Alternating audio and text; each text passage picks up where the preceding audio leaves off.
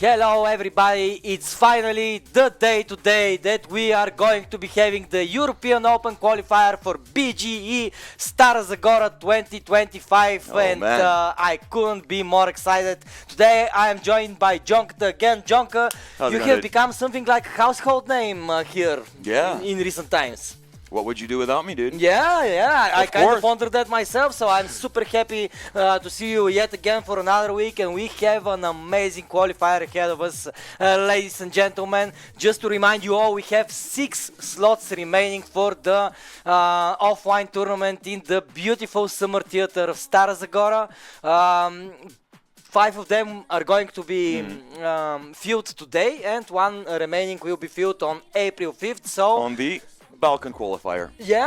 So basically we're getting to the end of the qualifying yeah, man, it flew by really quickly, those slots. At first it was like all these black hooded figures, mystery about who's going to be invited, who's going to be coming to Bulgaria, and now they're almost full. Now, yes. And we almost know the entire star lineup for June, and that's really amazing. And I'm happy to see you too as well. Nice. But you know what I'm even more happy to see? All these beautiful people over there in Twitch chat, and thank you guys for joining us for this epic evening. And it's probably gonna run quite longer than our previous one, since we have how many players? What's the final count? 29 players, so that's a 32 type bracket, right? Exactly, a bracket of 29 players, all top quality, top level talent from Europe. We have a lot of young people playing in the tournament as well, which is something that I'm very happy about and very grateful for, because young talent is always exciting. People that are still in their teens, choosing to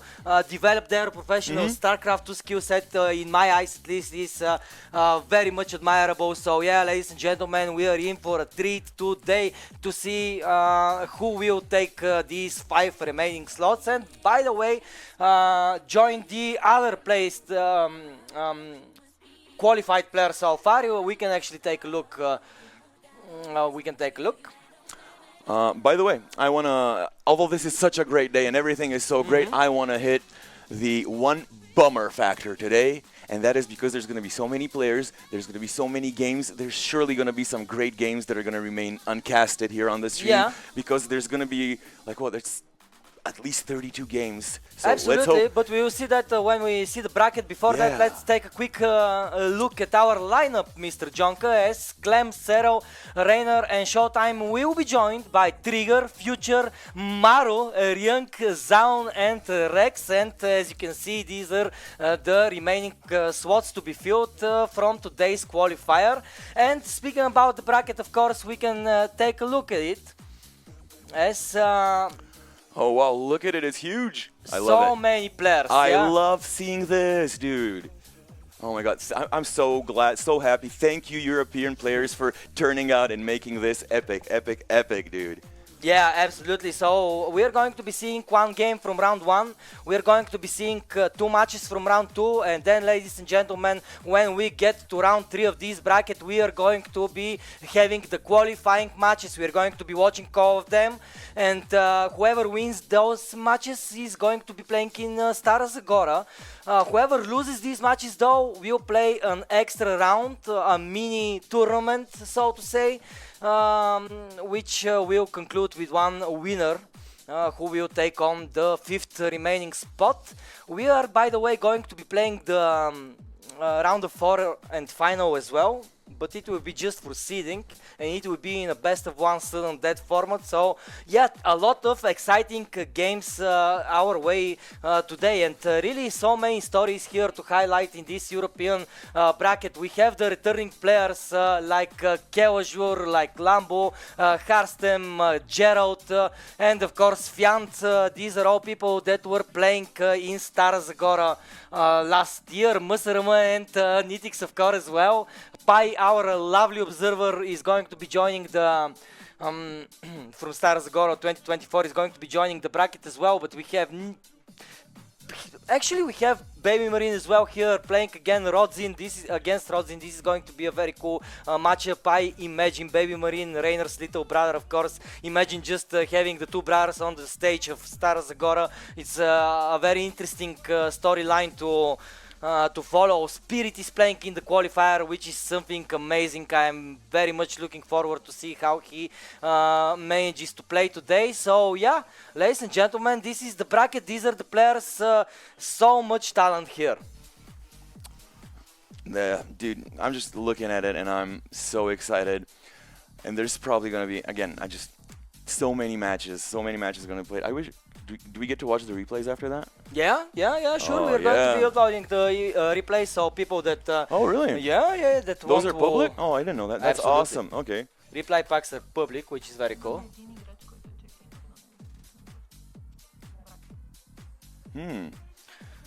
Yeah.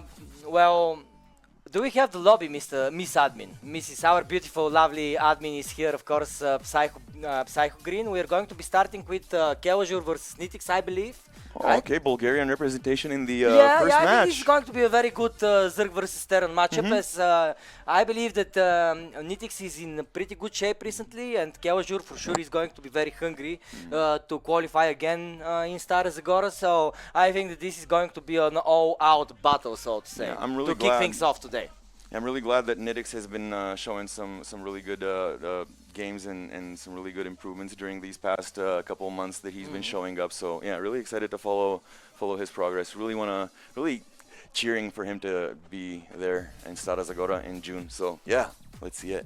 Yeah, Joker, don't be afraid to come a little bit more to the center stage, brother. Today, everything is shining bright here in the studio because oh, there we go. We are in for a treat, ladies and gentlemen. I'm so grateful that we have you all here, ready to enjoy this epic day with us. I am super pumped up. I cannot wait. I am just happy. We have a producer and observer here. We have two casters. It's going to be incredible. So yeah, strap on your seatbelts, as people say, and let's get ready to rumble. Whispers of Gold, our first battlefield of the day.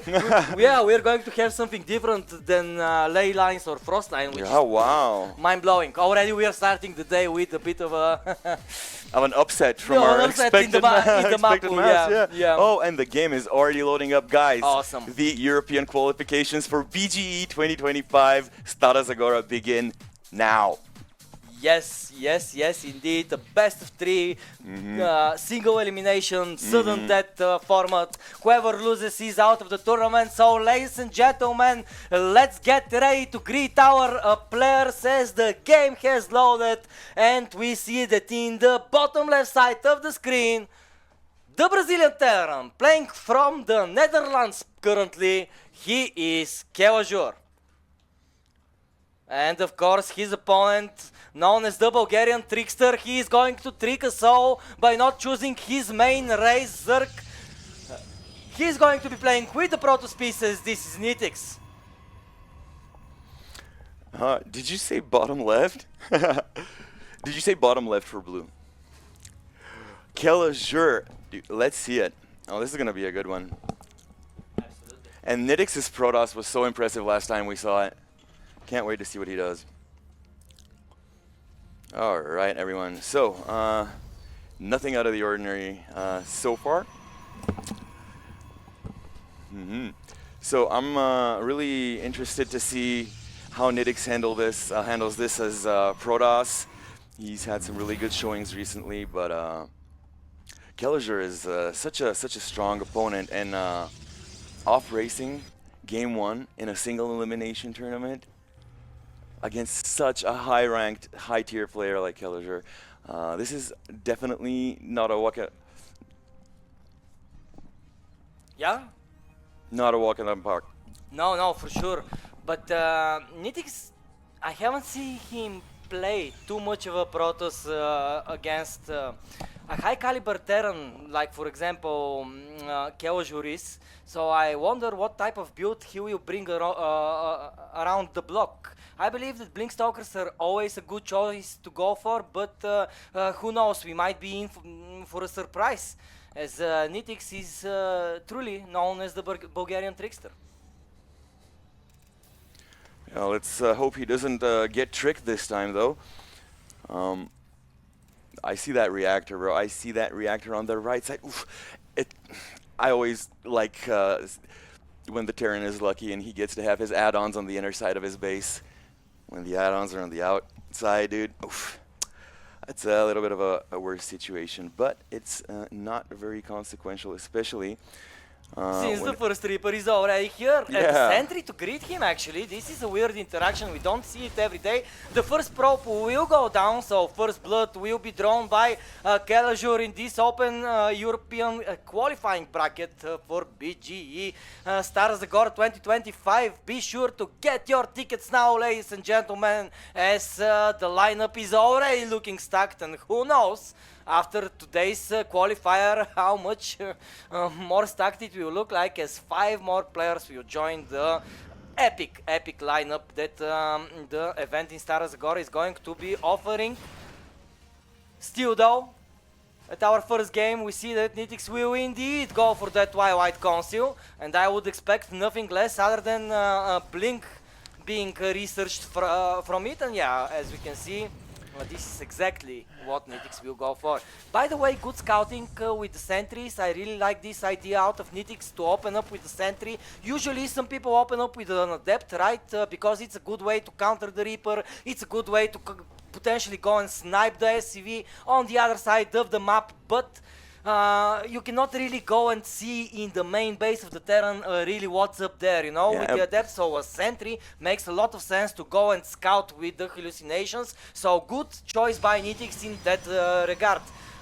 Yeah, it's always this or that, you know. The Oracle is flesh, it's blood, it's metal, it's damage, whereas a hallucination is none of those things. But as they say, knowledge is power, and in some instances of StarCraft, knowledge is the ultimate power. Yes. So yes. yeah, that's always It's a a game trade-off. of information, right? Incomplete, a game of incomplete. Exactly. I think Artosis said that once, and it stuck with me. Yeah, he's a genius when it comes to describing StarCraft. Doesn't matter, Brood War or StarCraft 2. Truly, their cast with Tasteless is one for the books, and I am so lucky to have seen them cast live. But now we have first more serious interaction on the map, as we see that Nitix is trying to meet and greet the army of Kelajur as soon as possible.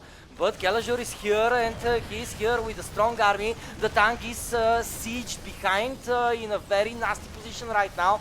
Blink is done. Will he blink on top of the tank? Yes, he will. But this is a big risk out of this. Can he actually take the tank out? He will. But how will he manage to fare against all of these Marines and this landed Viking that is coming here to shoot all of the workers? Nitix is trying to protect them. 2 of them will fall down though. More and more Stalkers really needed as soon as possible here to defend. A lot of probes going down though. Nitix is losing economy left and right, and the push of Kelajur hasn't stopped. Oh, the second to last Stalker will fall here. Kelajur looking closer and closer to victory, and this will be it. GG. The Brazilian Terran playing from Netherlands actually manages to Yeah, I was gonna say that earlier. lead in the series. We were already in the thick of it, but I got to thinking, do you think that maybe, just maybe, Nitix is taking this huge gamble in the single elimination bracket with off-racing the first game against such a strong opponent because he might also get another chance in the Balkan qualifier? No, he is going to get another chance in the Balkan qualifier, but the thing is that I don't think that he is... you can accept the lobby invite. Yes, I was just so captivated by our conversation. But yeah, no, I'm going to tell you my thoughts. Tell me. I believe that Nitix right now currently is actually trying to transition to Protoss. Yeah, I believe that he honestly believes that it is a very strong race right now. I don't think he really likes the current situation of the Zerg. Yeah, as actually some Zerg players do point out that they are not too happy with the state of the Zerg as of right now. And then Cyril comes and just kind of shows them that it's not really the case. As I mean, tends to happen. Everybody is going to kind of complain from time to time about the balance. That's just normal, but I know for a fact that Nitix is trying hard with his pros. You know what I know for a fact? That this game is one of the best balanced games that has been like that for so many years. Absolutely. So, like, balance issues are at the bottom of my worries for this esport. Absolutely. Well, then let's get ready to go at it again as the Terran, who is currently positioned in the bottom right side of Abyssal Reef, is currently leading 1-0, match point. This is Kelazur. Diego Schwimmer against his opponent in the top left side from Bulgaria, Petr Ivanov. Ladies and gentlemen, this is Nitix. Man, Nitix transitioning to Protoss, this is something to behold. I'm really excited to see if he's gonna play at the LAN Protoss as well. But if he's trying to transition, then probably. That's interesting. All right, so let's take a quick look at the production tab. Nothing out of the ordinary. Once again, I want to see that early scout because sometimes those are so key, so consequential, and I haven't been paying that much attention. All right, so here goes the probe by Nitix, but it's going to check for any proxies, for any shenanigans over here. In the meantime, on the other side, over in Kelazur's base, this time, he's lucky, as I was saying, this time his add-ons are going to be on the inside of his base. So yet again. You're a big admirer of add-ons position, I noticed. Yeah. Jonathan. You know, I'm even paying attention sometimes to if I spawn on the bottom or on the top of the map, because you know how workers exit out of the bottom of the building, of the command center or whatever your main resource collection building is. Yeah. That's like a few milliseconds of time lost in travel, man. All these little things add up. They do. They honestly do. But the thing is that we are still very early in the games right now, and I wonder, will Nitix try to go a little bit more aggressively, maybe, in this situation, or will he go in a very safe? On a very safe road. So, for example, he might start up a robotics facility very quickly, so he can have access to Colossi as soon as possible. Or we could see him go for the blink again, but with a little bit of maybe more gateways being added, more army supply. Oh, look at that Reaper just got. He was waiting for him. He just jumped into the. Yeah, but sentries aren't really that good in dealing with the Reapers. But this one maybe we'll take it. Yeah, good snipe. Absolutely. All right. So Stargate on the way by Nitix, so he will change up actually the build order quite by a lot, as I was expecting a robotics facility out of him, but he will indeed opt to go for the Stargate. And now I wonder what is his idea with the Stargate. For example, we know that Stargate units like Phoenixes are pretty good at intercepting medivacs, right? So I think that this is something very useful. Also, oracles can be great scouts. I don't think that they're as good of a worker snipe in this matchup in particular, as they require 3 beams to shoot an SCV, as opposed to, for example, 2 when they're shooting a probe or a, huge difference. or huge a drone. Difference. Yeah, it is actually a huge difference. Yeah, we were discussing last week exactly about those 5 HP. additional HP on the SCVs and how impactful in some specific situations and unit interactions they are, and indeed they are. I was going to ask you, as the definitely more knowledgeable about the meta of the both of us, am I correct in assuming that in Protoss Stargate gameplay there's generally 2 main directions, just get one and a few miscellaneous units, and then the heavy air toss, right? No, not really. It's a little bit hard to transition to that heavy air toss style, because it requires a fleet beacon. It requires a lot of time to actually pump up the numbers of the carriers or the tempests, for example. You really need some phoenixes to control the skies, to kind of obtain control of the center of the map, to be scouting a little bit better, maybe potentially snipe an SCV or 2, but maybe 5-6 phoenixes mostly, and then we transition to the ground, as I believe Nitix will very soon do so. Now we have a drop here, and very good pickup by Nitix actually. This was very clutch. If that mine did burrow, there was absolutely no chance that Nitix could reveal it right now. I don't see any observers, I don't see any oracles on the map, so no way to detect hidden units. So great job by Nitix here, and we already can see actually in display the power of the Phoenixes, right? They intercepted that medevac, they stopped the attack, and now they can actually go kind of check out the perimeter of the Terran base. Still though, there is a Liberator kind of sneaking in behind Nitix's mineral line, and the Protoss needs to react to that. But by the way, I can see the production tab now. We have a Forge, we have a Twilight Council, we have a robotics facility incoming, so Nitix will indeed make the switch to the ground army composition. Yeah, that's exactly what I was thinking. Like, if you have an opponent that's a toss and you see one Stargate, you don't bat an eye at it. Like, having a Stargate is never like something weird or that consequential. You know, there's utility and miscellaneous units that you get. Like, if you see 2 or 3, then like, okay, he's thinking something, right? But one is just pretty casual. The main brunt of Nitix's strategy is definitely looking like it's going to be based on ground and probably on the robo stuff. I'm really excited to see what he makes out of the robo first. Probably all observer, but let's see. What is he facing? Let me check the unit tab for the Terran. What do you think of the Terran's composition right now? I think he's going exactly in the right direction as he needs to. The BU army, as we have discussed many times already on this channel, is probably the best choice of weaponry to go against the Protoss army. So I am a fan of what Kelajur is currently doing. He's a very seasoned veteran type of player. So yeah, I'm expecting that the previous ace of Raid Esports is actually going to be very, very deadly with his upcoming pushes. So it's up to Nitix to actually intercept them, to see when the Terran will activate on the map and to prepare accordingly for that. The robotics bay is almost done, so Colossi will join the fray pretty soon. Thankfully, these Phoenixes have been providing a lot of map presence, map control, vision, and intel for Nitix. Yeah, as I say that, one of them falls down, a little bit of collateral damage, but that does not matter because at least he knows what he's playing against, what's happening on the other side of the map. He has started now the extended thermal lance, aka the Colossus range upgrade. So, as I have shared many times, I am a huge Colossi fanboy, especially when they're in mass, when they're with the upgraded siege range, and they're dealing their insane amounts of splash damage all over everything enemy. Yeah, I don't know if you remember, but a while ago there was a meta Phoenixes with Colossi.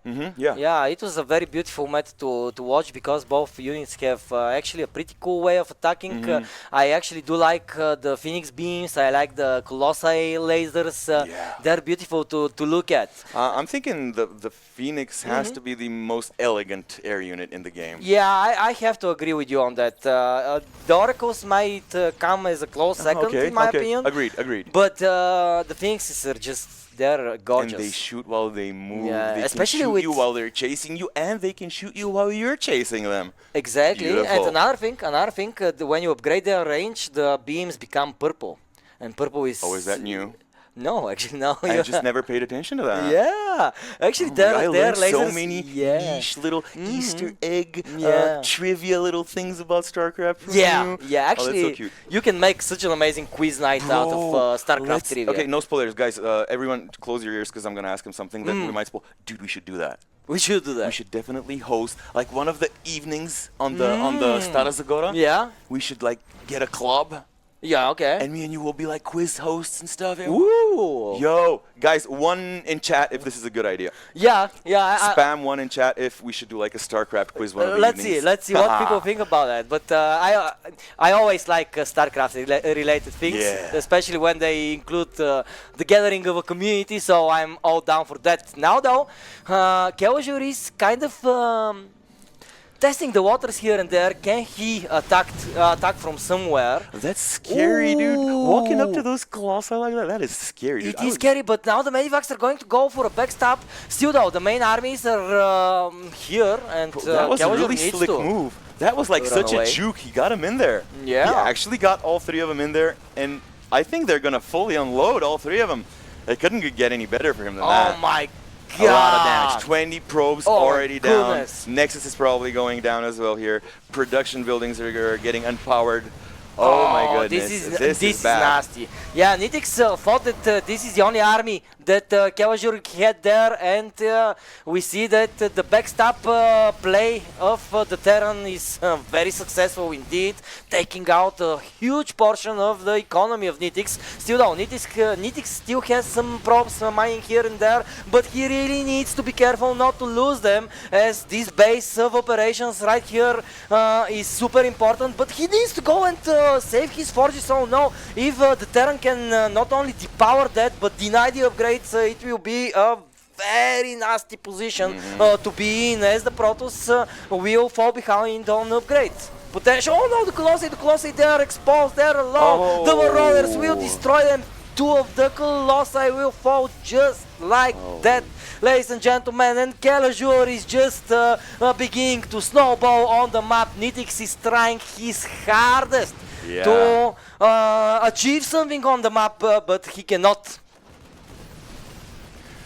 Now in hindsight, that sneak in with those medevacs was so sleek, so well thought out.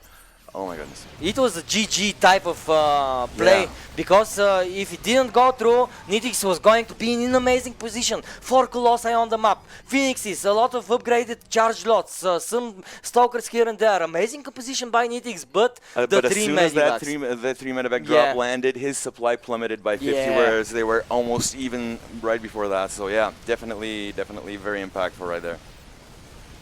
Most definitely. People are spamming one in the chat. So thank you, chat. I like that. Well, ladies and gentlemen, be sure to grab your tickets for Stara Zagora if you want to be a part of something like that. But right now, the Terran army of Kelajur is destroying everything in its path. Nitix is trying his hardest. His last Colossi will fall, and the GG will be called. Kelajur advances to round number 2 of the European Open Qualifier. That was very dominant. Very dominant. Showing. Yeah, Nitix did try to kind of... You know, it was not enough. It wasn't enough. It wasn't enough for sure. Well, yeah. And guys, it's only going to be getting better from here on. This is the best players in StarCraft 2 in the world. Most of them are going to be there. Especially some of the best games that are going to be played in the world. Yeah, and right now we have the best European and some of the best. Of course, we are missing some people who sadly have some scheduling problems, and this is why they cannot attend. But we have most of the European pros here in the bracket, and I couldn't be more grateful. So now, ladies and gentlemen, we saw around one game. We're going to throw the stream to a very short break just to see what is the situation within the round. Do we have games available from round number 2? And we will be coming back with a lot of StarCraft 2 action after just a couple of minutes. And we are back. Nice break. Guys, we hope you got something good to drink. Yeah. Something refreshing. Maybe something to kind of eat. Actually, this guy, he brought me some food in the beginning of the stream, so thank you so much. You know, he knows that by the end of the stream I become kind of grumpy. Yeah, so good thought process. A fed exalted is a good exalted to be around. Yeah, the hungry exalted not so much, No, not the good, not the good. Not good at all, but yeah, ladies and gentlemen, if you tune in right now or just now to our channel, we are broadcasting the European Open Qualifier for Bellum against Elite Stara Zagora 2025, and already we saw one game between Nitix and Kelajur, both of which were on the main event stage last year. Yes. So it was a match between previous competitors, which was very nice, but now we are going to go along the bracket. If we can take a look to see what's going on there, actually, as some results are already finished, and to see what the next game is going to be. Round 2, I believe that we are going to be jumping into Fiant versus Sebesdes game pretty soon, but yeah, as you can see, SKillous 2-0 versus the Bulgarian Almighty. Now he's going to be playing against Art, who 2-0'd Hydra. GG to them, of course, as well. Fire manages to defeat Letalex 2-0, so GG there as well. Spirit manages to defeat MSRM 2-0 as well, and now he's expecting Shameless or Replicant, so Yeah, interesting games being currently played and interesting games up and coming, so to say. But rip our country though. Yeah, no Bulgarians left in the qualifier, but there we have another shot in the Balkan qualifier, which is upcoming on April 5th. Although if Goblin doesn't accidentally, something happens. Oh, I think he's going to be very inspired to kind of come and participate in the qualifier. I think last time we managed to kind of hype him up. But how can you not be hyped, ladies and gentlemen? We have a LAN tournament for StarCraft 2, you know? How can how can things get any better than that, especially in a year where there is a lack of LAN tournaments? Yeah. I'm so happy we can have one here in our home country, and I'm so happy that I can invite you all to come join us in Stara Zagora. I see that last week actually some tickets have been sold, nice. More and more tickets. Early birds. Yeah, more and more of the early bird tickets are being sold, ladies and gentlemen. So Don't miss your chance to grab the earliest ones. Yeah, it's a discount. It's a discount. And they were printed with like the better ink, and then we ran out. So the other the ones they have a lot bigger collector value because obviously this event's going to be talked about hundreds of years after this, and if you manage to get the ticket, like vacuum seal it, laminate it as soon as you get it. Thank me later. Yeah. Oh, we are loading into ley lines. I have not seen that map in so long.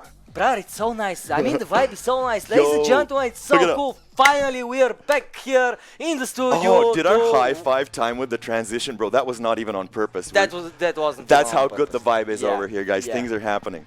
Absolutely. All right, guys, and right now we are seeing in the bottom left, in the yellow. Who is that? In the bottom left, in the yellow, this is Stebes Des.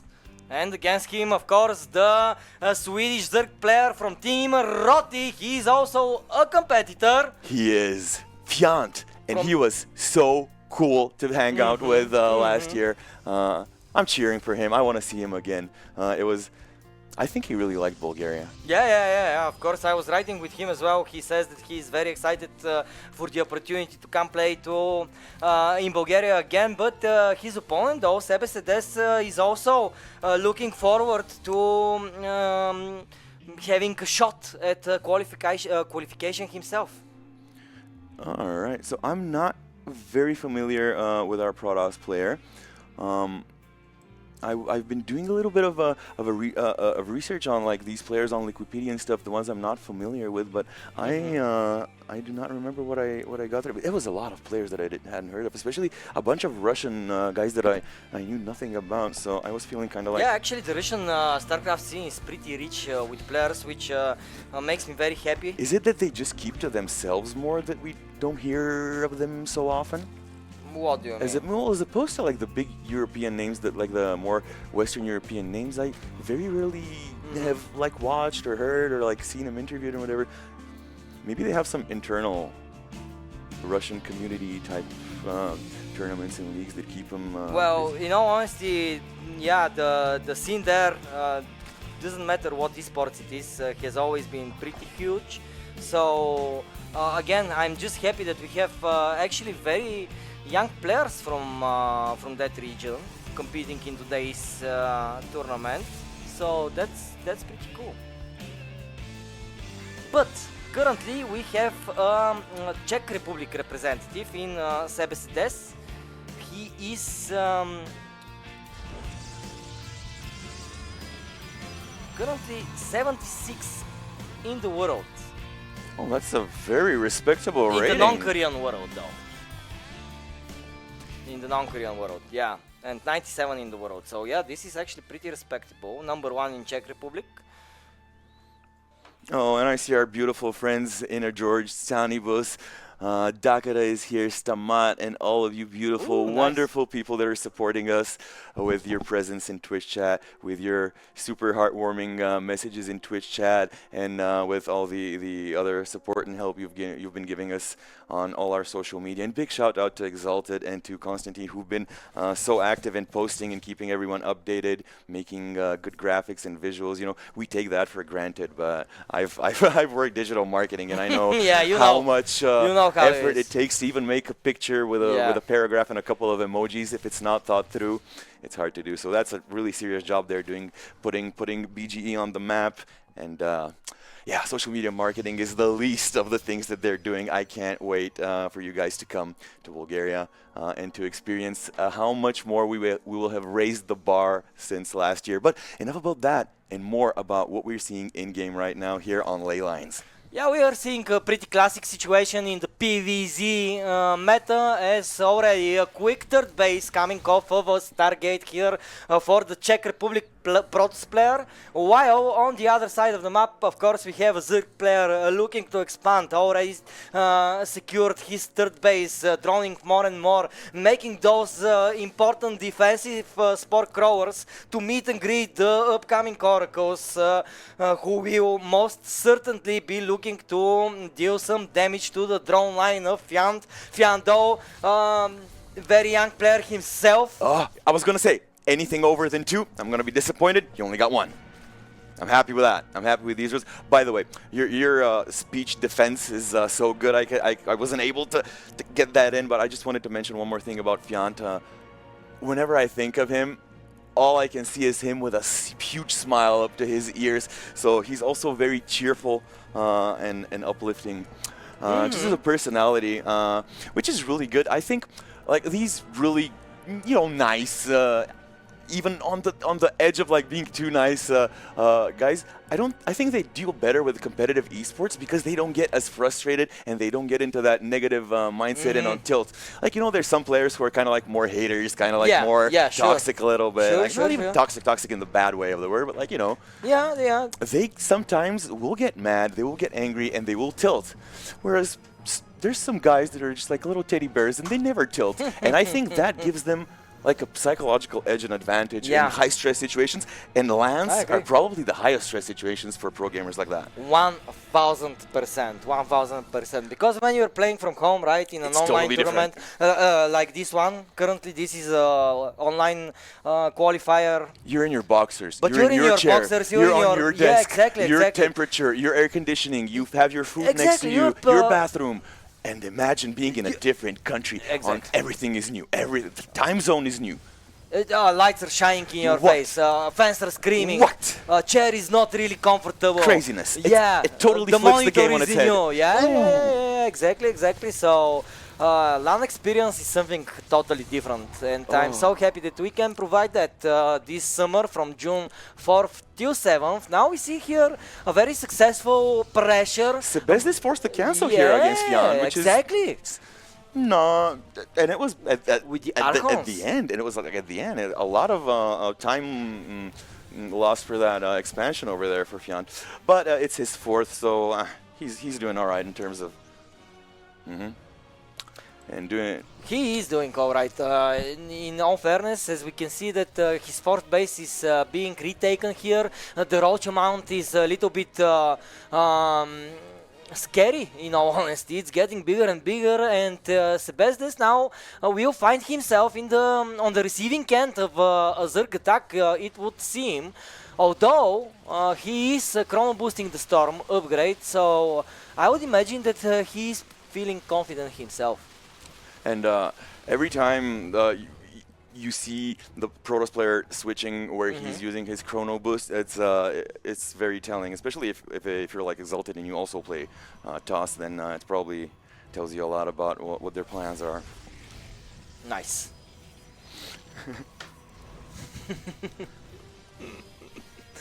Brother, the plans here are to attack as hard as possible with all these roaches. Oh my god, great activation of the status trap here by Fiant. Just a single link getting entrapped by the status there, but so many mortals, so many Archons here. We have a couple of Stormbringers, as we see the High Templar spellcasters here, throwing everything they have on the roaches. Fiant is pushing further and further ahead, but I believe that the Protoss has enough here to defend.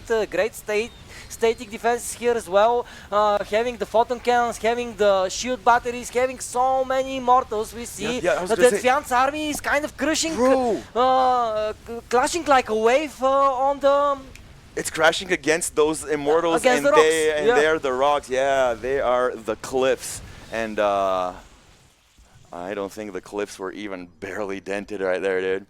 Yeah, here and there a little bit of the less consequential units might have been wiped out, but the bulk is in the high production, high resource, gas-heavy units. Yeah. And they're still there. Yeah, they're and still more there. of them are coming. Exactly. Look at what Mr. What a ball. Look at what Mr. Protoss is doing. Adding a second robotics facility, he's pumping out 2 immortals at a time, and we see that his army is very scary right now. So Fiant needs to be looking for the transition.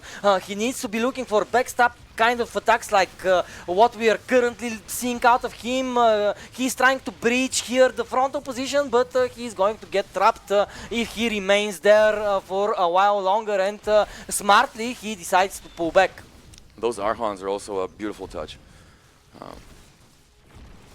But yeah, I'm very impressed with how Sebesdis has been showing today. As I said, I wasn't very familiar with him, but I'm very happy to see another Protoss player of very high caliber here. Yeah, who knew, right? Bro, looking at this insane number of Oh my Archons and god, Immortals. the storm, oh my goodness. Dude. The March of the Immortals here commencing on top of the creep of the Swiss Zerg player. He is scrambling to kind of find the defensive measures here to kind of withstand this push, but it seems relentless, it seems never ending. The stream of Protoss units is enough to require the GG out of Mr. Fiant. Yeah, so very well played. You know the Immortals attack? Yeah. It's called a phase disruptor. Oh wow. Guys, I think it is called. do you know how many phase disruptions he just ate? Bro, Fiant got phase disrupted and just, oof. Like when you see 3 Archons and like, was it 7? 8? It was a lot of 3 Archons and like 8 Immortals. Yeah, oh my walking God. towards you. What can you do with only roaches? What can you do? Exactly. If it wasn't such a heavy situation, I was thinking of asking you, Exalted, what would one need in order to stop these? Yeah, like a miracle basically. Yeah, maybe 10 battle cruisers. Like, hey, we can't have 10 battle cruisers right now. Usually the response for such an army, because this is a very dead ball kind of army, Archons, Charge Rods and Immortals, this is something that scares the Zergs a lot on the ground. And they don't have a common counter. No, they have don't. Drastically On the diametric ground counters. they don't. But if they go, for example, towards the Greater Spire, the Brood Lords are amazing. Brood Lords would be good against that, yeah. So this kind of forces the Protoss to transition towards Tempests, for example, when you're playing against the Brood Lords. But how can you get there when you're relying on roaches, right? Roaches are very gas heavy. You need to pump them out in bulks in order to have some slight chance to defend. And then the Immortals melt them though because they're hard counter. Exactly. So it was a very, very tricky situation that Fiant found himself in, and I have to say that I'm impressed by the Czech Republic Protoss player Sebesdis. Yeah. I really hope I'm saying the name correctly. Even though I'm piggybacking on how you said it, I also had no idea how to pronounce it. In the first intro, I was like, "In this, we have a Exalted help. How do you pronounce it?" Kerrigan needs to take a little bit more of a center stage. Production told me. Production was like, "Back a little, forward a little more to that." He was like, in my hand, okay, like this. I'm like, oh, and now he moved it. Production, is this okay? Oh, don't worry, Kerrigan. Don't worry. You will be here, protected, right next to the beautiful BGE shield Stara Zagora logo. Yeah. Bro, do you know what happened? I just now I saw Kerrigan's little wing. Yeah. And so cute, man. Your heart might hurt a little bit, but I need to tell you, I saw a beautiful lady at a party, and like she had a tattoo on her back, and I saw this wing sticking out of her shirt, she had like a low-cut shirt, and I saw Kerrigan's wing sticking out of it. Nice. And I was like, "Excuse me, is that by any chance Kerrigan?" She's like, "Oh no, it's just something." I'm like, "I'm pretty sure that's Kerrigan." And she actually had a Kerrigan tattoo. She didn't know who Kerrigan was.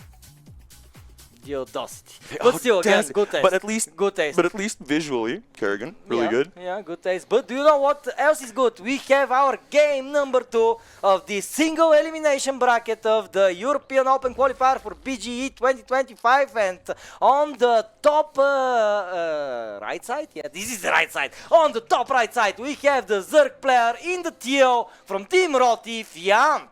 Against him, the Czech Republic number 1 StarCraft 2 player.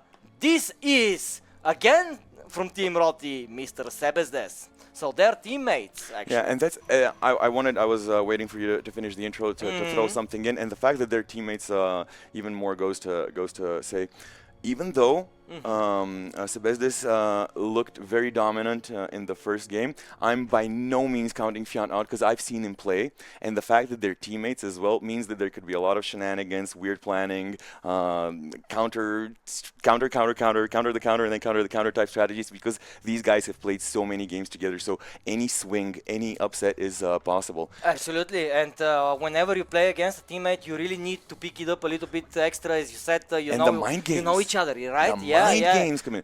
The bluffs here are on a different level. It's so much harder to call and to predict results of teammate games because they tend to swing a lot. Keep in mind, guys, that even some of the mind games that these guys are going to be using are, it's going to be hard to actually catch them because they know so well.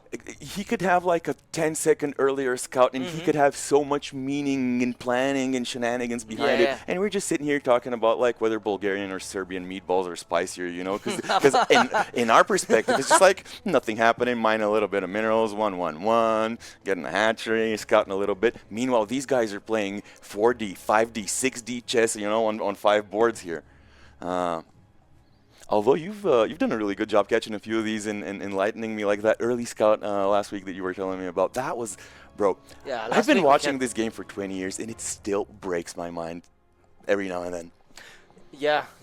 It's actually so interesting. It's like a book that is just so easy to read, right? It's so beautiful. I love the story that StarCraft 2 is, and the game is just outrageously good. Yo, last night I was at a musical event at a club with a lot of people around me who are more into music, into DJing. They're not gamers per se, but I kind of dropped the bomb because I was really happy and excited about today. Like, guys, I'm going to be casting highest level StarCraft in a studio with a co-caster in it, like 32 people bracket, and like the best players in the world are going to be there, and yada, yada, yada. And everyone got so excited. It's like, oh my God, I love StarCraft. Like, 5 of the 7 people I was telling, like, oh, I've played StarCraft. I was like, hey, you guys probably don't know StarCraft, but it's like, what do you mean you don't know StarCraft? We all love StarCraft. Yeah. They're not even gamers. They're like DJs, bartenders, dancers, like also, but everyone loves StarCraft. Yeah. Or at least respects it. Yeah. Oh, how can you not? It's like classical music, brother. Yeah. In my opinion, this is the classical music of esports. RTS in general, I would say, RTS as well, yeah, but StarCraft in particular. Oh, it's the best RTS. Both 1 and 2. Yeah, I mean, I do enjoy to watch some Stormgate here and there, more and more, in all honesty. I still haven't broken my you know that little I understand. That little ick because it's like simpler and it's like it's simpler still. But it is getting an I'm not even gonna call it simpler. It's just maybe less. You know, everyone who knows what I'm talking about knows what I'm talking about. I don't want to like paint it with a word, you know. But it's kind of like a step down a little bit. For now, at least, yeah. Yeah. But hey, any RTS is a good RTS because RTX are getting extinct quicker than I would like. So developers, please make more RTSs, or at least put RTS elements in your like MOBAs and whatever. Or maybe Esports World Cup, please add StarCraft 2 to the roster. 1 slot remaining. So yeah, why are they not? I really am hoping that we're going to have the reveal of StarCraft 2. I mean, what is left there in the world? Let's see these 2 oracles. Let's take wagers. I'm not a gambling man, but how many drones do you think they're going to get? I say 7. Oh, let's see. At the best. Tiant in a good position though. I didn't see the spore. I didn't see he had the spores. All right, I failed my gamble here. Just 2. I mean, it's good that the Protoss didn't lose an oracle here. Very important. But one of the oracles is very hurt. And it would be tricky to dive in again to snipe workers with it. Alright, so far, good from both sides, I would say. Both of them didn't receive any damage that is game-ending or something like that. Actually, both of them are playing pretty passively, I would say. Both of them are developing the infrastructure, the technology, and not really thinking about attacking just yet. As I see Fiant's production tab right now firing up 10 roaches, I would imagine that he is thinking about testing the waters on the other side of the map. Oh yeah, that's an investment. Like you don't get that number of units if you plan to just park them outside your base, right? As we were talking yesterday, resource invested in units that are not actively fighting is pretty much, if not lost, then wasted. Yeah, it's just dead weight, basically, right? Yeah. And a move out of Sebesdes with Blink Stalkers, actually. This is dangerous. Stalkers are actually not so bad against Roaches. I would say that they're pretty good against them, given the fact that they shoot further away from them. They have the blink mobility upgrade, which is pretty good to lure the roaches outside of the creep, for example. So this is a nice push here. Let's see how Fiant will defend. He's actually gearing up for a transition himself. We can see that the Hydralisk then is incoming, as well as the infestation pit. So lurkers are going to be on the menu pretty soon. But before that, can Fiant actually protect this base? No, he cannot, and he will have to cancel. Fiant's production queue on minute 6 had like 12 things building at the same. Like, how can he afford this? He is a macro god. Well, he's cutting corners here and there for sure, but the thing is that so far he's feeling comfortable, but he really needs the fourth base, and we see him struggling right now to obtain it. So I believe that if he doesn't struggle much more, he will be in a good position, but Sebesdes is kind of dictating the pace of the game so far, at least.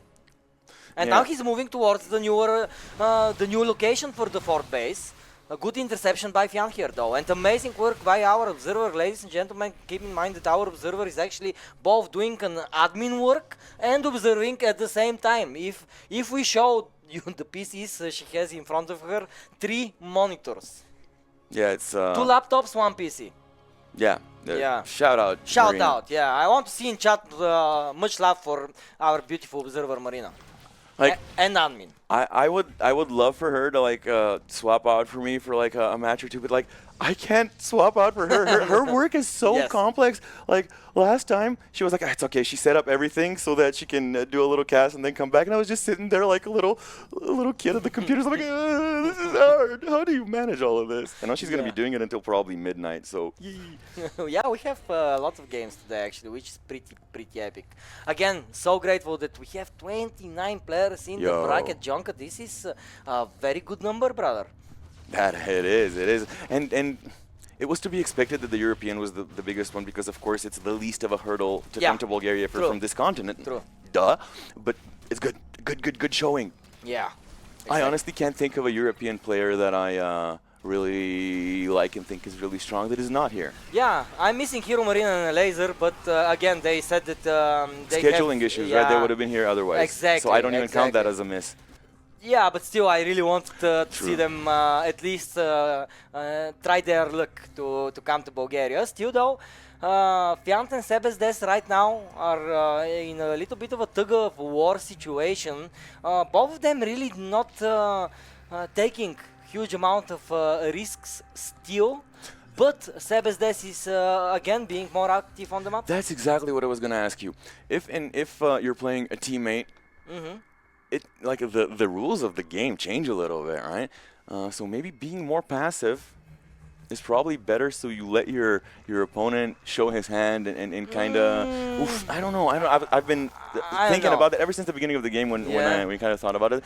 Now I'm like, okay, usually I would think this, but what if they're teammates? How does that change? And like everything changes, I think. There are 9 drones. 9 drones fell here, and I think this is substantial given the fact that actually the Protoss has more workers right now than his opponent. Still, if Fiant is here, he is pressing with Hydras, which are actually nasty. They are very good in DPS, and they handle Immortals pretty well.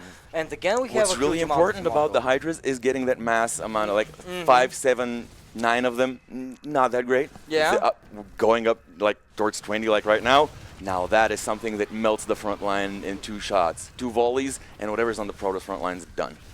Yeah, that's true, but they need to be very careful of the storms, and the storms are here. The high temper again, showering the Zerg units with unparalleled love, basically. And not being on creep, getting assaulted by those storms. Like, that's the one downside of the Hydras. Ooh, good trap here by Sebesdes. Great defensive work by him, actually. And I like the way he approaches the move outs on the map as well. He's never overextending, it would feel like, right, Junk?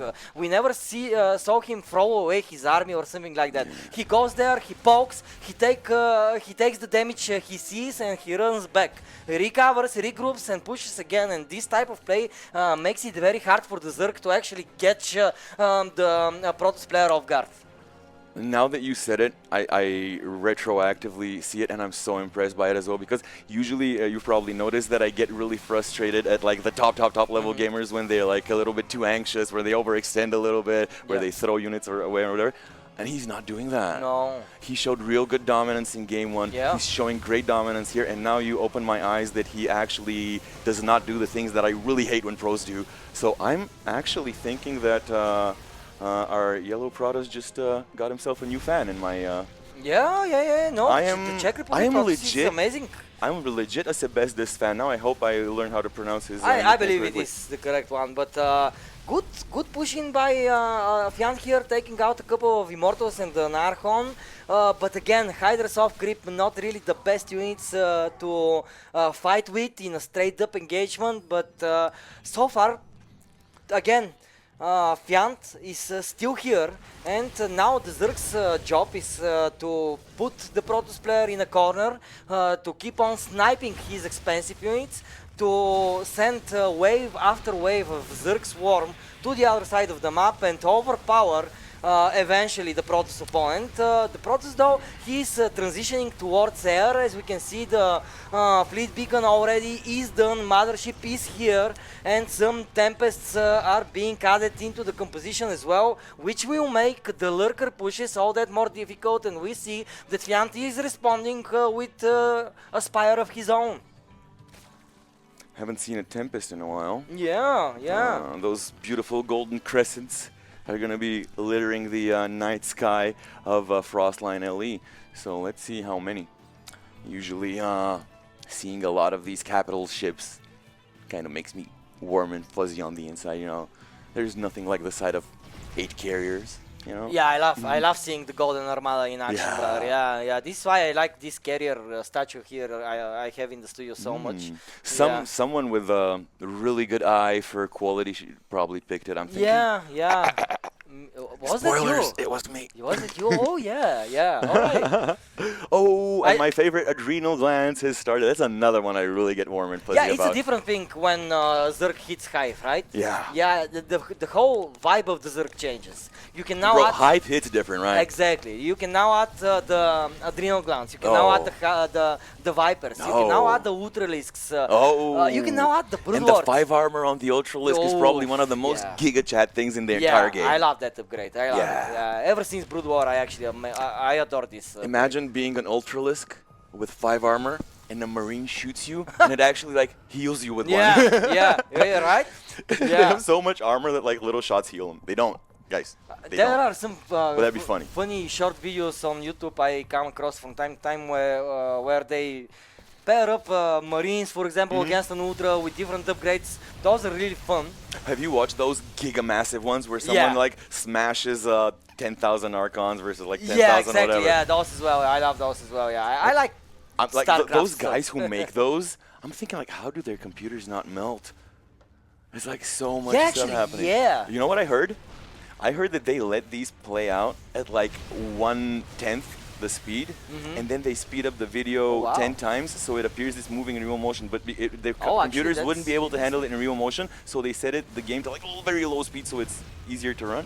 But look what's happening right now. The Corruptors actually managed to push back the Protoss here, and I was looking at that battle, and I was seeing a very nasty ground Protoss army yet again. But these corruptors, brother, they just go to show you how dangerous the Zerg Spire actually is. Yeah, it is, and it is. soon it's going to become a greater Spire. If it still isn't, actually. Let me just check that very quickly. No greater Spire just yet. Yo. But just the amount of corruptors here is enough to actually push back the Tempests. Seeing these corruptors now made me think of something that I'm surprised we haven't ever discussed on these streams. Do you ever look at a unit and rate it in your head like a easy to use, medium, hard to use, and like a hard to use unit? Yes. And hard to strategize and hard to know exactly how much, where to. Like, I think the corruptors are one of the units that shine the most with like a skilled player, and they just do nothing if the player isn't really good with them, right? You can throw them away very easily. Yeah. That's the oh my god! Not too many killed, but still, ouch. Yeah, no, it's oof. It's an ouch. It was nasty. These storms, bro, these storms are amazing. But now the Proteus here are in disarray, getting sniped on their way to retreat. Still, this composition here is nothing to laugh at. Yo. 131 army supply Yeah, from look at Protoss. those. Look at all those corruptors, and they keep growing. Like, I want to throw back to that, guys, and stress on that again. Like, the corruptor is a unit that can both be thrown away and not do it all too much in the game. And again, in other situations, it can be so impactful. Like, it could take out key air targets for your opponent and basically win you the game. A handful of them can. They hit hard, and they're a lot tankier than mutas and whatever else you can get in the sky with the Zerg. So, yeah. Giga Chat corruptors. True, but now they cannot really push him because of the Archons here. They did find a good angle though. Viant trying his best to position his army as best as he can, but we see that this unstoppable march of the Protoss keeps on going on top of the creep here, and we need more and more units here from Viant to defend, because we see that the army supply of the Protoss is still holding strong here. A lot of lurkers here by Viant, and it would seem that so far they are the saving grace for the young Swedish Zerg player, but still though, he isn't mining from many places. He doesn't have a lot of resources in the bank, and he's basically tucked into a corner right now. How do you did you respond to like 12 immortals? Just the immortals or 12? Open the units tab, dude. Look at this. He's got 13 immortals. He's got Archons. He's got 4 Tempests flying above him with an aura. Like, and he has High Templars as well to throw spells. Like, that is a Protoss army. Like, that is so hard to. Like, 13 corruptors, nothing to scoff at. But like, there's 4 Hydras left. There were so many. It all got melted down by these high-value units, and they just keep growing in number. 14 immortals now. And let me see the production. All right, no more in production, but like 14 immortals. Yeah. Yeah, well, he's almost. That's like 14 times as much immortals as are needed to kick my butt. Yeah, but Viant is really on the ropes with. Basically, he's on match point, right? So if he loses this map, he's out of the tournament. The Protoss from Czech Republic, though, having the army needed to crush any Zerg in a similar position. Viant is struggling to gather any sort of resources here, losing almost all of his economy. He has some army remaining, but he will need miraculous exchanges here in order to outmaneuver the Protoss army, which is relentlessly marching further and further ahead and destroying more and more of the Zerg's territory here. Oh, imagine what Viant is feeling right now. The stakes are so high right now that if he falls, and his supply is plummeting. Oh my goodness! God. Like, he is about to kiss his chances of coming back to Bulgaria this summer goodbye. And this is it. GG. Sebesdes manages to advance to round number 3, which is a little bit of a double elimination bracket. I don't even know what to say, dude. Hold me. I have so much mixed feelings. I like Viant so much. I really wanted to see him again. But then this guy who I just saw today for the first time, like, I don't know nothing about him. I don't know if he looks cool, if he vibes cool, if he talks cool. For sure. But just through his gameplay, I respect this dude. Yeah. Like, I'm not even mad. Like, I love Viant. I hung out with him. We had like drinks. We had hot dogs together. Yeah. We hugged for bye-bye. He's like my homie. But like, I'm not even mad, dude. This guy deserves it. Yeah, yeah. And this is the 100%. beauty of this, because like, you have your friends, you have your favorite race, you have your nationalities, you know, that you're more attached to and like more hyper. But when you see beautiful StarCraft, it goes beyond gender, sex, nationality, age, anything. Good StarCraft is good StarCraft. Yeah, And you can't not respect it. So big respect to the Croatian, Czech. Czech, To the Czech, yeah. to the Czech Yeah. player, yeah. And, Awesome. and to all Czechs, they're probably very proud right now. For sure, Of for sure. Are you course. kidding me? Yeah. Yeah, 1000%. Because now he will have at I want least to be 2 proud as chances a to Bulgarian. qualify. Man, Next week. I know. Yeah, next week, brother. Don't worry, don't worry. No, But yeah. yeah, ladies and gentlemen, Fiant is out sadly from the qualifier. GG though to Sebesdes for eliminating him, and thank you Fiant for trying your best. I was very curious to see your games, and I'm happy that we At could least we had to watch games, broadcast. Yeah, because it's a huge bracket. We cannot really fit all of the matches in one day, and we have and you one know day. what, Fiant? If you're watching this VOD after that, tell you what, bro. Come to Bulgaria. We'll figure it out. Hot dogs are on me. You know, you might not be in the thing, but all your friends are gonna be here. We're gonna be here. We want you back. So just come on over, dude. Yeah, Hell yeah. absolutely. Well, this is it. Now we are going to be jumping to a second game of the round 2. So, ladies and gentlemen, 3 minutes and we will be right back. Going to be jumping on map number 2 between the green Protoss player from team Shopify Rebellion. Ladies and gentlemen, the fan favorite Harstem. And guys, in the upper right, in the blue with the Terran, let's make some noise for Baby Marine. Woo, baby Marine. That's some good noise, man. Thanks for the noise. Noise is always good, guys. You guys in Twitch chat, you know what? You make some noise in your room. Yeah, make some Just for the hell of it. noise. You know, it's your room. No one can tell you not to give us some noise from there. Oh, dude. Oh, I keep snagging on these cables. Yeah, All be right. careful with the cables. Yeah. We're in the studio here, and we are about to see what these two players have in store for us. As Harstem already in the lead on match point, he's looking very close to actually eliminating his opponent. Still though, Baby Marine, very young, very aggressive. Hold on. How young is Baby Marine? 19, Ooh. if I'm not mistaken. From what I see, he's not the youngest too. There's so many younger No, we players. actually have 17-year-old players, 18 years There's old, a 15-year-old player. 15-year-old, exactly. GG So Machine is 15, and he's playing shoulder to shoulder with these beasts of yeah, RTS. yeah, No, that is impressive. that is impressive. When And I so was cool. 15, I could barely reinstall my operating system. I still cannot. I really still cannot. I have to go onto YouTube and how to reinstall my operating system. This is gonna make it so much harder for me to be friends with you going Yeah, forward. yeah. How can you not? Well, brother. You live on a computer. You grew up on a computer. Dude. Yeah. Oh, I know why. So you can have some pretty hacker girl come over to your place. But can you please fix my computer? You do that. You flip that trick around, dude. Oh, that's smart. I might do that. Yeah. I might right? suddenly forget how to fix my computer-related Exactly, issues. exactly. You think in an interesting way. I like how you look at the world. I But see why I you're a see strategy specialist that here. we have two Reapers coming out at the same time from Mr. Baby Ooh. Marine's barracks. What is that of a tell?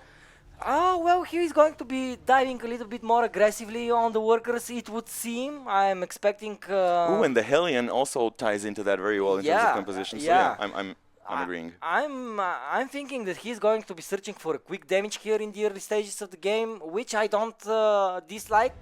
As we already said in the beginning of the match, that Harstem is somewhat of a favorite here, right? And we already can see that by the score. Making something interesting in order to surprise your opponent, to snap away a couple of more workers than you usually would. I think that this is a good way to start the map. Well, it feels like when a player is like a lot more experienced than their opponent, and he's been playing the game a lot harder, he doesn't stress out, and he's much better at just chilling out and just playing his regular game, because you know when you've been playing the game for like 10 plus years, you're pretty confident in your basic mechanics, and you know that like in a straight up normal game where no crazy shenanigans happens, and pretty much your mechanics are going to carry you through it. Yeah, Your 100%. muscle memory. But now though we have the Hellions and the Reapers here going one to the natural, one to the main. Now the Hellions, the last remaining Hellion is here in the main, but still the Reapers though, they're taking so much damage here. 8 profs being demolished, and yes, while the early investment is already gone by Baby Marine, I think that he is very happy with the amount of damage he actually could deal. Double-edged sword though, because like, what did Harstem want? He just wanted to live until he can get his robo, until he can start getting these more expensive, more consequential units. And what we've been seeing recently, or at least in my experience here watching these past couple months of games, like something that really snowballs is when a good Protoss is able to maintain his high gas cost, high production cost, and time units, and stack a ball of them. Like, you saw what happened last games, 12, 13, 14 Immortals. Like, you don't deal with that. Yeah. You don't deal with it. Just But don't deal with it. But now you need to deal with a couple of Stalkers and a couple of Adepts here, and it would seem that they're kind of a menace right now. Baby Marine losing the Reapers and the Hellions early on, now is in a position where his army is really not that impressive, not that big. The tank will start shedding away, but it will why do you think get defeated. Still, the Stalkers will get pushed back, at least for now, it would seem, or no? Hold on, I'm going to stop you for a second. Please tell me why the tank went to the bottom of the ramp and siege there instead of having the high ground. That was crazy. Well, that tank was so well positioned to be like... I think it was a little bit of a greed here, a greedy move out of Baby Marine. He wanted to deal as much damage as possible, and I don't hate it. Do you think he assumed Harstem would not target it immediately? Like a player of Harstem's caliber? I think he risked it just to get that one extra tank shot if, for example, Harstem's Stalkers were going to pull back. So I see what you're saying. I see what you're saying. So I think that Baby Marine was actually very decisive here, and yeah, he lost one of his tanks, but more importantly, he didn't lose the SCVs. He's again mining from his second base, so job done, right? This was his goal: secure the second base, keep away the Stalkers, and now try to develop from there. And developing he's adding the steam pack upgrade, he's adding more and more tanks, he's having the 2 Banshees roam around the map, and they have the cloak, let's not forget that. So really you need to be on top with your observer movement as well, being Harstem here in this position. Baby Marine trying to out-trick his opponent early on map number 2. I'm so happy to see Baby Marine just throwing in a couple of Marauders in there as well. I'm so happy to see Bell move in the chat actually. Oh, Bell, hey, what's up, dude? Can't wait to see you in Stara Zagora, brother. Can't wait, truly. And I'm so happy to see you here. Was his presence officially announced up until now, or was this... brother, his presence is always officially announced. Yeah, he's a part of the team 1000%. Yeah. 5 pros though, they do fall down, a 6th, a 7th possibly. Stalkers here chasing the Cloaked Banshees, but the Observer is a little bit slow, so more and more pros will fall. 11 in total, 12 in total. Even if the 2 Banshees fall, and they will, 12 pros are... a good amount of damage now. The Stalkers are kind of trying to counterattack, but the tank here is like, no, you cannot pass. I'm Gandalf, basically. Oh, he definitely Gandalf them on the bridge. They were walking in there. Hey, let's see what's going on. Boom, tank shot up. Boom, nope. bam. Boom, bam, tank shot. They were going back. Tails, a little Stalker, tails tucked between their legs. Although I'm unsure that Stalkers actually do have legs, or tails, that is. But heads or tails, it doesn't matter because the Colossus is out.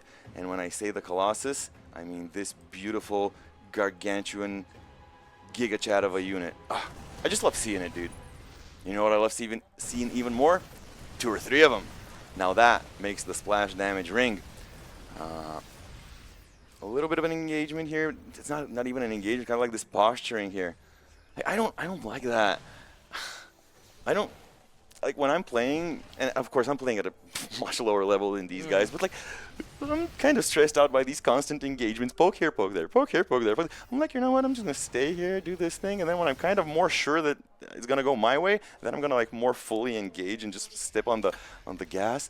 It's the way that these guys are playing it is probably the better and most optimal way. No, Otherwise, it's they very wouldn't be hard, doing it. though, what you're saying, because, for example, being the Protoss, right?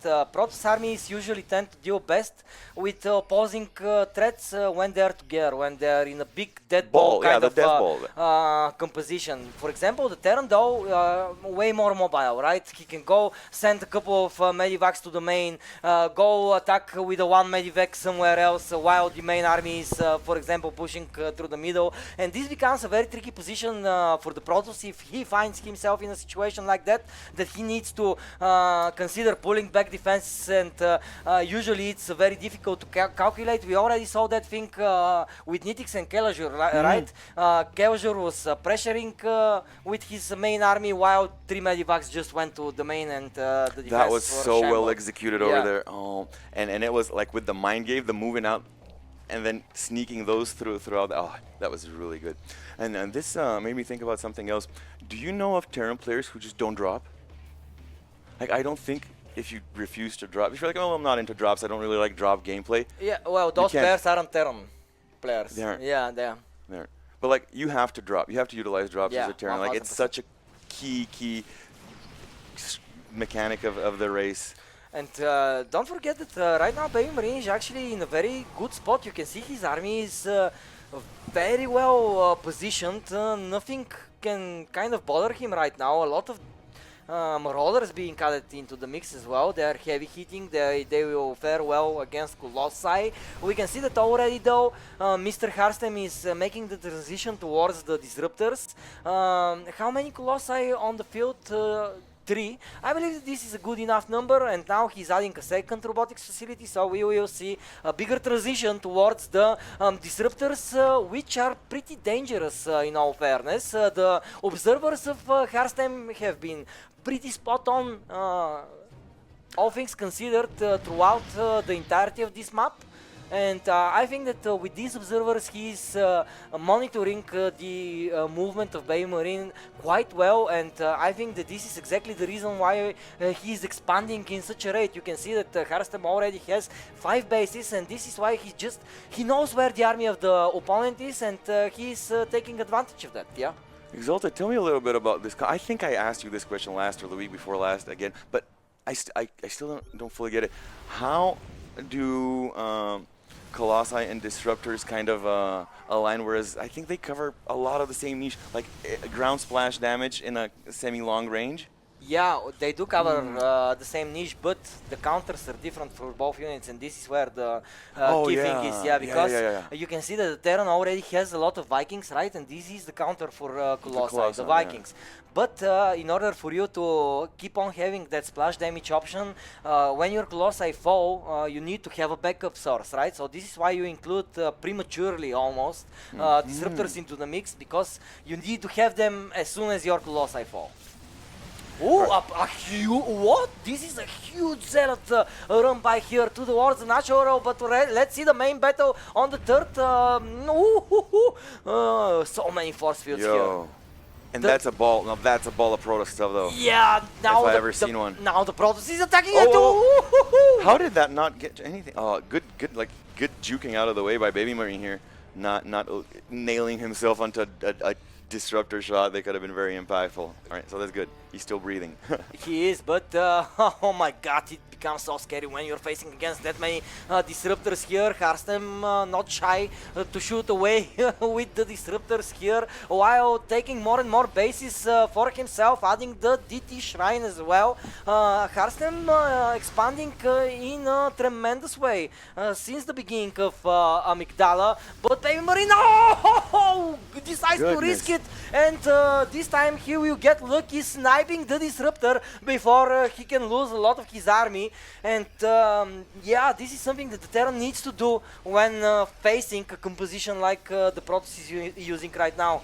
And that is such a great unit interaction. Like I was never crazy about the disruptor as a unit. I mean, yeah, it does have this huge payout when you get a huge explosion. Everyone loves that. But like in general, I've so rarely made it when playing TOS. It just feels weird. But in situations like that makes it all worth it. Now that makes it all worth it, because it creates this really interesting dynamic, like split-second decision. Should I jump? Should I jump and try to end the hit? it's really cool to watch. It's one of the probably one of the most like split second you gotta super be committed to it. But the type of games we have been having today, and Beautiful. we are not even halfway done. Yo. Such amazing games. I'm so happy. Brother, today I really woke up with a smile on my face. Then Konstantin called me, hey, how are you feeling today? Are you hyped for today's qualifier? He was pretty hyped himself. How could we be not? And that hyped me up even more. Then I was talking with you guys, you know, and yeah, we're coming to the studio, and I was just like pumped up, in all honesty. And you know what? I was actually wondering, because it's sunny weather outside, I wanted to maybe walk for a little bit, but I was like, no, I'm going to go to the studio ASAP. I really cannot wait.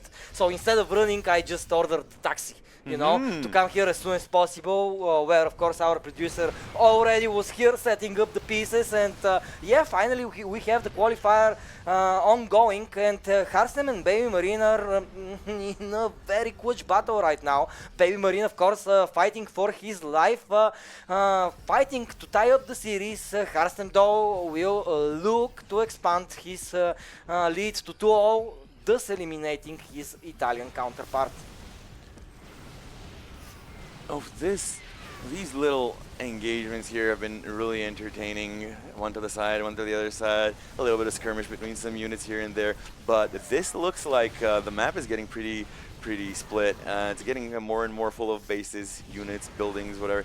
And inevitably, two huge armies are going to crash. Oh my god! Oh no! This was so close! Oh my goodness! Oh my god, I was like, is this game ending right now? Is it? But no, Baby Marine is like, no, it's not the game that is going to end. It's going to be your disruptors. They're going to get destroyed. And destroyed they were, as Baby Marine now has the ghosts as well available in his army composition. Ooh, that but was this a ball though. Yeah, this ball was nasty. More and more zealots though. They're streaming here on the third base location of Baby Marine. Baby Marine losing more and more SCVs. Baby Marine is not in the best situation currently, as the Terran player is yet to move out on the map in order to try to snipe some of the additional bases of Harstem. Harstem throwing more and more armies towards the other side of the map, and he isn't feeling it. He's rich. He's like a billionaire right now. You can see his bank account is full of minerals. He can throw in zealots just like that. Bro, up until like this point exactly in the game, it felt like very gentlemanly, measured, you know, just like by the book. And now in the past couple minutes, it got so scrappy. It got so scrappy, and I don't mean scrappy aggressive. I mean scrappy like, you know, get kicked in the shins and in the knee and that type of stuff, like the dirty shots, like, you know, poked in the eye, you know. Yeah. Now it's getting to that nasty battle, right? One Colossus falls. Another disruptor shot will miss its mark, and another Colossi will fall yet again. This pro here coming for a little bit of a sightseeing. Right into the game. Ultra love to see what the players there are going to have in store for us, as already on our screens we see the blue Protoss player from Team Liquid, ladies and gentlemen, last year's competitor for BGE 2024, looking to find his way to the big stage of Bulgaria yet again. Will he manage to do so? This is Nikita SKillous Gurevich. Oh, this is going to be a good one. And his opponent making his way through the bracket, searching for a first-time participation for the LAN event in Stara Zagora. Can he surprise us all, making the upset here possible? This is Sebes Des from Czech Republic. Bro. And Team Roti, of course. Like, out of the list of people I was researching, Sebes Des was definitely not on it. For some reason I missed it. But now, seeing like in his bracket, he took out his first opponent, and then he took out Fiant, who is no slouch, and we even watched that, and we saw how good how well he dealt with that. And now he's playing against SKillous, who is very, very proven. And he's been proven for a long time. He's been around for quite a while. Yeah, and if Sebes Des, he already has me. I said last game, I said it. I'm already his fan. He has +1 fan, and now if he even defeats SKillous, that will be insane. It will be insane. But keep in mind that actually we have a different opener already. in this game, as Mr. Sebesdes is actually going for the 2-gate opener, while SKillous taking advantage of the ramp here. He is actually going to be starting with the 1-gate expand build. So SKillous, feeling like a favorite here, will try to establish economy quicker than his opponent. What else can you tell? Whoa, yeah, exactly. Sebesdes though, he isn't going to let this game go to the later stages. Why should he? He's feeling like the underdog. So what is he going to do? He's going to attack straight away, but oh my god, SKillous scouted him as soon as possible. And now there is a Zealot there fighting the pylon getting lower and lower on HP. Nothing to fight with that Zealot. The probe of Sebesdes is making another pylon, but already this rush has been thwarted. Has it though? Like, at least it has been scouted though. Like by the time this pylon goes down, the other one's almost finished. So yeah, he sees it, but seeing is not always for sure holding, right? Because there was that difference, that little difference in the start, like a little bit more of a greedy start. In all fairness, if SKillous didn't find this proxy location, Sebesdes was going to be in a very comfortable position right now, though. No chance for him, and this will be it. GG SKillous managed to just perfectly Hold on. I'm confused. Yeah. I thought, I feel really dumb right now because I thought that this was totally fine. I thought that this was... Explain, please. There's two Protoss. You're the Protoss. Please. I'm sure that I'm not the only one confused out of all the hundreds of people in chat. Well, what are you looking for? Bro, the cable... I'm just constantly... Guys, this cable's getting in my way. Doesn't matter.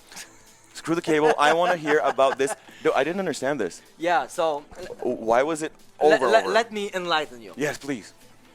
So, we have a very aggressive opener out of the Czech player, right? And he is trying to hide the robotics facility in close proximity of the opponent. And so he tried. And if SKillous didn't scout it on time, and he scouted it even before the gateway was finished, Yeah, so he scouted it very early on, right? And by scouting it so early on, you can prepare now. And what did he do? He sent the Zealot there to defeat the pylon. Then the probe tried to power it again, but SKillous already came with 2 Stalkers more, and just there was no time to keep on depowering, powering back up, depowering, powering back up. Already the sail in the winds was just gone. And I see it. Of course, it would have been optimal if it wasn't scouted. He just called the bluff, you know. But I never thought of it as like if you decide to like put a couple of gateways, proxy them a little bit closer to your opponent, they get scouted. Very rarely does that feel like it should be like insta GG, especially at this high level. I don't know. I thought he was gonna figure out a way chance, to. He had no chance to actually get a unit out of the robotics facility. And this that just shows how. This is your build order, right? You want to get that immortal out, and since you cannot, there is basically nothing of a win condition. And in a mirror match, that weighs even heavier. Yeah. Yeah. I understand. Yeah. All right, fair enough. Man, I was really wanting to see a longer game, but all right, let's see this one. Let's see this one indeed again on match point. One map actually closer to qualifying to BGE Stara Zagora, ladies and gentlemen. From Team Liquid, we have SKillous currently in the lead as his opponent in the top right side of the map will be looking to increase his fan base furthermore. Will he manage to do it? Let's see your support in the chat for Sebesdes. Woo! By the way, what a beautiful flex it is on the side of SKillous to just beat Team Liquid, you know? Dude, I've always been a huge fanboy of Team Liquid. I had the Team me too. That beautiful. You remember that beautiful white and blue mouse pad with the logo? That one, the StarCraft one. I had that pad. I worshipped it. Like I would always get like different TL players that I would meet at tournaments to sign it. Yeah. It has been one of my favorite things. And Liquipedia as well, like such a resource, like the cornerstone of putting logic and organization into the game itself. So Liquid is an institution, it's a religion. So every time I see a Liquid player, it's like plus 3% me liking him just because of the L. Yeah. I have like several hoodies, TL hoodies, you know, and not only it's a different esport. It's Dota 2, but we have a Bulgarian world champion in Mind Control, and he won the World Cup with Team Liquid. Yeah, I'm So, proud to be biased for Team Liquid. Proud, probably biased. It's an amazing organization, Yeah. and I'm very grateful that we have players from it competing for a chance to play at Stara Zagora. This is a big compliment. And shout for out us. to Liquid TLO, who was my first pro gamer interview, and kind of like the guy who kind of shot me into like doing StarCraft content and media and interviews and stuff and going to events. So yeah, I love TLO. I love the Liquid dudes in general. All right, so any tells, Mr. Protoss expert here? So far, so good. Both players opening up at exactly the same way, basically. Surely the sentry is for a scout, right? Yeah, the only deviation is the sentry here being added by I like SKillous. it. I like it. Sure, you're always happy to have it. You scout very well with it. So yeah, you lack a little bit in defensive capabilities with just a sentry here, but still, more and more stalkers are going to come the way of SKillous for sure. He will fire up the second base basically at the same time as Sebes does. So the only deviation here is the sentry, and I actually like it because now SKillous can be on top of his scouting, and he sees the first two stalkers marching to his side of the map. He's building the shield battery here, but now there is a little bit of a timing that the Czech Republic Protoss player can exploit, and this is the timing before the shield battery is actually done, and this stalker is actually going to get destroyed. So good exchange here by Sebes Des in the early opening stages of the game on Frostline Alley. All right, guys, what we saw here, and Exalted, correct me if I'm wrong, but it's like you have 2 units on the one side, 2 units on the other side, 2 stalkers versus a stalker and a sentry. Of course, a sentry is a little bit weaker than a stalker, so the one player, in terms of the 4 units on the map, is just that he's behind the difference in strength between one between one stalker and one sentry. But the sentry gave him the Hello. So while you were casting that little battle on the other side, I was looking to see, like, what did he see? What did he get in terms of intelligence with that? And I think saw the Twilight Conceal, which is currently chrono boosting the Blink upgrade, so Sebes Des is going to rely on Blink as his first tech choice, while SKillous, we see he's building a robotics facility as well as a forge, so he will be looking to pump out those juicy immortals.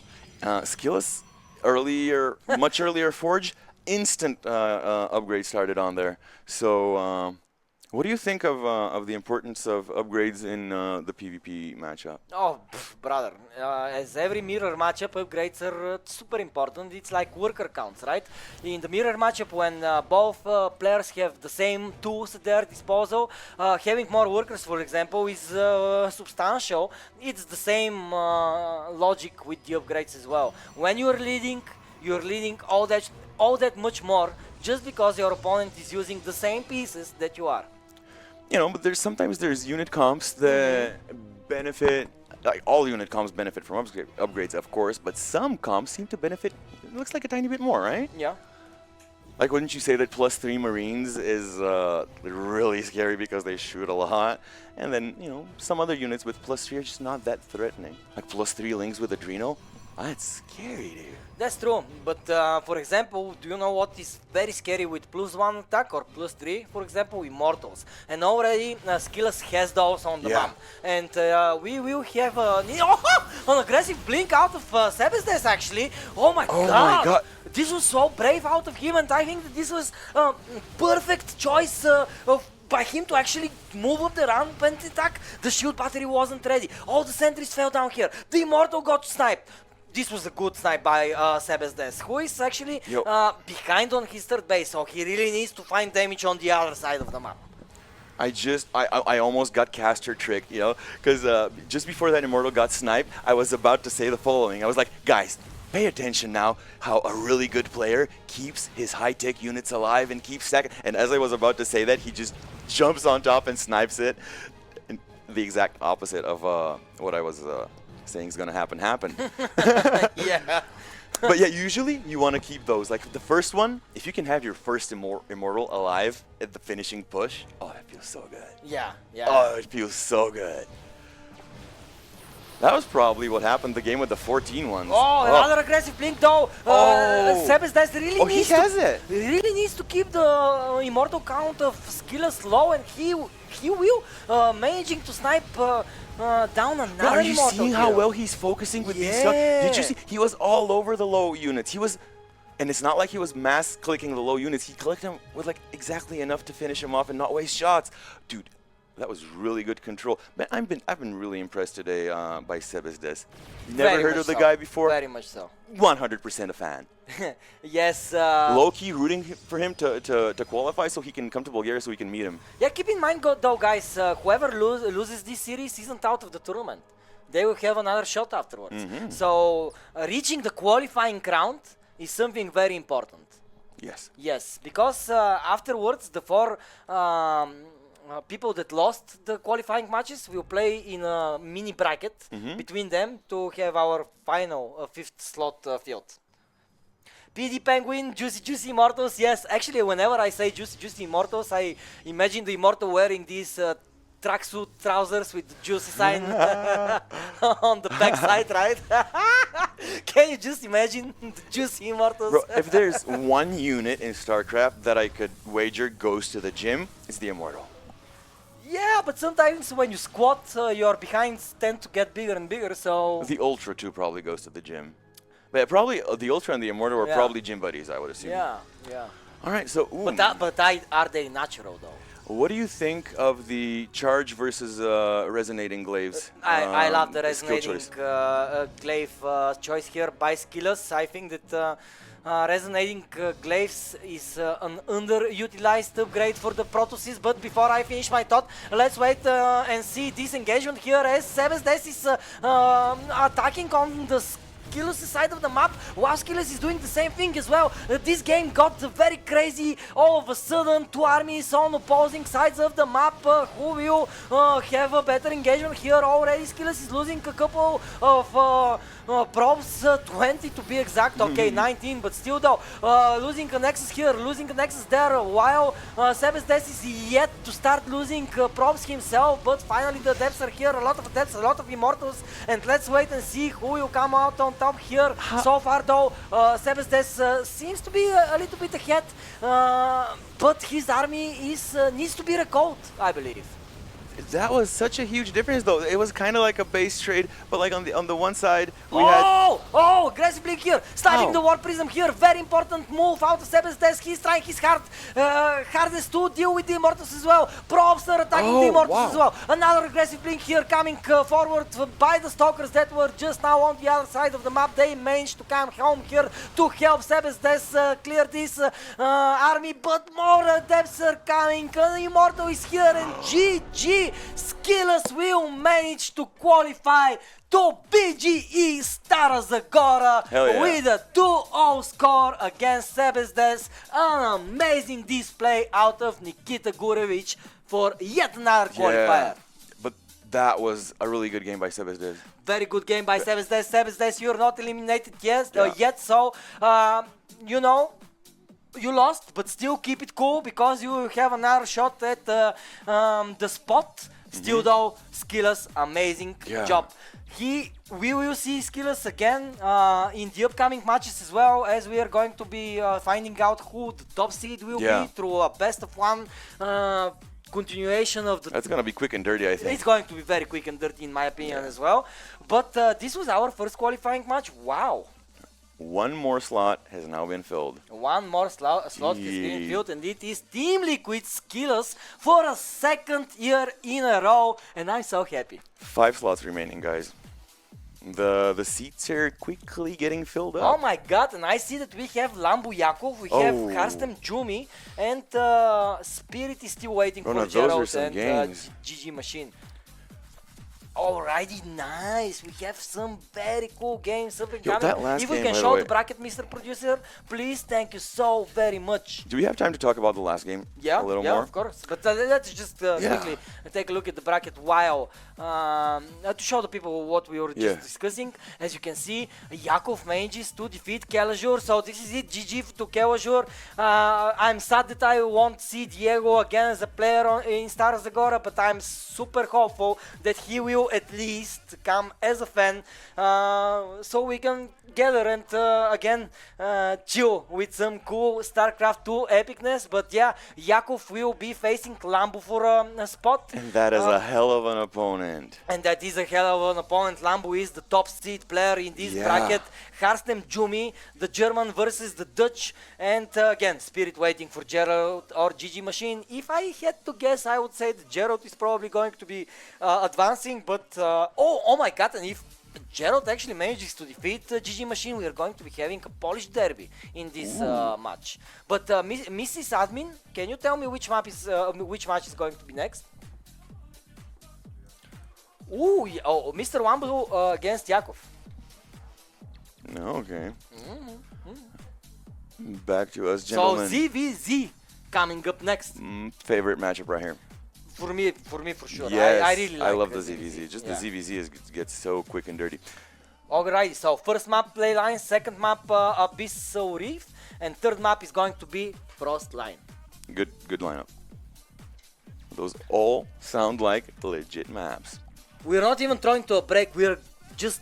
It's action, back to back to back to back action, dude. Ladies and gentlemen, if you want to support our efforts, you can donate, subscribe to our channel, or buy a ticket for our LAN event.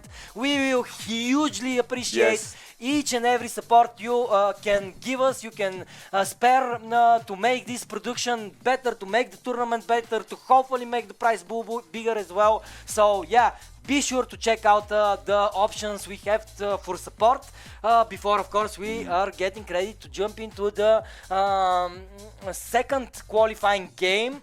Leyline's first map, a Russian Zerg against a German Zerg, both of them pretty high on the European ladder, so I am expecting fireworks here in this ZVZ. Of course, Lambo being the favorite. Lambo is 100% definitely the favorite. I feel for Yakov here. I don't know much about the guy. I haven't watched him a lot, but just, he's being talented.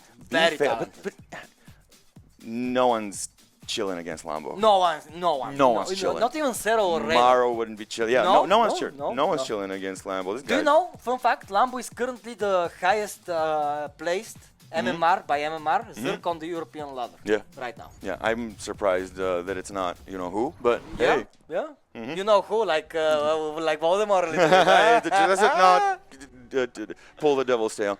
All right, here guys, in the lower left, in the blue, with the best race in StarCraft 2, it is YoungYakov from Russia. Woo, woo, woo, woo. And his opponent already qualified last year for Bellum against Elite. Will he manage to do so again? The Zerg Professor himself from Shopify Rebellion. We are talking, of course, for Lambo. Julian Brosik here at his...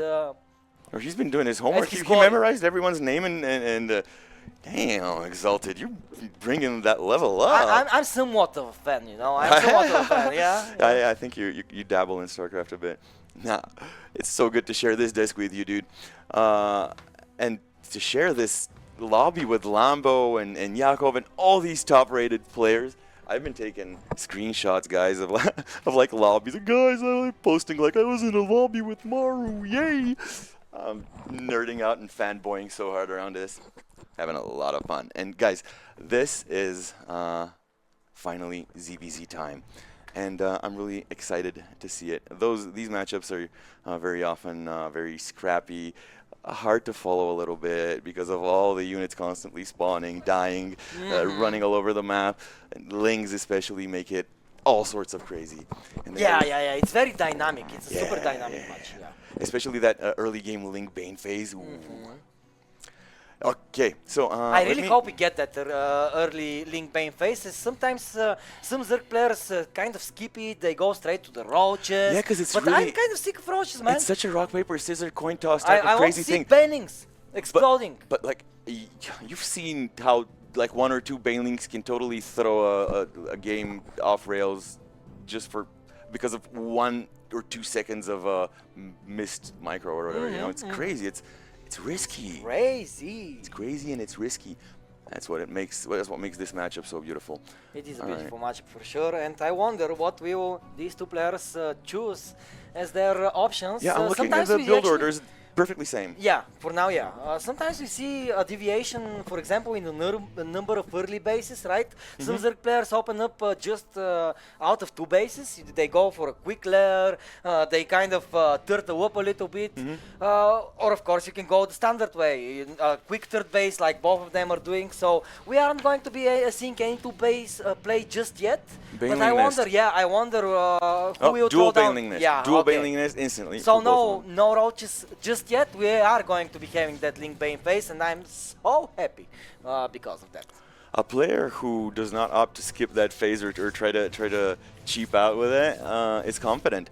So to me, it feels like both of these dudes are confident and want to show what they can do. Yeah. Of course, that's and what I they're... want to see what they can do. Oh, we all want to see what they can do. By the way, guys, I'm so happy that all of you are hanging out here with us again. Big, huge shout out to Wardy and his community. Thank you so much for the raid and for being here. Be sure to follow our channel as well. We are trying to do as many StarCraft shows as possible. Sometimes we do the Balkan League, or sometimes we do, you know, major events that gather all the best players. Earlier when you were talking about the donations, I so much wanted to interrupt you and like quote unquote correct you when you said support us and help us. No, dude, you're supporting StarCraft. You're not supporting us. Yeah. It's not about us. Ooh.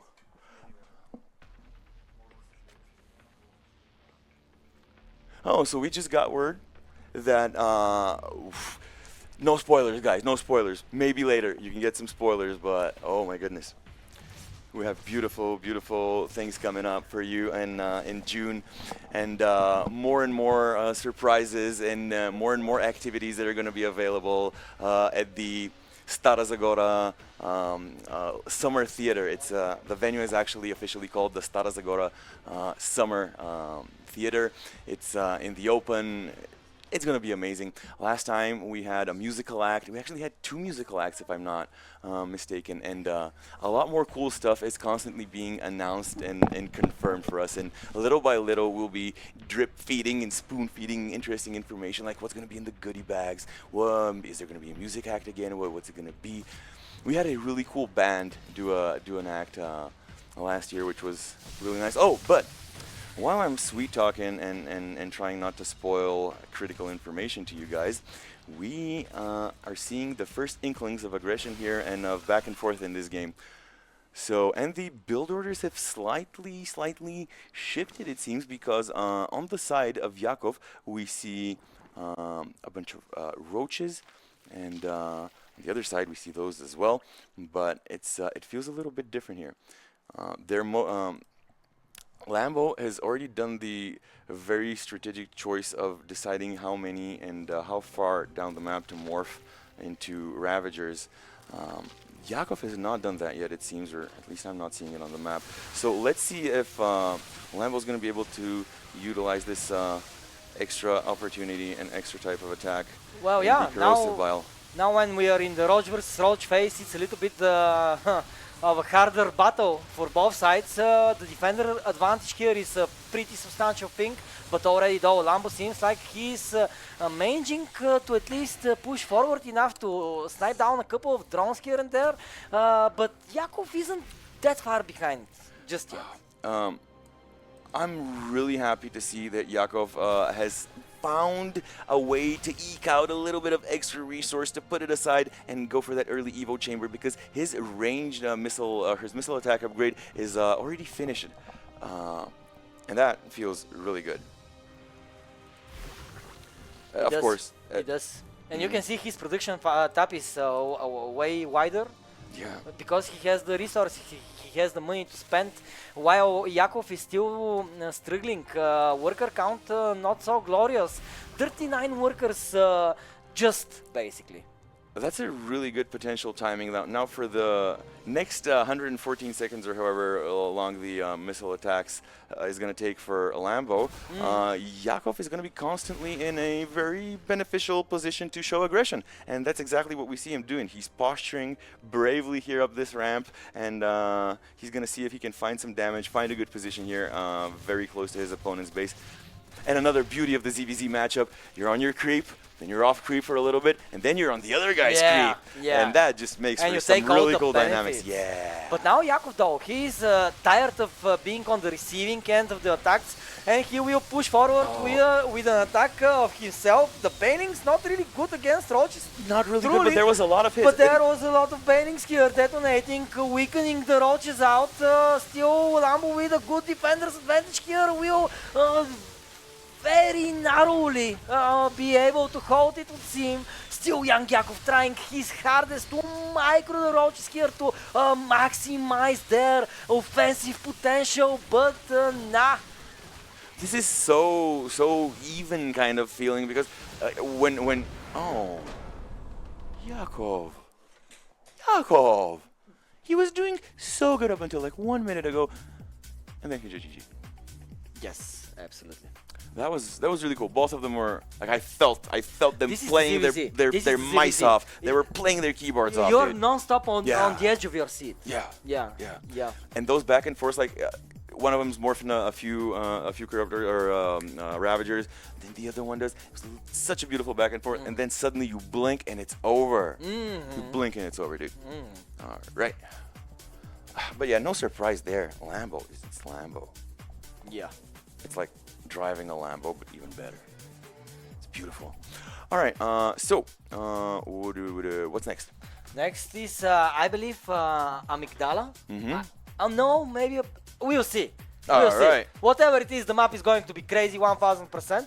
Abyssal Reef, let us awesome, go. Awesome. Well, as soon as we have the lobby up, we are going to 1000% accept the invitation and be jumping right into it. But Abyssal Reef is a very standard map, and I think that we can have a little bit of a longer game on it. I think that players can really expand in a good rate. I think that the bases can be kind of well protected early on. So I expect that we might find ourselves in a little bit of a more late mid-game type of scenario.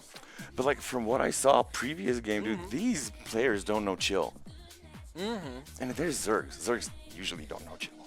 And these Zergs, dude, I can never expect. Bro, one bailing connection going the wrong way and it's So over. exactly, Yeah. blink and it's over. Don't Blink blink and it's over. Yeah. Half blink and it's, You know, it's always sometimes, over. sometimes when it's a ZVZ matchup, right? Just before the timer ends, I'm like, okay, I'm going to go quickly to the refrigerator, maybe make a sandwich and come back while the game is already, over. And it's already over. I'm like, what happened? You know, Yeah. ZVZ is such a matchup and one of my favorites for sure. I really do love mirror matchups, in all honesty. Yeah. Maybe not, you know, most people don't like them as much, but me personally, I like them because seeing the players have the same equal ground, it's interesting. Yeah. Because they have the same tools, and you really can see without using ratio advantages, Yeah. what is up. But oops. Okay, we gotta jump back to us and restart this game real quick. Yeah. Just a little bit of a lobby issue, but we are going to be resolving it quickly. Going back to like these mirror matchups, Yeah. but the stakes are kind of higher for every mistake compounds so much more because when you have a different tool set, as you said, alright, you could make like some type of a mistake, maybe you can overextend a little bit, but then you have ways in which your race kind of is better than the other race, and you kind of try to play towards that and get that natural different racy advantage. Whereas when you have, exactly as you said, the same set of tools, then really your opponent is kind of like seeing you at this. It's like a little bit like he's constantly scouting you because he knows exactly the 2 or 3 things he can expect from you, and he's been playing that race. It's very difficult. The mirror he knows matchups, at the back of the hand. in my opinion, are very difficult. And for example, one of the most legendary mirror matchups I have ever witnessed were between, for example, Maru and TY back in the GSL finals when Maru won, I believe, 4 in a row. Between these 4, 2 of the finals were with TY. Both finals amazing. I remember those. I surely watched those. Just to finish my thought, for example, the ZVZs between Zero and Rainer are something that is always astonishing me. But yeah. Hero parting PvPs as well. Yeah, those are crazy. And Rain, remember Rain? Yeah, I do. Hero, Rain, and Parting were probably top 3 names that I think of like creative, ingenuitive protesses with like such interesting and varied builds and ideas. The one and I always playstyles. think about is SOS though. SOS as well. Yeah, he's a double world champion as well. Are One all- of the most creative players Are all in the 4 world. of them still playing? Sadly no, but yeah, hopefully maybe in the future. But for now, let's focus on the game as we have our Russian Zerk representative fighting for his qualification spot here. Will he manage to tie up the series? Friends, this is YoungYakov. Woo! And just to be specific, YoungYakov is 20 years young. And his opponent in the upper left, he is Lambo. And this guy needs no introduction. By the way, what was that nickname that you called him in the beginning of last game? Did you just make that up, or is he really called the Zerk Professor? Do they call him that? I do call him that. You call him that? Yeah, I do call him that. So it wasn't just like on the spot type of freestyle rap stuff. I believe that people should call him that. Okay, you know what? We're I'm coining. I'm not sure that You guys heard have it here before, first. but the thing is that he is a Zerk professor. He is a coach of Zero and trainer. I mean, he has been coaching them for different tournaments. When you're coaching players like that, in my eyes, you're the professor. Yeah. Yeah. Hey, you heard it here first, folks. New nickname alert. So, a little Overlord high five here over this. What is this? Is it like a pit of flying fish? It's beautiful. Yeah, so 2 ships passing by the night. In terms of build orders, mirror sameage right now. So we're at the edge of our seats to see the first discrepancies and first variations that are going to occur. In the meantime, as we said in the beginning of this cast, there might be some small, tiny little tweaks that we can't even pinpoint because these players have been playing with these like handful of units on these handful of maps for like so many years now. Yeah. They know everything like the back of their I'm hands. actually very excited about the new map pool, which is going to be introduced right before our Balkan qualifier. Is it decided if the LAN is gonna like? The LAN is going to be on the current water map pool for sure. We are still debating about the map pool for the Balkan qualifier though. But I would imagine that we are going to be using not the new one, but the current one that we are using right now, just to have an equal footing for all the qualifiers. But again, this is something that it would make sense, right, for consistency. Yeah, yeah. But feels good. I think both options survival in all fairness. Yeah, but again, we will confirm that before the Balkan qualifier, which is coming up next week. Which is coming up next week. Yeah, after this stream is done today, we will have done 3/4 of the entire qualification process. Bro, I cannot believe it. Yeah, it feels like it was yesterday when we were looking forward to all the qualifications, and now we've been through them. Honestly, we did the Americas. Yeah. We did Asia, including Maru too. That was such a star moment for me.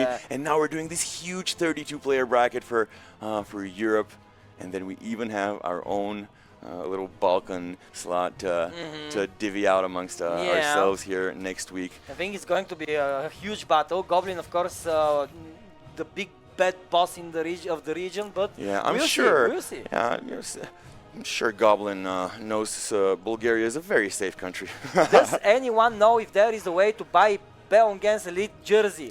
Well, if you get the higher priced ticket, you are going to be receiving a goodie bag with a jersey and other cool things inside. So this is one way to get a jersey by buying the upper class ticket. We are still to show you the new jerseys, but still we are going to be having them available probably after the event. But if you want one during the event or before that, be sure to get yourself a ticket. All right. Still up in the air if they're going to be available at the bars and like at the Lambo has Zerk Academy YouTube series, Tranibus says in the chat. So basically he is the professor. All right. So back to like over-analyzing these production tabs and build orders. I'm seeing this beautiful majestic lair being started by Yakov. What do you think his tech of choice will be? Mr. Yakov is already going for the roaches. Lair incoming as well, and I am liking that his upgrade has been started before Lambo's. So that will mean that in a straight-up engagement between roaches, YoungYakov is actually going to have an edge with the upgrades. Still, though, it's not going to be a That's substantial exactly lead what because happened last game. You saw he was like, Yeah. his +1 was done before his opponent's was even started, and still he got stomped. yeah. Of course, I'm not saying that upgrades don't matter because we all know that they very much do, but Yeah, it's they do. not everything. And you were saying that earlier. Remember when you were like, ooh, it's very important, just as important as workers, just as important as composition, just as important as building placing. And it ends up that in this game, man, everything is so freaking important. You just can't half-ass it, dude. You have to cross your T's, and you have to dot your I's, and you have to like be really disciplined, and you can't just rely on, or as I said earlier, oh yeah, I'm really good at Terran, but like I just don't drop things off. No, you have to know how to utilize every tool at your disposal, when, how, where, at how many Yeah. degrees Fahrenheit, Yeah. Celsius, to be at this level. And this is why late game is so difficult, because late game is basically the pinnacle of all of that combined. Yo. Right? All of the different subtle movements on the maps, the different transitions into different tech choices. You know, it's Decisions. so Decisions. It's so That interesting. ties in. Okay, guys, I know you want to watch the game, but just let me throw this in real quick. Last night I was talking exactly about this with my girlfriend. She was telling me about this card game called War. It's that game where you just flip the cards over and you have no decision making. I'm like, dude, babe, that game can play itself. And she's like, but it's a fun game. I'm like, no, I don't find it a fun game Yeah. because I could never make a decision. Like, this game could play itself without me. The more decisions you make, the more a game is a game. The more decisions you're able to make and the more they affect stuff, the more it's a battle of the mind and not just like a random thing of chance. And, Yeah, and exactly. StarCraft's choices ramp up so exponentially as the game goes. Because like, how many choices do you have at the first 2 minutes of the game? Like, what, are you going to make drones or stop making drones? Are you going to make an expansion or not make an expansion? It's like 3 things you can do. And then 10 minutes later, you have 4 distinct tech path choices with like at least 8 different compositions of those units that behave totally differently. And then you have the huge factor of making decisions based on what you're seeing, your incomplete information. And that quickly becomes overwhelming. But what decision are you making though when you lose 11 drones yourself? Well, you counter-attack Kill and 7, kill kill 8, kill yeah. even more than those but, 11. But still though, nice attack here by YoungYakov, looking for some damage on the other side of the map, and he really needs to do that. And now he has the Mutas here upcoming, the tech was hidden. But the Hydras are from coming out Lambo. as well, so he could catch them. Yeah, but for now though, Yakov in a good spot, he's leading with the workers. Supply count is very much within margin to call it same. It's Lambo, dude. Yeah. Lambo can just sit there and not be doing anything aggressive, and it still feels scary. Yeah, but now with the Hydras on the field as well, it's very, very scary because, of course, the Mutalisks are very dangerous, but still, when you have that many Hydras on the map, now if Lambo decides to attack, the Mutas cannot really fight head-to-head with Lambo's composition, right? So I would imagine that the German Zerg is probably thinking about attacking the other side of the map. Of course, Yakov needs to make him defend, needs to make him return home, but I doubt that Lambo will, as Lambo is currently pushing the 4th base location of Yakov. Does Yakov have enough here to defend? A lot of roaches here, but the Hydra's DPS is so good. Still though, no mid-shield in front of them, and the Hydras are actually going to not only be pushed away, they're going to get decimated, and Yakov with the Mutas, with the roaches, he will manage to tie up the series, and he will show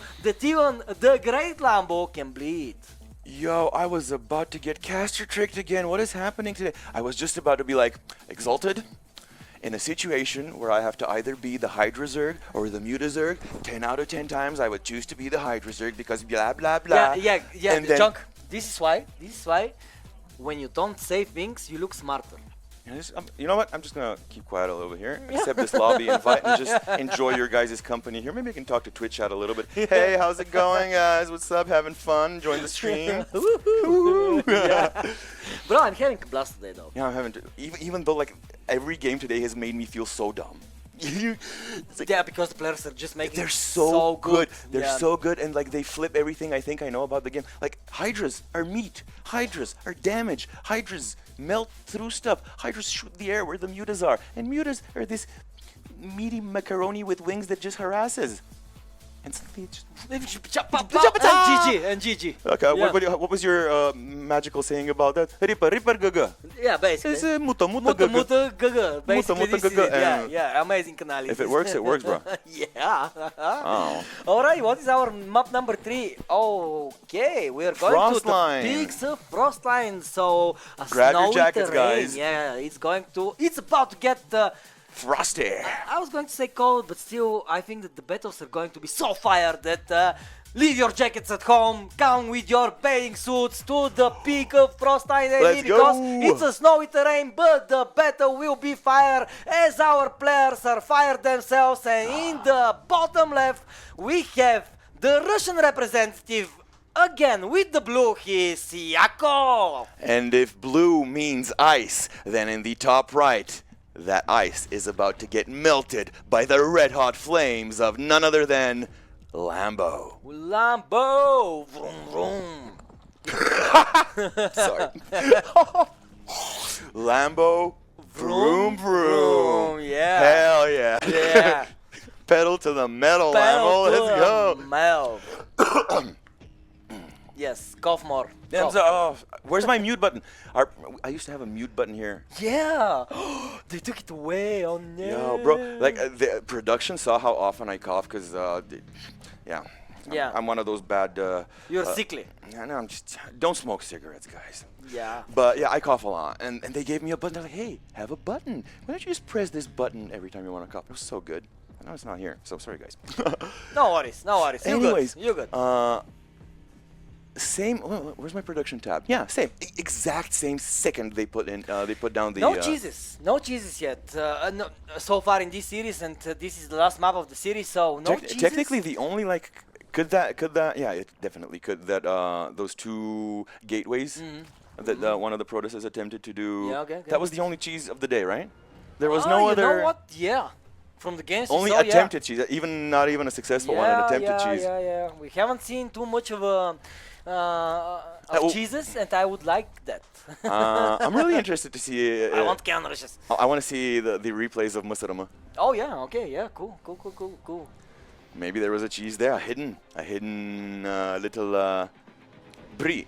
I was struggling to think of a Shadar. cheddar. It's like put me on this. Name a cheese, and I'm like, Yeah.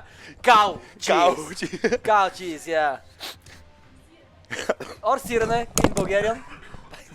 My co-caster is dying, but the game is more than alive as the first couple of links have spawned, and already these two players are going to send them on the other side of the map to kind of take a look. Is there third base? Isn't there third base? The first question to be answered here. And it would seem that the answer for both players will be yes. Neither Lambo nor Yakov will try out a two-base opener in the entirety of this series. I would be surprised if we see something too different than the previous two games. But then again, for example, the Mutas were a surprise for Lambo in the previous map. So maybe Yakov will again be looking to surprise Lambo in a way. The production tab is looking like crazy similar this time. Like it usually is, but this time I'm seeing like both the balingness, the hatcheries, and the upgrades. They were exactly within 1 to 2 seconds of each other. I've been just looking at the production tab. These guys are robots. They have optimized like down to like the 5 to 10 mineral range. Yeah. Because how otherwise could you be in like the 4th minute of the game and they were within 1 second of tech? Look though, YoungYakov is going for the roaches. We don't still see a roach warren for Lambo. What does that tell us? Will he go a little bit more heavily on the links? Will he skip the roaches? This is an interesting question. But before it will be answered, now we have the interaction between Bailings and Links. It's a very scary interaction for sure. Lambo Bailings are coming here. 4 Bailings going to the middle line. Can they finish? Can they get there? Oh, 3 of them got taken out very precisely, Yeah. and the one was kind of let go because he knew that it wasn't going to be very significant and consequential. And yeah, I call that a hell of a defense. Hell of a hold. Yeah, it was scary. When you have Bailings marching towards your middle line, it's very scary all the time. And Lambo, it would seem, will pressure more and more. He is going And to, there's the Roach going Warren, to yeah. be having the Roach Warren for sure. But before that, he's very active with the Bailings. So not skipping, but rather opting to delay it a tiny bit. Yeah, Okay. yeah, just for... And you know what? He pulled it off very well. Yeah. He actually didn't need it, so he was correct in that delay. And not because only, he's heading workers, brother. Not by a little as well. Which is actually a little bit scary, because if we see the difference in army supply right now, we can see that Lambo doesn't have a whole lot to defend with, and actually one of his queens will get sniped. A couple of his drones will fall as well. 3 to be exact. Good snipes by Yakov. But then again, is Yakov going to be able to get away with anything? I don't think so. Like, hopefully he got enough damage to make losing all his units worth it. But now the... well, honestly, Yakov has been able to stay quite ahead in army supply, even though he's been throwing units for chance damage that can't be sure you'll always get. Sometimes you're trying to find some intel, find a little bit of damage, maybe poke at the economy a little bit, and you end up losing for almost nothing a handful of units. That really feels bad. And in a mirror matchup, it feels extra bad. All right, so again, Lambo's southern hatchery is the point of contention here, and a very decent number of banelings here from Yakov. We're gonna mosey on onto Lambo's side of the map, but he also has really good defender's advantage. His units are streaming in, but it doesn't seem it's enough. It doesn't seem it's enough, but again, Yakov though pushing further and further ahead, and it's a neck-to-neck battle. Lambo though has the advantage with the workers, so the longer this battle goes on, the more and more resources he will be having to spend. But again, this Is Yakov overextending here? no, Why he needs wouldn't to do that. Should he not have maybe finished that hatchery at the bottom? Didn't he? Bro, he didn't, and he was so he could have he I went thought for he the would. ramp. He went for other stuff. It was just. I mean, I would have taken that. Yeah, hatchery. right. You know, Yeah, just take it's right it there. and take the hatchery, and don't lose all the units he lost in that engagement in front of the ramp. But still though, if he manages It's good. to... He's still good. He's still doing good. If Okay, he now crushes he's this doing. army, then he's in a very good position. Oh, and now he has tech advantage with the Ravagers. And not only a couple of links coming here, a couple of bailings as well. Oh my god, Lambo losing a lot of roaches here. What? Yakov inching closer and closer The to supply. qualifying to Stara Zagora, ladies and gentlemen. Yakov doubling army supply right now on Lambo.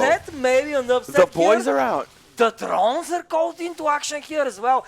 Nozer Guys, player what are we feels seeing? good when pulling drones to defend. This is not the spot you want to be as Lambo. Guys, Yakov is bullying our top-seeded player of today's series in his own base with his own race. Oh no! Or oh yes! It would seem that Yakov will make his debut in Stara Zagora, managing to get a reverse sweep on Lambo out of all people. Oh my goodness, what a difficult road for Yakov, but he is looking like he is super close to acquiring the GG, and there we have it. GG, YoungYakov is the second qualified player for BGE Stara Zagora out of Russia, ladies and gentlemen. We will have a Zerg player named YoungYakov. Nice. Wow. Bro. We are going to meet YoungYakov in Stara Zagora. Man, I really want to meet. Yeah. Drop the name. What was the pro guy that I now love? That I now love. SKillous. Sebesdes. Sebesdes. I don't remember the name. Yeah, I want to see him for sure. But We'll I would see. see Yakov as well. GG to Yakov. GG to Lambo as well. Lambo, you're not yet eliminated. You have more games to play, so it wasn't an elimination match, but YoungYakov is for sure now seeded into the top 16, so very well played. Did you feel at the end of this final game that we just watched, did you feel like Lambo just a few seconds longer to process his loss a little bit. I think he was kind of shaken by what happened. Yeah, yeah, yeah. For Yeah. like a good 10 to 15 seconds, it was kind of definitely over. He was just sitting there processing it and like slowly moving the remaining workers into his into Yakov's army, and I was like, it felt weird. I hope he makes it to Stara Zagora. I don't think it would be the same without Lambo. Oh, yeah, 1000%, but I still think he has I'm a very confident. decent very shot. decent shot. But again, having But yourself he'll be in going the last... shaken. He'll be going shaken into his next matches because this Yakov guy just comes in and just bops him. Bopped him. Well, he started. it was 2-1 though. It was. He started off well. I was thinking it was going to be 2-0, and then it just a reverse sweep. Yeah. And the second one was so quick. It was like. It was actually a lot of, it was intensive, but very short. Yeah. Man, beautiful games all around it, and different types of beautiful games. Some because of the dynamics, some because of the nature. Oh my God, my mic. Some because of the nature of the mirror matchups that we're seeing, and some just because of people being teammates, and then you can't even figure out what the mind game is. So all sorts of different factors that make StarCraft games really interesting to watch. Yeah, let's take a look at the bracket to see let's where go. we are at actually, because it's getting more and more interesting by the second. We can see Yakov and SKillous are going to be facing each other for the top seed, but they are both qualified. And now we have Harstem, Jumi, and Gerald Spirit remaining with the qualifying. Polish derby, as you called, as you kind of predicted it. All right. We're receiving word that we're going to be watching the Polish derby. Yeah, before Harstem and Jumi. Alright, so we're going to be jumping to Gerald and Spirit. And by the way, I watched them play in Poland when I was there. Yeah? These guys are so epic when they play against one another. Yeah. Oh. The TVP is just amazing between them. And I'm expecting a very high level PVT.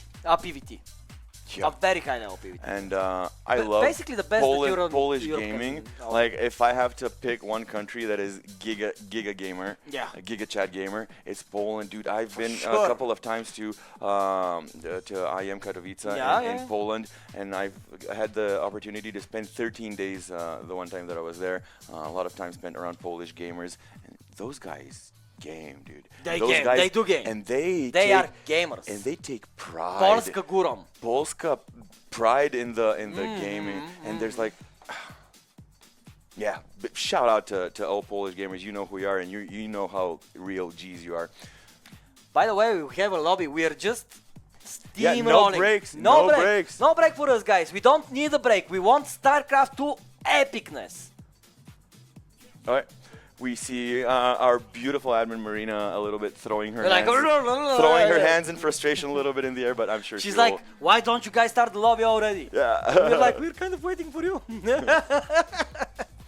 Well, people assume we need breaks, but all we need is good StarCraft. Yeah, basically, yeah, but and of course your smiles. Your smiles, ladies give and them smiles. gentlemen. Hook us up. And not only, if we can see you on the stage of Stara Zagora, this is going to be the best, because we can shout in unison with excitement for our most favorite players to be playing on stage, and then we can show the world just how passionate StarCraft people are, and how much the world is missing out when it's not hosting an enormous amount of events. I just want to tell you one thing that I was able to experience last year at BGE Stara Zagora. I heard about the Lisan Al-Gaib meme, because, you know, for those of you who don't know, Clem looks a lot like the actor in Dune, and they call him Lisan Al-Gaib. Yeah, but Clem is just a little bit more, beautiful. For 1000%. Yeah, and he should be the actor. But it was so funny to me. I was just memeing so hard, and a few of our other StarCraft nerd friends that were there were memeing like, hey guys, how about if every time he wins, we all get up and shout Lisan Al-Gaib and all sorts of weird memes, and we were doing videos and TikToks and everything. So you won't get that energy online. You can't. You can't. Yeah. We were all hugging and doing cheers with our drinks. And just come. Trust me and just come. Yeah. I would say the same. Yeah. Just trust us. Yeah, dude. I think you're going to have a good time as well. It was fun. But El Dorado, though, the first battlefield of this series, El Dorado, it's a map that we haven't seen today. It is not. By all the maps we have seen so far the past couple of months, do you like the map? Least? Yeah, one of the least plays. But do you like it? I can't even recall the layout, honestly, right it's now in my head. a two-level map. You need to mine the minerals to access the lower level. Oh, that's the one. Yeah, okay. Yeah. I love any map that has these different mechanics for access. Like blocking it off in unconventional ways. Like I was telling you a couple of weeks ago, like I miss air maps too. Like air maps were the bomb, dude. Ooh, Kashans in chat. Hello, Kashans. I saw Kashim a little bit earlier. Dakata, JVS Metal, Scorpion. Yeah, there's been so many people. Thank you guys. Thank you guys. I'm watching the chat here on my phone, so yeah, I mean, keep the messages rolling and be sure to send us whenever he's everything. looking at his phone, he's not getting distracted from our task at hand. No, indeed, quite the opposite. I'm getting deeper into it. Yeah, he's vibing with you guys in chat. Yeah. I love it. Oh, whoa. We're loading in. Whoa. We are loading Protoss versus in. Terran, Spirit versus Gerald, two of Poland's I want a best. Polish flag, even if it's not up. I just want to wave it for this game, dude. Well, we're already in it, ladies and gentlemen, and we have, as the Protoss player here, in the bottom right side, he is a competitor from last year of BGE Stara Zagora. Will he manage to reach the big stage yet again? This is Mateusz Budziak, Gerald. Now you're just flexing now. Meow. And his opponent, of course, the infamous Terran player from Poland. His name is Piotr Wołkiewicz, but we will see him as Commander Spirit. All right, let's get this production tab going and see what these players are going to be planning for game one of this series. Game one sets the tone of the rest of the series they're going to be playing. Game one is always such a strategic choice, what to show your opponent. Because like by the time game one is over, you kind of have a read on how he's feeling, how he's doing, if it's a good day for him, you know, at least a little bit. And if you're as experienced as these players, probably not just a little bit. Man, just to tell you, Spirit did qualify last year for the event, but he just couldn't manage to come. This year, though, we were chatting with him in Poland on private messages. He's very excited, and he has the time. So it would be very interesting to see him on the stage. I believe Spirit is one of the most talented players in Europe. Doesn't matter with which race he plays. I mean, does he comparing him off-race to a lot? no, but comparing him to no matter whom, he is one of the top players, you know. And I think he's super dangerous to all of the Europeans. Koreans struggle against him as well, so Spirit is super talented Terran. On the other side though, Gerald, very distinguished Protoss, a very smart Protoss. He's super tactical in the way he plays. He's a no-nonsense type of guy, you know. He's always thinking about what is the best decision to make. His micro is pretty good, his macro is impressive, and I'm expecting fireworks from these two. The sparks are definitely going to fly when these two armies, when these two players' armies inevitably crash all over this beautiful gold speckled map. Let's just say it. Gold speckled map. I like that. And I really like another mechanic that's really cool and I think a little bit underused nowadays is the Zelnaga watchtowers. Those are really cool. Yeah. I've always liked those, and like having another little layer of objectives to tussle over with your opponent is really cool. I think the more you have of that, the better. Gold minerals are like that. Hidden expansions are like that. Slowing zones. Yeah. We had some maps with speed up zones or slow down zones. Those were really cool. Yeah. And there was zones that would reduce damage from ranged attacks, right? Was there such as like a shield type of zone? Yeah. For example, the back in the early GSL there was that. No, not only now we have that as well. The mothership of the Protoss, the slowing field, it slows projectiles as well. Yeah, that. Which is nasty. It is nasty. Yeah. Man, this game has evolved a hell of a lot ever since it came out. 1000. We're kind of like the fish that's getting, or the frog that's getting slowly boiled, and we don't feel it. But like, if you saw StarCraft today, 10 years ago when it first came out. Almost unrecognizable. It's actually a completely different game. But yeah, you gotta have that because these players have been evolving with the game, and they've become such wonderful strategists and competitive esports gamers thanks to that upgrade. Exactly, it goes hand in hand. So yeah, that's why I'm so sad that there's no huge, big budget RTS is being developed the way that StarCraft was being developed in the heat of its development. Yeah, but again, shout out to Stormgate for trying though. Yeah. Yeah, we have to say that 1000%. Yeah. And now we have a drop incoming. Actually, Gerald seems like he's in position, and he is going to be in position. Blink not done just yet, but that wouldn't matter. Oh, he's trying to get. Oh, the two healers? Will they go? He's being kind of cheeky like that. And do you know, I believe that Gerald is going to be searching for an expand in the lower side of the map, but as soon as I tell that, I see that he's starting a nexus here. Oh, you're getting the caster trick too, huh? Yeah, that wall off here is basically just to keep the Hellions away. I see now, I see. So far so good for both sides, basically. Nobody receiving any damage whatsoever. Yeah, they're testing the waters here and there. Is there enough angle maybe to be used? But so far, both these players feeling quite comfortable on the map. Still though, Spirit is going to be losing this army squad here. So first blood goes in favor of the Protoss player, Gerald. Yeah.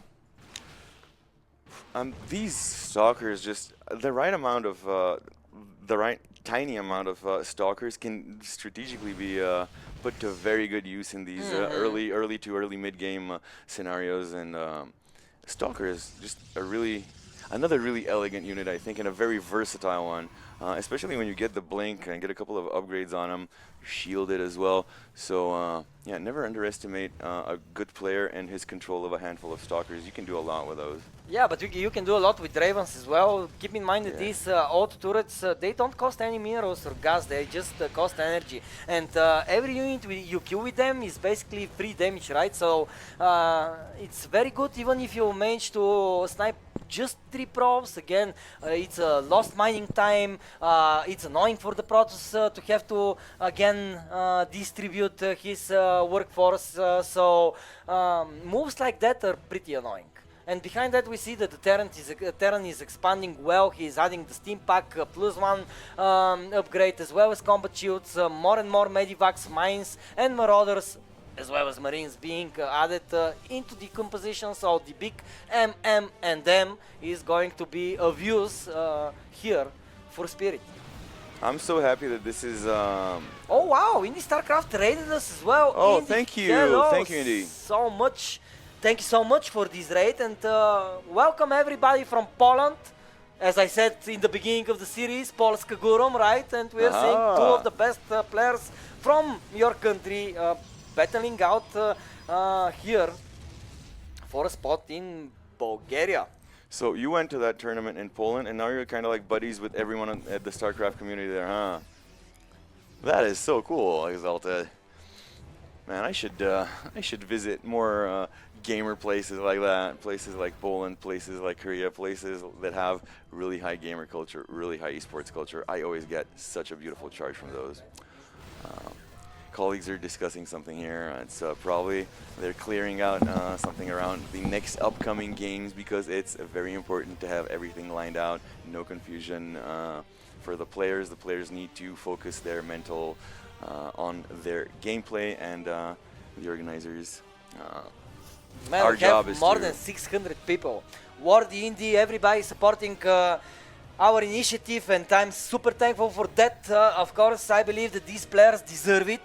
They deserve all the eyeballs they can get. So you being here basically means support for the players as well, and I'm sure that it brings them all that more motivation, seeing the chat full, seeing the channel full of people watching them, and we are of course being treated with amazing games. Now though, Gerald pushing across the map with his Colossi, but Spirit is replying with a drop of his own. It would seem that the 4th base location of Gerald is going to be destroyed, and it will be destroyed. Gerald though pushing through, seeing that there is no base here on the lower side of the map, so he will recall, he will try to intercept intercept the annoying drop here of Spirit, but at the same time, Can he corner it from he's here? going to try, but at the same time, Spirit is going to be sending another drop Gerald's way. And keep in mind that on this map there is a lot of dead space to be.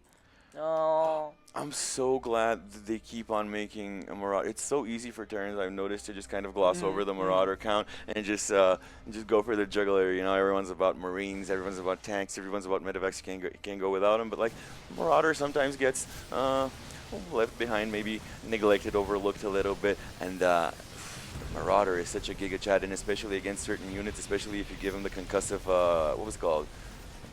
Concussive shells upgrade. And suddenly it becomes like a higher tier unit coming out of the lower tier units building. So yeah, shout out to Marauders and all the games that I've lost to them. Shout out to Marauders, yeah, it's an interesting shout out to make. Shout out to Void Race though, I love that unit and I see it in production. So I hope it's not a misclick, I hope I see more Void Race in the sky. Void Race actually pretty good against Marauders, but Ghosts are already in the battlefield and they are going to be a nuisance for the Protoss, especially their shields. And now for Colossi going to the other side of the map. Wow, this For single Colossi line. feels so good to Gerald say. reacted to that. How did he react? Did he to that? know? I mean, he saw it in the last possible second and he reacted. Great job by Gerald here. Nice. I think that Spirit needs to do the drilling claws upgrade though, just to have the mines invisible after they shoot. I think this will be very annoying for the Protoss, but before that we have an engagement here. Still running into 4 Colossi, never a good idea. The Terran army though staying on the high ground, using the high ground to its advantage, but again it cannot reach to the heart of the Protoss territory, which is basically the main objective here. Yeah, if you get on top of Protoss and Terran, for that also counts for Terran, on their production facilities, it's very often GG. Upgrade-wise, by the way, I just want to check the upgrades real quick. And again, look at this. Gerald combining the Disruptors with the Colossus, as you said. I really wanted to talk about that PvP stuff, but we'll do it maybe between the games when we have a breather, because I have other Protoss questions. Yeah, but now you can ask Protoss versus Terran related questions. And Yeah, if that's I exactly do know about the something, Vikings. Yeah, I was talking about the Viking counter to the Colossus. Yeah. Like, you're the Colossus guy, right? 2 options. Option 1 is what you're seeing here. Diversify your your ground splash, so that inevitably when you get countered by Vikings, you have something else, and then you shift your build. So that's kind of like a more free-flowing, more open to reaction type of mindset. Is there also a valid mindset where you're like, you know what? No one's going to be touching my Colossi. You can make all the Vikings you want. I'm going to make Colossi and the stuff that counters Vikings. Would that work? Could you like hard force the protection of your Colossi? We'll see, because now Spirit is pushing forward. Will he push to the whole through the whole 10 yards? It would seem no. But to get back to your points, you really need to diversify your splash damage sources for sure. And having Disruptors and High Temper at the same time is something very hard to use. But at least all of these tools are very, very I think nice it feels a little bit dishonest and nasty towards the feelings of the Colossi themselves. Because like, imagine you're a Colossus, you're like this huge unit, and they're like, you know, guys, you're probably going to die early on. But then there's guys to replace you. So just go there, give the Vikings something to shoot like right now. You know, die to the Vikings, and then someone else will take over. That just sucks. I wouldn't want to be that Colossus. I want to be the Colossus who's being defended. But look at that Void Ray though. It's doing so much work. Just a single Void Ray. The chandelier, laser chandelier. Medivacs, yeah. I love it. Like, the Void Ray has such a cool design. I have no idea how it functions and works and spins like that. But like, you know, it's a really cute laser chandelier, and I'm all up for that. Yeah, for sure. Now the 2 of the armies are in the middle of the map. Will they engage? Remains to be seen. The first one to throw away a punch is going to be Gerald with the Disruptors. Good movement out of Spirit though. And this game is already in minute 14, and still we cannot say who the clear favorite here is. The sides of the map have been splitted accordingly, basically, and nobody is too much ahead, I would say. I mean, Protoss does have a little bit more of a worker count, But then again, the Terran does have a little bit more of an army, so... Is he over? Is Terran over making Vikings right now? Because when they do their quote-unquote job, which is to shoot down the Colossi, what, is he going to land with 20 of them and do what? They suck on the ground unless they fight dumb units. Yeah, we'll see. We'll see. I see a little bit of a mistake by Gerald, though, making 2 DT shrines at the same time. It's a big investment. Oh, yeah. So maybe it's a little bit of a misclick here. Surely. I can't possibly think of this not being a mistake. But yeah, that used to happen a lot. It happens. To top-level pros in the GSL. It used to happen a lot more often than it does now. So in general, I think players are getting even better and better, even at the highest level. Oh my god, I see our friend Dansky is here in the chat. Dansky, hello, brother. Thank you so much for the gifted subs. By the way, guys, for all of you who don't know, Dansky is the organizer of the Polish StarCraft 2 events. He invited me and Marbeto to go to Warsaw in January to witness the amazing Polish players play live. But before that, before I continue, oh Get my god! nuked. Oh my god! Get nuked! Oh, will the nuke fall down? Will the nuke fall last down? moment, last moment. Oh, 18 pros fall down. Hell of a reaction. Just That could have been like that. Oh that my could have been so much god. worse if he didn't react at the last moment. Yeah, All but of still, that would have been oh my gone. god, no problems mining here. And yeah, Dansky is just an incredible pillar of the StarCraft 2 community, and I'm super grateful to have him here on the channel and to be able to call him a friend. Man, my feelings are still hurt about what you said about the Colossus. We're having a discussion after the game over this, dude. Like my Colossi, you know, I want to live in a world where, you know what, my Colossi here, I will protect you. I will let no harm come to you. Oh my god. No expense and no sacrifice is too great for me to protect you. You know, that's why I want to feel sheltered if I'm a Colossi. I don't want to be a meat shield for some ugly Vikings. I'm such a beautiful and useful unit. Ain't no disruptor gonna replace me, you know.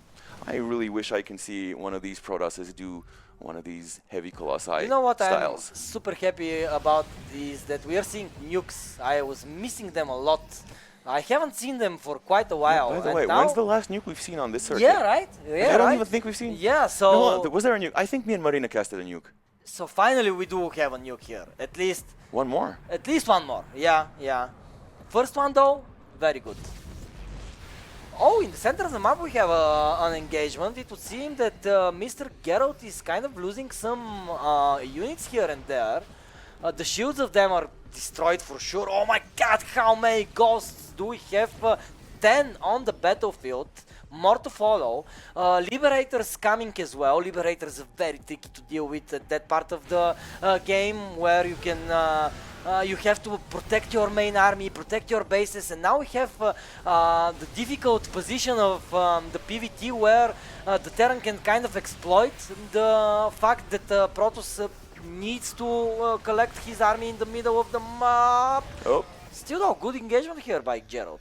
Good engagement, but hopefully, but thankfully there were no catastrophic disruptor connections because those can really hurt.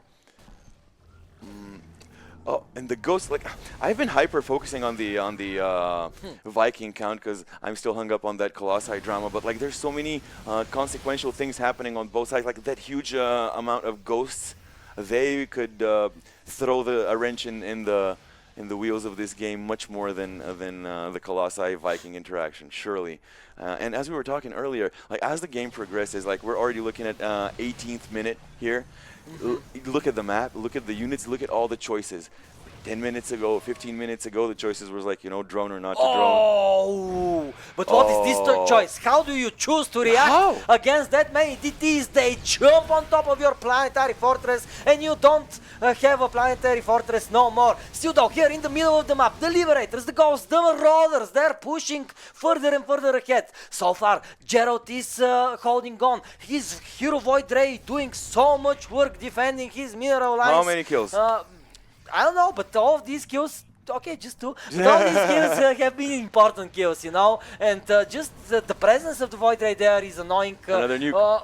Another nuke coming here, another nuke coming. Will it fall down? Will Gerald react to it? It would seem that he won't. Boom! 7 probes go down one. on that one as well. So if we look at the resource lost, that is a lot. On both sides. Like, a lot of stuff has died on this map. Brother, I'm just... It's 19 minutes of pure non-stop combat here on El Dorado. And still, it's very much in the middle. I'm finding a little bit of a newfound appreciation for this map now that I actually look into it a little bit better, because it facilitates this. It facilitates this aggressive gameplay, all these opportunities for engagements, these wide areas over here that you can try all sorts of maneuvers, and then it also juxtaposes it with these tight little mineral squeezes and little mechanics for traversal that we were talking earlier. So yeah, you know what? I hadn't analyzed El Dorado, but El Dorado is a very good map. Very fun map. Okay, another thing that I'm a fan of as of today. Oh, this Ghost. Oh my god, he had no chance here to survive. But Tempest being added now will help a lot against at least the Liberators. But will Gerald have enough time to actually muster up the number of Tempests needed in order to respond to this push? As already the Terran army is here, Spirit pushing further and further ahead. Now the Mothership will come here with the High Tempers, with the Disruptors. But again, the splits of the Terran are pretty good. Liberators still staying strong in the sky. And Gerald supply is plummeting, Gerald supply is plummeting. 33, 34, 35 probes go down. At the same time, the army supply of Gerald is dwindling as well. 2 more Colossi being added into the mix, but so many Vikings in the air, so many Marauders, so many Liberators. Spirit is looking better and better on El Dorado. Yeah, he is, and the composition for Protoss is just amazing. Gerald has been getting some really good, really high-value units. We all know he's an expert at utilizing them correctly, but Spirit, it just seems like he's pulling those like the Jesus thing with the two fish, 5 little loaves of bread, and then he just pulls all of this out with that. Like, how? It's like those super good entrepreneurs that are really good with finances, and they rub 2 pennies together and they make money through that. Yeah. It feels like this, like he's rubbing 2 Marauders into each other, and then stuff happens. But it's not just 2 Marauders, it's a lot of Marauders, all of them very low on HP. Maybe a single storm will be enough, but in this case it won't, as the Marauders will put down another base of Gerald here. Gerald beginning to bleed out more and more units. Still though, he managed to he stabilized in supply though. His supply was 40 lower, just like not even a minute ago. Yeah, but he had lost 40 prods. A lot of resources, and now he doesn't have that many units here. Oh, some ghosts here. Where are the observers? Do we have observers here? 2, yes, we do have 2 observers, but not here with the army, it would seem. Exalted, I gotta admit something. Yeah? It's really hard to admit in front of so many people, but I'm gonna say it. I always thought ghosts kind of look lame. I don't think they're cool. I think most people think ghosts are really cool because they're like snipers and they're like the gas masks and they bring in the new. You know what? I think they're cringe. Like, I think the Marine is much cooler than the... Like, how Giga Chat is the Marine and the Marauder? I think Ghost is like wearing spandex. I love Ghosts, but let's see now, because we have the amount of Tempests needed in the sky to actually be dealing well with the Liberators here, and we see the Liberators actually getting destroyed, Vikings actually getting destroyed here. That's an interaction you rarely see. It's supposed to be the other way around, but now the numbers are totally flipping the script on his head. Exactly, and we have a Protoss player that finally manages to push back the Terran, but still though, Terran has such an enormous bank. He can reinvest, he can try to build a base here. Still though, Gerald sees this with the pylon, so he will probably react to that. Let he who says numbers aren't a factor invite 7 Tempests into his base, alright? Oh my goodness. We have a question, is Borat casting? Well, we are Borat's cousins. No, let me get him though. Alright. Borat, could you please come switch with me for a second here? Right. Hello, it's Gerald here playing versus Spirit. We see a Protoss game versus Terran. Hey, Borat, hello. Hello, welcome to the BGE. Welcome, and please come to June 4th and the 7th in Bulgaria. A beautiful country. We go. We have good StarCraft there. Good StarCraft, yeah. Thank you. GG. Gaga. GG. Well, guys, we could only afford Borat for so long. He's an expensive person, so yeah, I mean, I hope you enjoyed that. Jonko, welcome back to the cast. Yeah. All right, I get it. I'm not going to do it again, sorry. No, I liked it, yeah. Oh, dude. So how many are left of the 7 beautiful Tempests? 6. Only 1 has gone down. And this is what I really love to see Protoss do.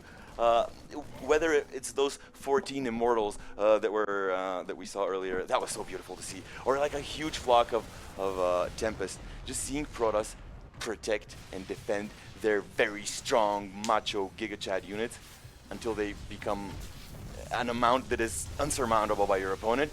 That feels really good. And that's why I felt so bummed out when you said the Colossus are there to die. No, I want to see them become like 12 and melt the entire opponent's base. They cannot do that, especially when they have so much Vikings against them. A very nice slow field here by the Protoss' mothership, but will that be enough? So many Vikings do remain here. Still though, their numbers are dwindling. The Stalkers are pushing them away. A big clump of Bio Army is running away for its life, trying to get as far away as possible from the Colossi, who are chasing the Terran all the way to the middle of the map. It looks Gerald favored right now, but dude, I still think this could go anyway. Like, yeah, this go Terran anyway. army running to the side gets reinforced, flips back on him. You blink and you'll miss it, dude. We talked about blink and you'll miss it because just 2 seconds of miscontrol walking in the wrong direction with your ball could put you in a severe disadvantage. And with the incomplete information, you could walk into a nuke. Yeah, the situation, like, I mean, these nukes in a situation like that is just so dangerous. Why? Because you have so many things to look out for on the map, and now you need to look out for a nuke. Where is it? Where is it? Where is it? It's found finally, but 21 probes will fall down to this nuke. Such an unfortunate timing. Oh my God, this is crazy. Was there additional probes passing by there on their way to like to re-establish at a different base or something? Because it felt like a lot died there. El Katina is actually having a very valid point on chat. Marine Cooler then Ghost, so Rainer Cooler then Kerrigan? Yeah, I don't think so, brother. Kerrigan and Nova, the coolest. Bro, they are hero units. They're universes. hero units. That doesn't count. I'm talking about your regular Ghost that you select and he says dumb voice lines to you in game. I don't think he's cool. He's as cool. Yeah, more and more nukes incoming though. Who has the bigger bank is what I'm wondering about, and it would seem that Spirit has more money right now. He's the high roller here. Bro, is that 5,700 minerals I'm seeing in his bank? Yeah. Just imagine how many. That's 100 Marines. Yeah. That's 120 Marines. Yeah, If exactly. he could How many spawn Marines? 120 Marines instantly, what do you think would happen? The combo of the Swall Field with the Disruptor is so potent, so dangerous. Spirit got lucky here to move his army away at the nick of time, basically. I don't know who Nick is, but it was really at the precise moment that it was needed to. Yes. Nick is another cousin of Borat, it would seem so, but yeah. Another push here from the Terran will defeat another Nexus here for Gerald. Both of these players very low on econ, but Spirit mining better still. By the way, shout out to the mothership for surviving for so long. Usually we see it pop out of the Nexus and especially how many Vikings against it and they haven't like focused it down. How? Yeah, well, How? because they are pressured by the Stalkers, they are pressured by the Immortals and the Archons, I mean, and the Tempests. We have Storm here. Look at just how low this Colossus is, but it's still pumping out damage. Finally, it will get destroyed, but at the same time, Spirit is counter-attacking here. The last mining base of Gerald has been demolished. Now Gerald will again probably run to the top right side of the map, but as we can see, Spirit isn't allowing him to do so. He's chasing, and now Gerald is returning. He feels like he needs to return to protect his base. Even though he's trailing in terms of overall supply right now, Gerald has been giving me this really good vibe on one specific thing that I've been noticing in this game, and it's he kind of has everything. Like he doesn't have a lot of it, but he has everything. Like he has the splash, he has the archons, he has a mothership, he has the colossi, and he's not over investing in anything. He's not over reliant on anything. As you said, he's kind of at all. He's got his entire, as you said, toolkit. When you said the toolkit, I exactly imagined like a set of tools spread out on a table, and like he has all his tools. He's calmly sitting there and waiting to see which one he might need to use maybe a little bit more. But look at that, exactly that what I'm talking about. Look at that, there's Stalker, there's Zealot, there's this, there's that, there's the observers over there, there's 3 observers over there, just to be sure. There's a really long range of the Tempest. There's still a Colossus there. Okay, good dodge here, good dodge. Actually, Nitix is enjoying this PvT banger himself as well. We see him in the chat. Hello, Nitix. And also, what do you think about giving the Vikings, which are obviously a very big threat, more very viable targets in the face of the Tempest and the Mothership? Because if it's just the Colossus in the air, they get melted. But when in the air, you also have like a couple Tempests, you have the Mothership, you have other stuff. You could draw from that Viking fire away from your Colossi as well. Yes, you can, but now... Oh, what? What was that? It was a recall. Very close, because I was just holding my breath, because I thought that actually Spirit will box in the army of the Protoss, and it would seem that it was getting inevitable. Yeah, so amazing recall. Oh my god, these storms! Oh, you can rarely see a better storm, ladies and gentlemen. So many Vikings here in the sky, but the splash here by Gerald was amazing. Still though, his army evaporated, and it would seem that Spirit is destined to win this map. Finally, El Dorado has concluded, and Spirit, ladies and gentlemen, is the victor. What an amazing game that was. Such a good showing. Whoa, 32 minutes of non-stop action. It was non-stop. That was 32 minutes. Yeah, that took a while. But you know what? You know what? Full congratulations and respect to Spirit. But you know what? In some universe, the real winner here was the caster of that Psystorm. That dual layer Psystorm. You imagine getting the perfect storm on ground units, right? Imagine getting the perfect storm on air units. Have you seen it together? I don't know, bro, but I'm exhausted. This game was just... Can we please do break? No, because this was just our... I mean, at least after this series. No, you know what? Never. Never. No, why did I even... No break. Go StarCraft. No break. Let's go to the other lobby play. Oh, yes. And things are happening like quick fire mode, like chop, chop. Chop, chop. We're getting there. Oh, guys, we're having a blast here. Oh, yeah. Where's my lobby invite? Brad, I don't know. I was told there would be lobby invite. I was actually rushed here, sir. You were rushed here, yeah. I was very much rushed here. Yeah. But you know who else is going to get rushed? One of these players. Well, maybe not. But hopefully, we haven't seen a lot of cheese. Yeah, I hope. But brother, I'm getting sweaty and everything. You know, I'm getting very much into the vibe. Yeah, just look at us. Just look at us. And now the people are like, oh, just not that. Just not yet. Anything but that. Hey. Today we're even wearing the swag to hype you guys up. We kind of try to keep it switcheroo. You never know. Are they going to be with the dress shirts this day? Are they going to be with the clown suits? Are they going to be, you never know. Maybe next time we'll appear Tune in as to Pronouns. find out. Oh, and maybe next time will be the tandem cosplay that we were talking about. Maybe. How do you know? You don't.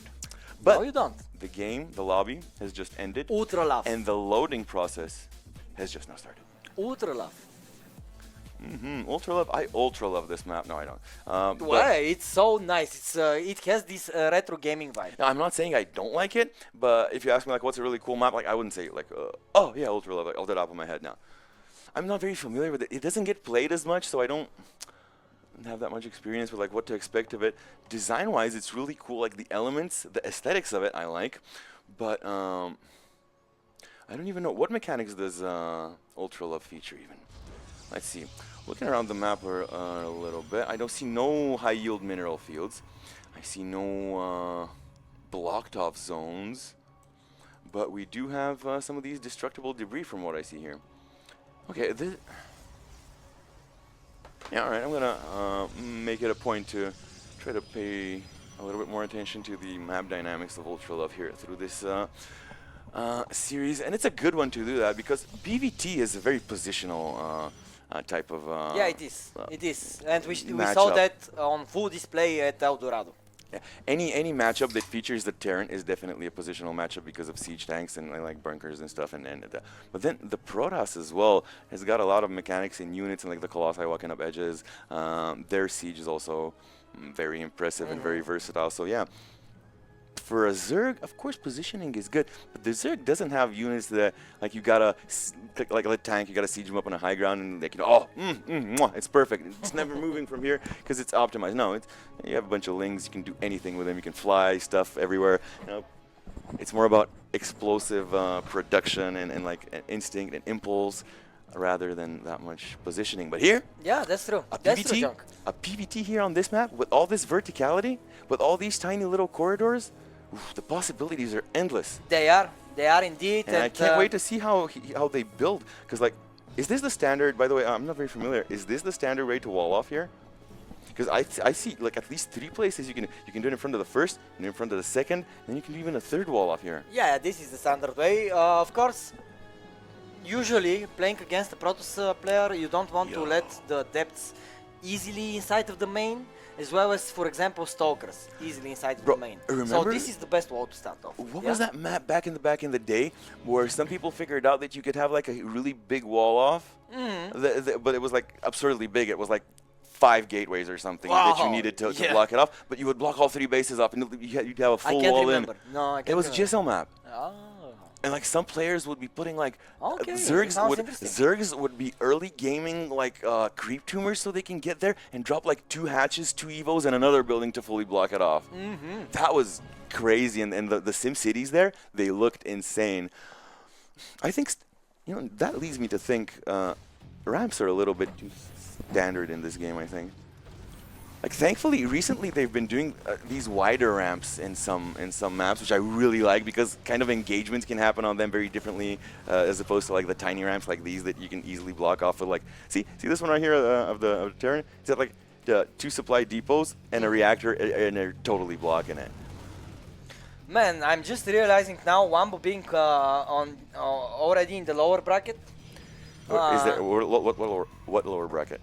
The one that we are going, because the people that lost the round of 8, they are going to have 1 extra round for the last spot. Okay. Because we have 5 players to qualify. Extra spot, yeah. Yeah, so this is kind of the lower bracket, right? Oh, because they lost. That. Yeah, but the thing is that we are going to have either Gerald or Spirit joining Lambo there, which means that we aren't going to. Oh my God, man! If we can qualify them all, right? But the qualifier is unforgiving. Only a certain amount of spots are to be awarded, and as you said, if it's a best of 1 elimination for those and it's players of this caliber, it will definitely be quick and dirty, as we said. Yeah, it will be nasty, and I can't wait to see it. And the pressure is going to be so high out of those 4 players, 1 spot in between them, and like everyone was really good where we were while we were at the round of 32 level. Let alone at the round of 8 level. Like, of course, when we take 5 out of the top 8, there's going to be 3 amazing players left without a seat. But that's the nature of the game of musical seats. And then in June, there will be 1. And we will give him the trophy. And he will raise it high in the air. And we'll all cheer. And it will be so worth it. Guys, this is what we're here for. Yeah. Last year when Clem raised up the trophy, it was chills. A sight to behold. Nerd chills across the stadium, dude. Yeah. Absolutely. Everyone got nerd chills. Oh my God, I cannot wait. Guys, I cannot wait for June. I just cannot wait. And still, time is flying by, it would feel like, right? It's already the end of March. These 4 qualifications, or 3 with today's, and I'm sure the 4th one will come just as quickly as these did. And then, in no time, it's the actual event. Right? Like, I feel like going home and start packing my, planning my outfits. Yeah. Yeah, nice. Maybe we can go shopping. Ooh. And for cosplay gear too, Yeah. Me and Junk to go shopping for outfits for Stara Zagora. Hell yeah. Yeah, and it's going to be so mildly hot, you know. I cannot wait for the beautiful outdoor feel of the Summer Theater of Stara Zagora. But before that, we have PVT on our hands for the ages, as Spirit is currently leading 1-0 and is one map away for qualification. Yeah, and Gerald is one loss of being sent into a hellish bit of 25% survival chance. Yeah. A hellish fire pit because best of one. Sorry, anything can happen. In the best one, anything can happen for sure, but the best of threes here, also very short format, also very quick death type of game. You know, best of fives, best of nines, you can explore the different options and avenues you can kind of tackle your opponent with. Here, you need to come prepared for something very strong, with something very strong and very swift to execute in order to win as quickly as possible, basically. Yeah, and Spirit is going to be trying to do that as he's moving out with a force on the map. I want to chime in real quick. Yeah, best of fives, best of 9, 7s, whatever, they're really great. They all obviously show better, showcase the skills of players, but I think the best of 3 is still really good at it. It's comparison amazing. to a best of 1. Like a best of 1 just sounds so scary. Like a 3, it's Yeah, not but this so is what much. I like that about it though. For example, in Brood War we see a lot of best of ones. It's a different game, it's a slower game. I understand why the best of one works there better than here, but I just like this sudden danger of losing and just, you know. You're just an adrenaline junkie, Yeah, aren't you? Yeah, it's a lot of adrenaline there in the best of one format for sure, but a lot of adrenaline here for Gerald as well, as he's trying to defend. Now he will be forced to defend on several 40 supply down, yeah, that's a scary on several feeling. occasions, and this drop here in the natural, ladies and gentlemen, I don't see anything that can actually answer to it. Oh my god!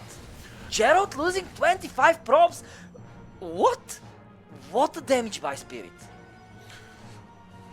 Watching a couple of these games these past few weeks, I've been starting to get mixed feelings about multi-pronged attacks.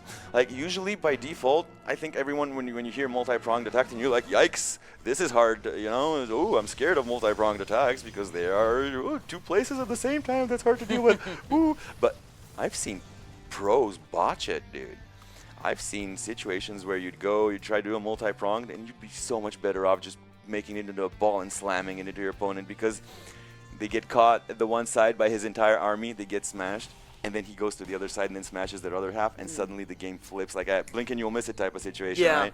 So yeah, there are strategic times where definitely sandwiching, positioning, exactly making those like how do you call it, like surrounds and then camps. Yeah, they've been there since Roman times and strategy times for a reason, but not always. Sometimes one cohesive army, one big fist straight in the kisser. Sometimes that's what does the trick. Yeah, and that's sometimes against some compositions, I think like those, I just can keep referring to those 14 immortals we saw at the same time back in that game. Like against that, no multi-pronged attack. I think you have to throw everything at them, and luck as well has to be on your side, because sometimes immovable force. I believe we are actually going to be seeing Lambo versus Sebesdes, if I'm not mistaken. I will confirm that afterwards. But I'm interested to see if Sebesdes will make that many immortals against Zerg, if given the opportunity. But still though, this is for another matchup. Now we are looking at Protoss versus Terran. Here immortals are viable as well, but not as much. And I see that Spirit is already, oh my god, marching on the map with, what is this army? This is a game-ending type of army. No! Oh! Not that bad. Amazing hit here. Spirit wasn't. Oh my god, I stepped on my headphones. Spirit wasn't looking at his army, and he paid the price. Yeah. By the way, the Sebesdes micro storyline happening, I think is my favorite today. A lot of really beautiful micro storylines are playing out around these matches and series and like interactions, like the brotherly rivalry, the Polish series, everything. But you know what? Sebesdes coming out of nowhere and just showing such beautiful games all day around, and if he does that against Lambo as well, dude. Yeah, Yo. yeah, that's going to be sick for sure. But before that, will Gerald manage to actually defend himself? Because so far he's struggling in this series. Bro, yeah, if you just purely look at the supply, it seems he's struggling. But did you see how many times he literally brought himself back from the dead? Yeah. And he's still behind a little bit in supply, like a good 40 supply behind. But this man has been illegally casting Resurrect on himself. You know, you can't do that. You're not allowed to self-heal and self-resurrect. Yeah, it is as if he's playing with Undead on a Heroes 3 tournament, right? Yes, exactly. Yeah, Exactly what he's doing. He's just raising back from the dead and coming back stronger again. Like, again, look, 146 to 184. He was like a 70 supply against 160 earlier. It's like, how? And it feels on the map that he's given up space. But look, his opponent isn't just ending it.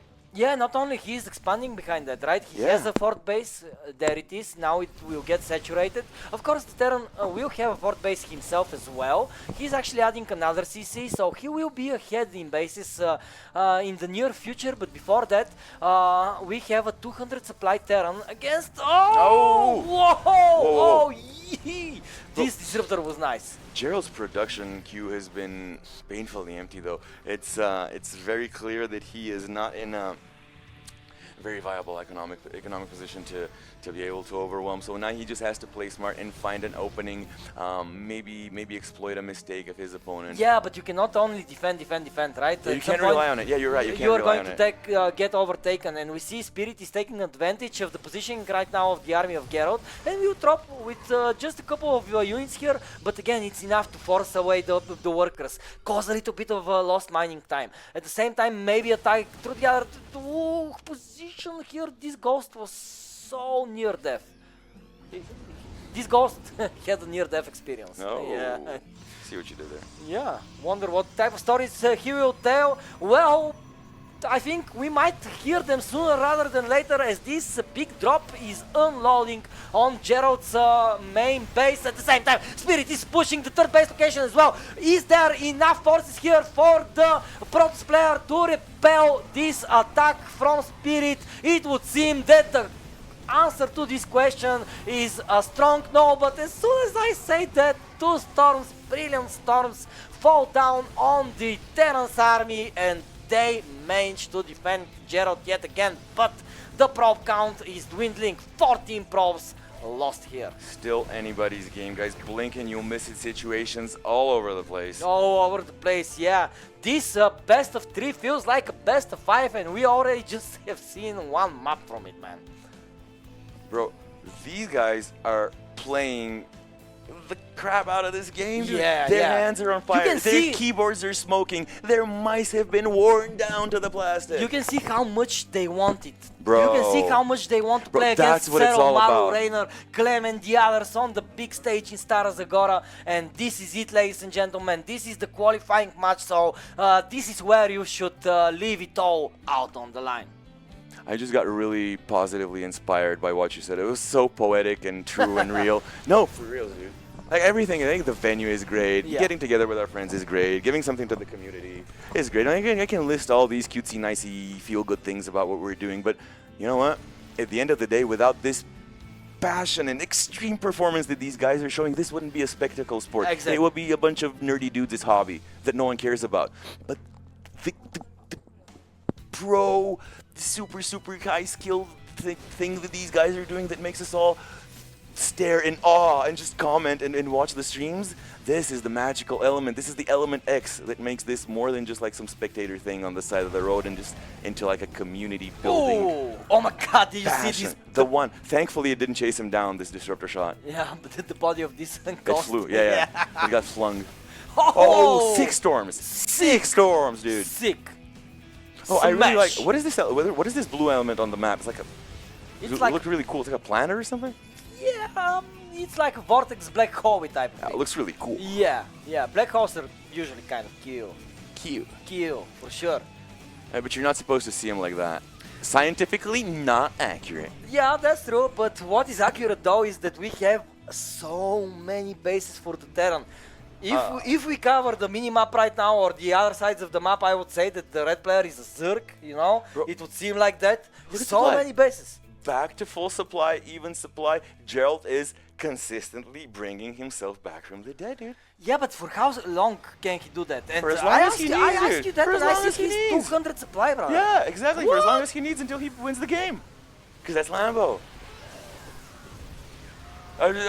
Sorry, my bad. Oh, the storm falling down on the Terran's army yet again. Disruptors Oh. firing away. Oh. The big equalizers here, the disruptors, the storms, but it won't be enough. It would seem the splits of Spirit still remain amazing, even in this late game type of situation. Bro. And again, Gerald is bleeding out some very important units. Bro, Gerald, who I called Lambo because I just have the same huge amount of respect for these giga chads of the game. He's going to show it again. Look, again, 30 supply down, blink and you'll miss it. Oh, 20 supply down. Only. Now it's going to be 10 supply down, and then he's going to have remastered, recomposed himself, recollected himself. I think he can do it as many times as he wants to. There's enough minerals on the map still. Yeah, but he needs access to it, and this is why he's going for another base.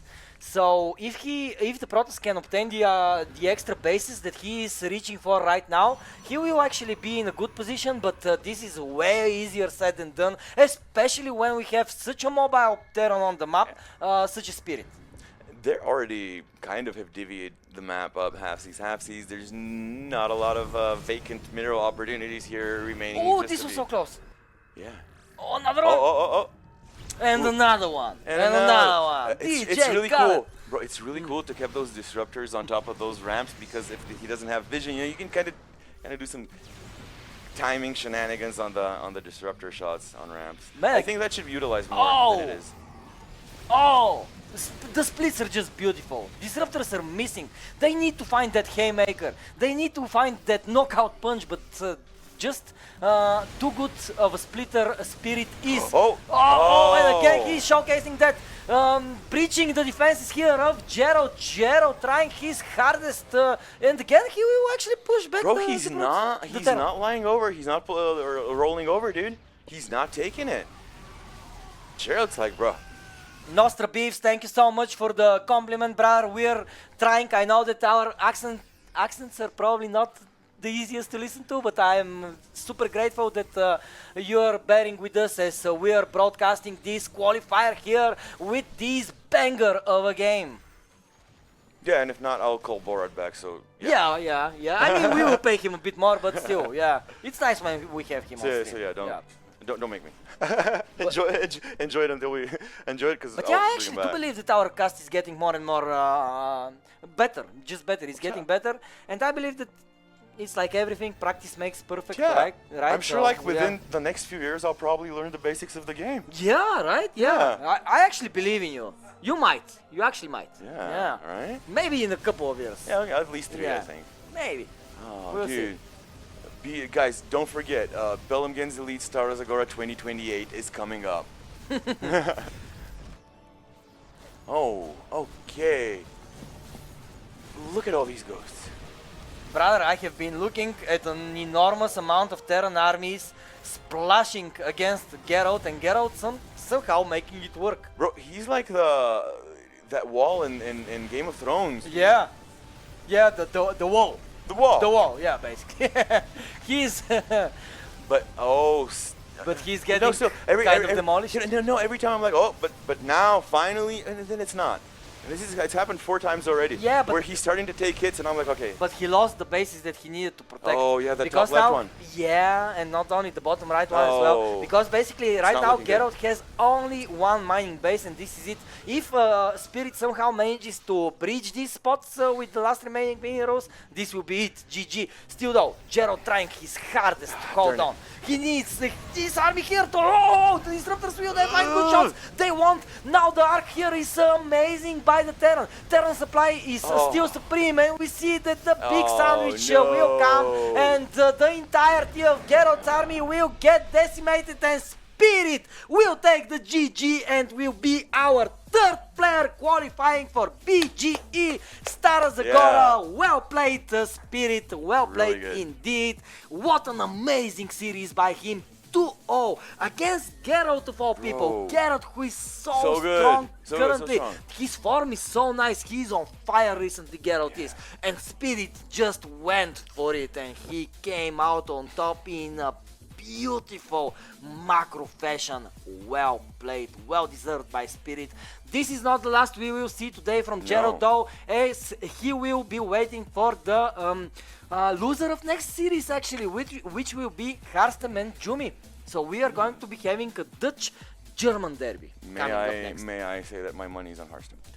Harstem is the big favorite for sure, but Jumi, very young and talented up-and-comer from Germany. We know that Germany has very good players. Showtime, Hero Marine, you know, you have such big names at your scene that you can take inspiration, tips from, and I'm sure that young players like Jumi are a threat, and I think that his placement here in the qualifying match is not a fluke. No, not a fluke. Nothing today was a fluke. I think no one being here is a fluke. And by the way, just before we let Gerald and Spirit go, metaphorically, and maybe I don't know if we're thrown into a break or something, I just want to point out once again and shout out Gerald for the mettle that he showed this game, because that was no loss. Like, yeah, he did technically lose the game, but the display that he did, it's like coming back from the brink of destruction so many times. And I was like keeping this childish like little, hey, how many more times can he do it? Yeah, and then at the end it just wasn't enough. You know, it's not every good thing has to come to an end, but like really good showing by Gerald, guys, really good, and I really hope you enjoyed it as much as I did. Yeah, we did. Well, very short break between the series. I think that, you know, three series in a row. Yeah, we need it, guys. Yeah, just for a quick refresh, maybe refill my water, and ladies and gentlemen, be right back. So stay here. The best is probably yet to come. It is definitely yet to come in June. Bracket so you can see what I'm talking about. 29 players began this qualifier today, and we have so little remaining of them in the qualifier. Just 8 remaining, ladies and gentlemen. SKillous, YoungYakov and Spirit already qualified for next round, but we will see a best of 1 matches between them to finish the bracket and to see who will be the top seeded player from a European Open qualifier. Now we are going to be seeing Harstem and Jumi for that last qualifier spot from the round of 8, and who will take it? We will see very soon. And before we throw it away from what you're talking about, the bracket, I just want to shout you out for coming up with this really interesting format with the best of ones at the end, because even though I kind of expressed a little bit of iffiness about like the volatility of best of ones, it's like not only are we having all these amazing games and best of threes in this huge bracket, but on top of that we get this super explosive and dynamic quick cherry on top, and I'm super excited about that as well. I'm excited about to see who qualifies through these best of threes, and I'm super excited to see if there's going to be wild, crazy cheese shenanigans in those best of ones for that last spot. Excitement is going to be constant to the end of this stream, so guys, don't go anywhere, and let's jump into this game. Let's jump into Whispers of gold, whispering little secrets into my ear. Yeah, well, let's see who will manage to keep the secret here, as we have Jumi in the right side of the map, of course, from Team Streamer Zone, the young German Protoss player, and against him, the legend himself, one of the most popular and beloved people of the StarCraft community. Ladies and gentlemen, I'm talking, of course, about Shopify Rebellion's Harstem. Yeah, Harstem, definitely one of the hard favorites in this European qualifier today. Definitely looking at a... Ooh, whoa, bro. We aren't going to have any time to actually get into it, as we were saying that we need more cheeses and more cheeses. We will see. We have a proxy forge, we have a proxy 2 gateways, and the pylon on the other side of the map. Harstem has no idea about that. Guide me. Tell me, what's the purpose of getting not only the 2 gateways but the forge there as well on the one Artosis pylon? I totally have no idea what's happening. The purpose is pure carnage, pure damage. We are going to be having zealots and cannons here on the other side of the map, and Harstem needs to react perfectly if he wants to hold that. Okay, this is the first time I'm watching Jumi play, and he starts with that? Yeah. Oh, he starts exactly as you would need to start. Of course, keep in mind, guys, Harstem a big favorite in this series, so Jumi needs to find a build like that, and I'm happy that he's opening in this way. Still though... And who doesn't love cheese sprinkled onto their pizza? Harstem reacted well to... the Psychor.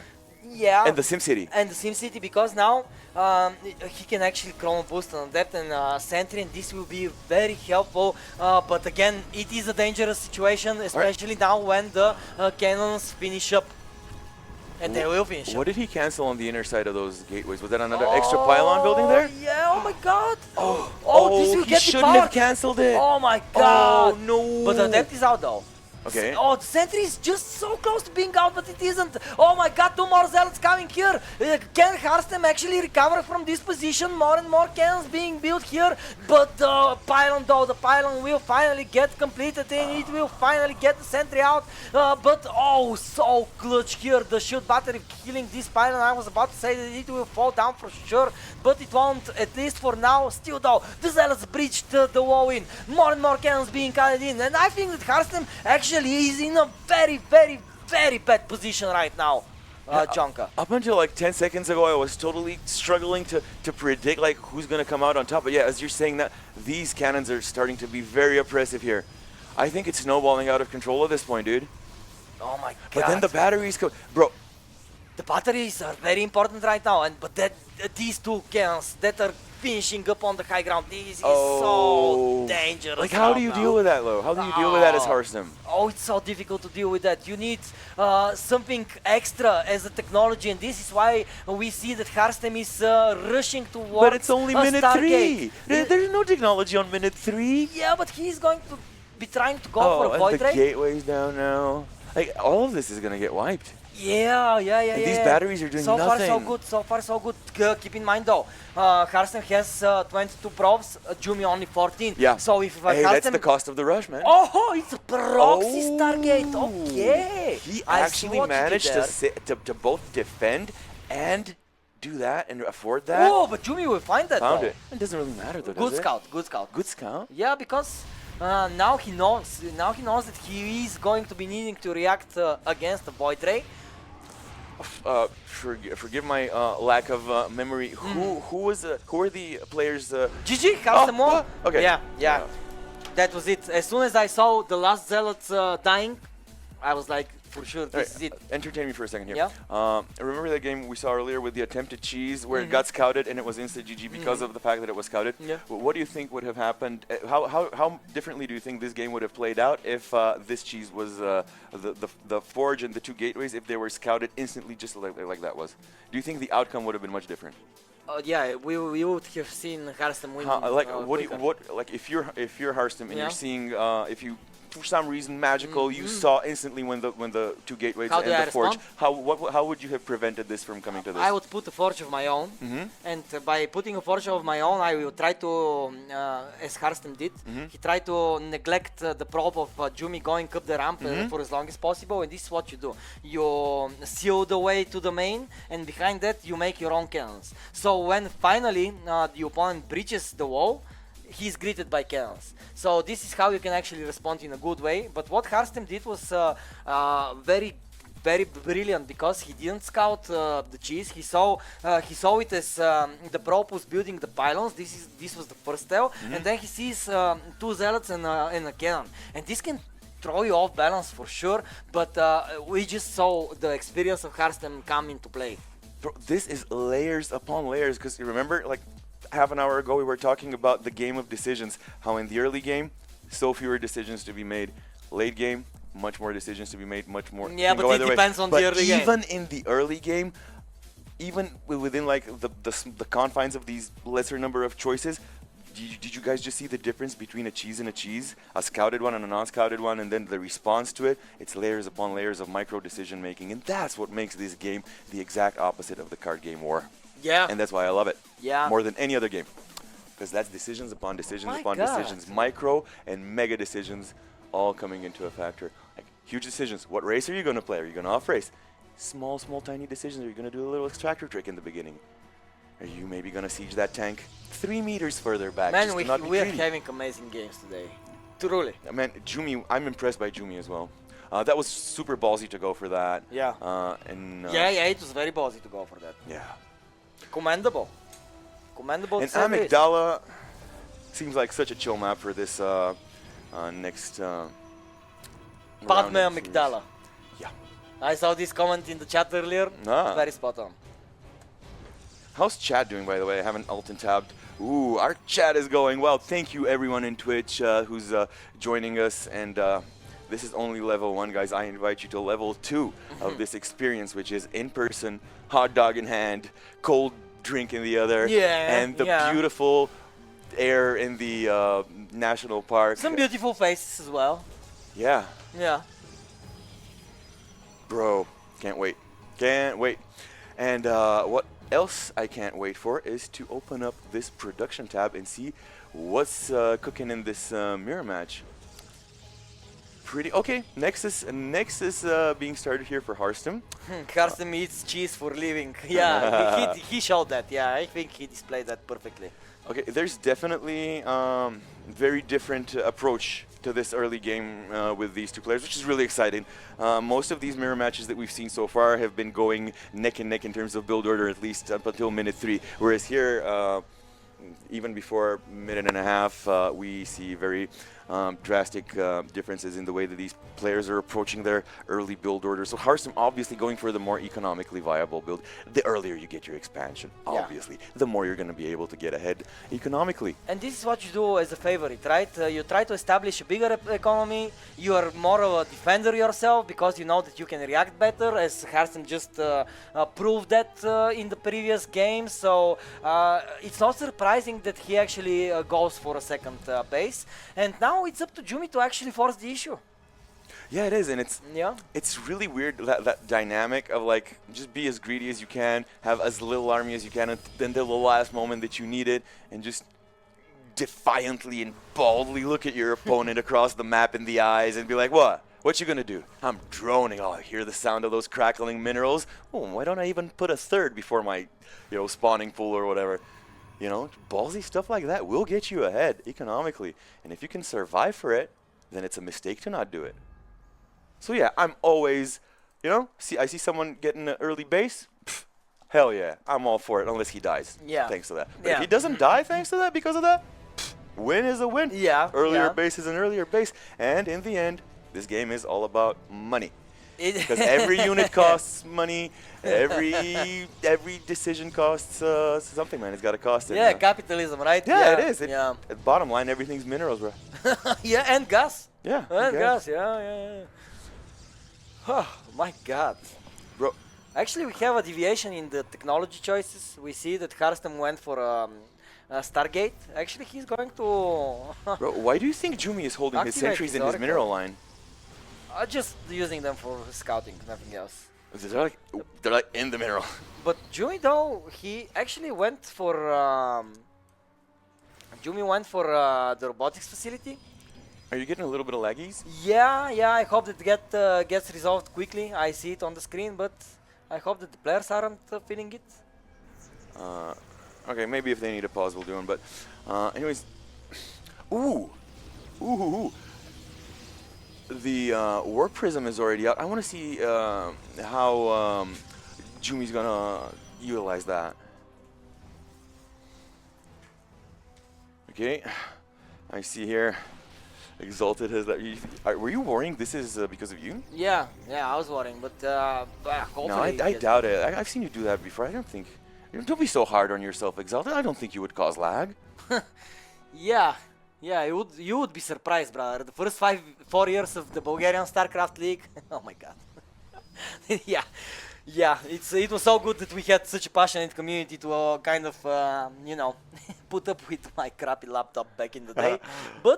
But now we are in the future. We are in the beautiful Blue Stream studio, and we have good technology.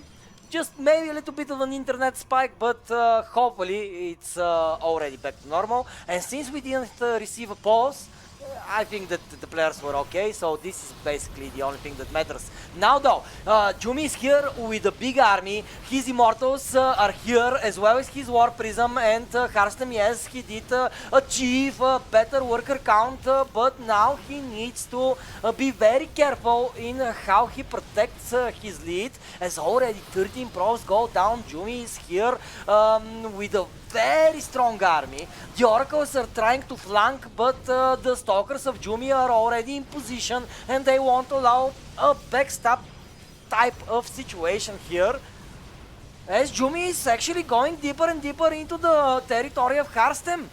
This is so weird to watch because the supply was like 40 to 60 at the first engagement. Like how do you get such a huge discrepancy in supply in a mirror match without any engagements yet? Because Harstem opened with 1 gate, while Jumi opened with 2, and this is it. Oh, Harstem realized, Jumi realized that Harstem just has too much. Was that like an economic slash build order slash kind of No, like? it was supply based. If you can actually see the supplies if you Score screen, yeah, I wanna. rewind. Yeah. 18 workers lost to oracles. Yeah, and that. And Well, that. okay, But not that's only. When he was pushing, Jumi was pushing the ramp, right? The graph, yeah, the graph says it. Oops, the graph says it. Oh, I don't know. Careful, brother. Man, I'm so Okay, heavy. okay. These the tables are so light. Come But, on. ladies and gentlemen, Harstem is yet again going to be Congratulations. seen in Stara Zagora. So, El Capitan is yet again going to brace the beautiful Summer Theater with his beautiful presence, and I couldn't be more thankful for that. My glasses have become very dirty during the stream, but that doesn't matter. What is important is that we see all these beautiful games, and GG to Harstem, GG to Jumi as well. He just didn't good have showing, good showing. enough in his bank, and with the Oracles backstabbing 18 of his workers, he just didn't have even an economy to support his push. So great defense on both maps by Mr. Harstem. And now, ladies and gentlemen, we have 4 players already qualified. Harstem, Spirit, YoungYakov, who is a little bit of a surprise, managing to put Lambo in the lower bracket, and we have, of course, SKillous there as well. And now we are going to be having a best of 1 bracket rush completion. It comes to this now. Yeah, to see who will be the top seed, and right after the top seed has been established. Yeah? Yeah, okay. Has been found out who he is. Yeah, we are going to be jumping to the elimination series. Oh, Yeah. yay. Yeah, Yo, my that's god, it's a exciting. long day Yo, that's today. exciting, and it's a long day, and it's really good games all around. Yeah, but and- how are you feeling though? Bro, I'm feeling great. Like I came in today like really low energy because I've been lacking a lot of sleep these past few days. And I was like, oh, I really hope I get into it, and I really did. And now I'm not like all that. That tiredness is just washed away from me. I'm just excited to see these best of ones. I'm excited to see some cheeses. And I just now that you were reading through the qualified players, I just got a new little bit of excitement in me because I want to do this cheeky little thing where we are going to be able to count down how many of the 16 are repeat. Oh, Are you going to wager? Yeah. Are you going to wager that more than half are going to be repeat or less? More or less than 8 are going to be repeat visitors? do you think? We kind of though. Do we know? I'm not spoiled. You're probably spoiled because you look at that all the time. He's counting it. He's cheating. He knows all the info stuff, so now he's going to get the right answer. Actually, we are going to have more new faces More? this time. Yeah. Which ones are the confirmed repeats? The first 4. Clan. No, 3. Yeah. Because Clan, Oliver. Showtime, Rainer, Okay, so we have 3 repeats. Yeah. What other repeats have been SKillous, confirmed? SKillous is a repeat. Harstem. That's it. And then now That's it? it depends on. Oh no, that's That's really it? That's Huh? really it. Okay, 5 from a lot of 16. new blood. A lot of new blood coming in this time. Yeah. This is actually very exciting. Yeah. Maybe next year we should think about a 32. Oh my god, a 2-week event? Or a 2-week event? Did I hear 2 weeks in Bulgaria? Oh, nice. All right, are we jumping straight into the best of ones? Yeah. Straight up. All right. Yeah, and I see Marina is like, yeah, let's go. Let's do it. She's on fire as well. Guys, just keep in mind how hard it is to administrate and observe 32 players. 29, but Communicate still. with but still, a 32 yeah, bracket. It's a 32 bracket, whether if it's like Kind of, 26, 28, 20, whatever. Plus minus. The bracket is huge. Yeah, I see Yeah, new people in the chat as well. Hello, everybody. Hey. I have my phone on a stand here just so I can read your comments quicker. Oh. Okay, my producer is like, guys, you need to kind of rest a little bit. You are tired. Yeah. So we're going to Okay. throw it to a real quick one, and we'll be right back, guys. Very quick break.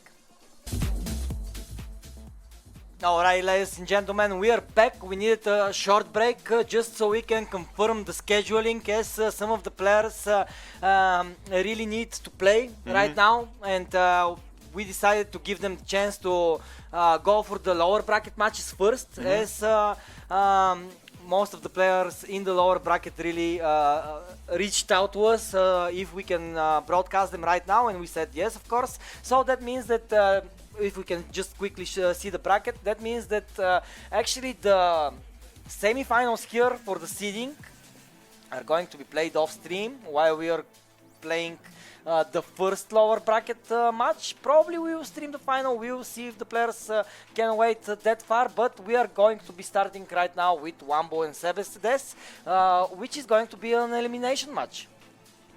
Oh, that's beautiful. That's exactly what I wanted to see. What a pleasant surprise. Yeah.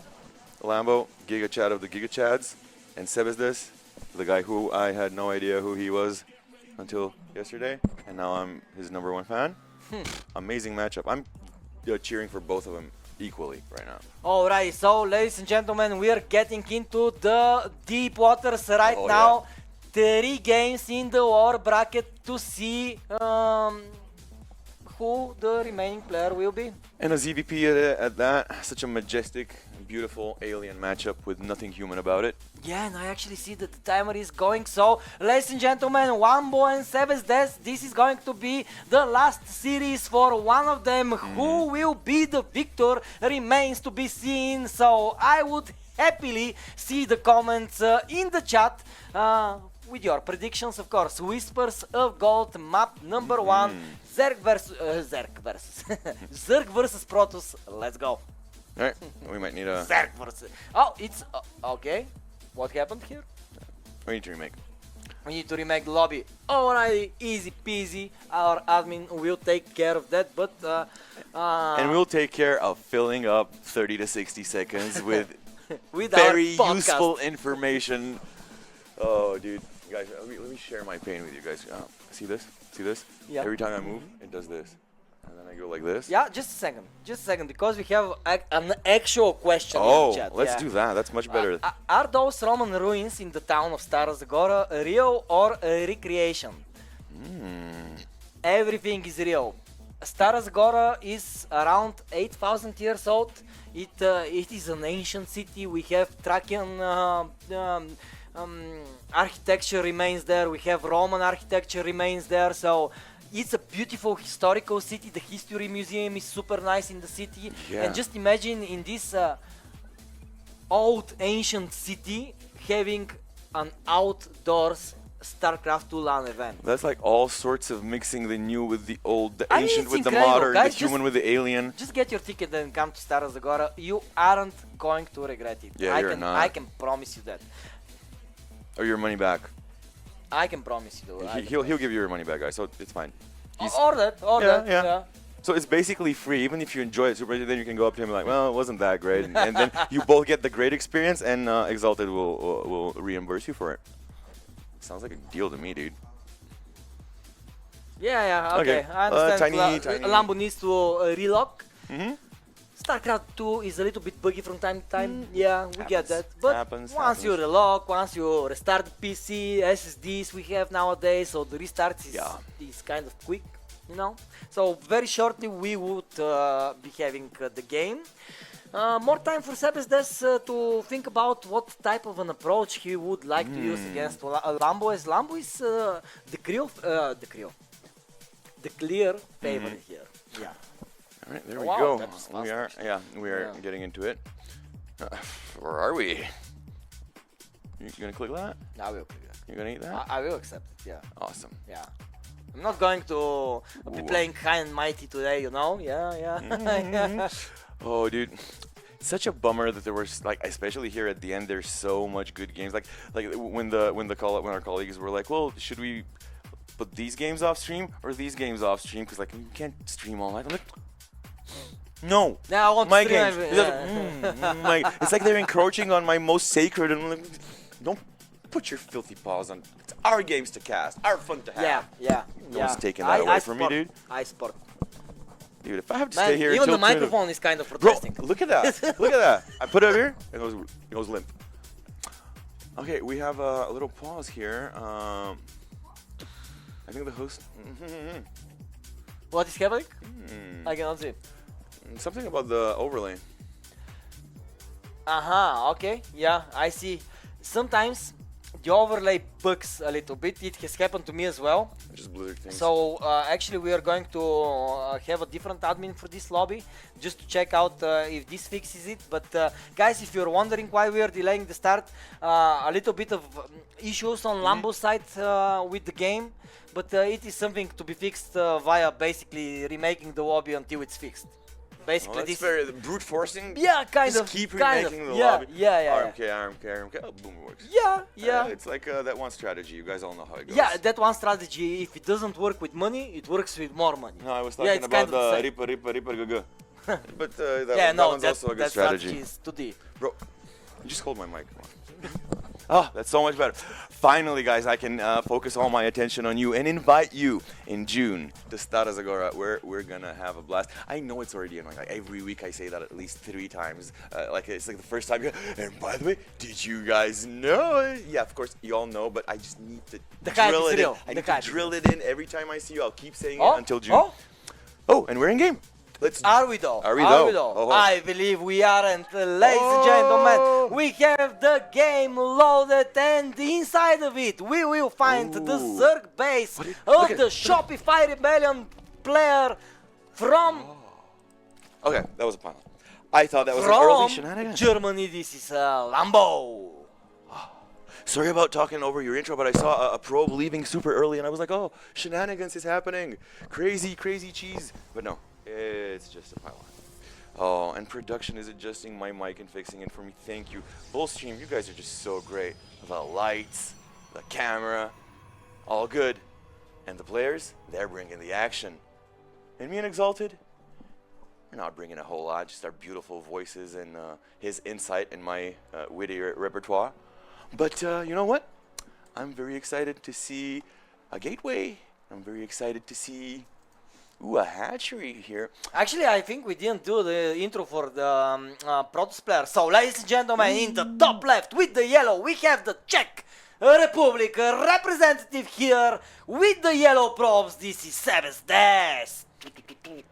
And Sebes has done a great job of showing himself, showing everyone what he's capable of. Yeah. You know? Yeah. I'm here. I'm Sebes, and y'all are going to have to deal with it. One spot remaining. Yeah. One spot remaining. Gerald, Lambo, Sebes or Jumi. That's a hard choice. Which one? Like, usually by default, like everyone would say Lambo maybe. Like, or Gerald as well. Like Gerald or Lambo are the default, the safe choices if you're a gambling man, right? But then again, Sebes, such a good showing. And Jumi is the other player, incidentally, who made a really good impression on me today that I hadn't watched before a lot. So, yeah, I'm developing fanboy stuff for new players. I'm learning about new pros, which is so good. And this just goes to show that even though many people will say, RTS dead genre, StarCraft dead game, blah, blah. No, look at all these young players, 15, 16, 17, 18-year-old players getting into it now, starting their career as esports athletes and competitive gamers with StarCraft, with an RTS. You come to me, the freaking Stara Zagora, you walk into my face and you tell me RTS is dead, you tell me StarCraft is dead, and you know what I'll do? I'll just point behind you and I'm like, look at this huge venue. Look at all of this that's happening, and if this is death, then take me death, you know? I will embrace this. This was poetic. Yeah. This was poetic. Yeah, I was listening to you and I was like... a little tear. I saw that little tear. Yeah, I was crying a little bit. But now, who will cry first on the Whispers of God is the big question here. As already Sebes has an adept on the other side of the map, while Lambo will have a link on the other side of the map.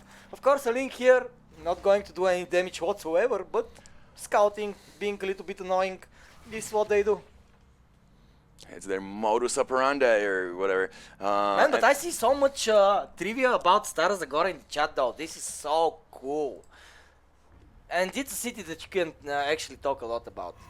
And the people there are very nice. This was one of my highlights from last time, because it was my first time being in Stara Zagora for so long. The people were amazingly friendly. Doesn't matter, stores, pharmacies, anywhere I went, everybody's super helpful.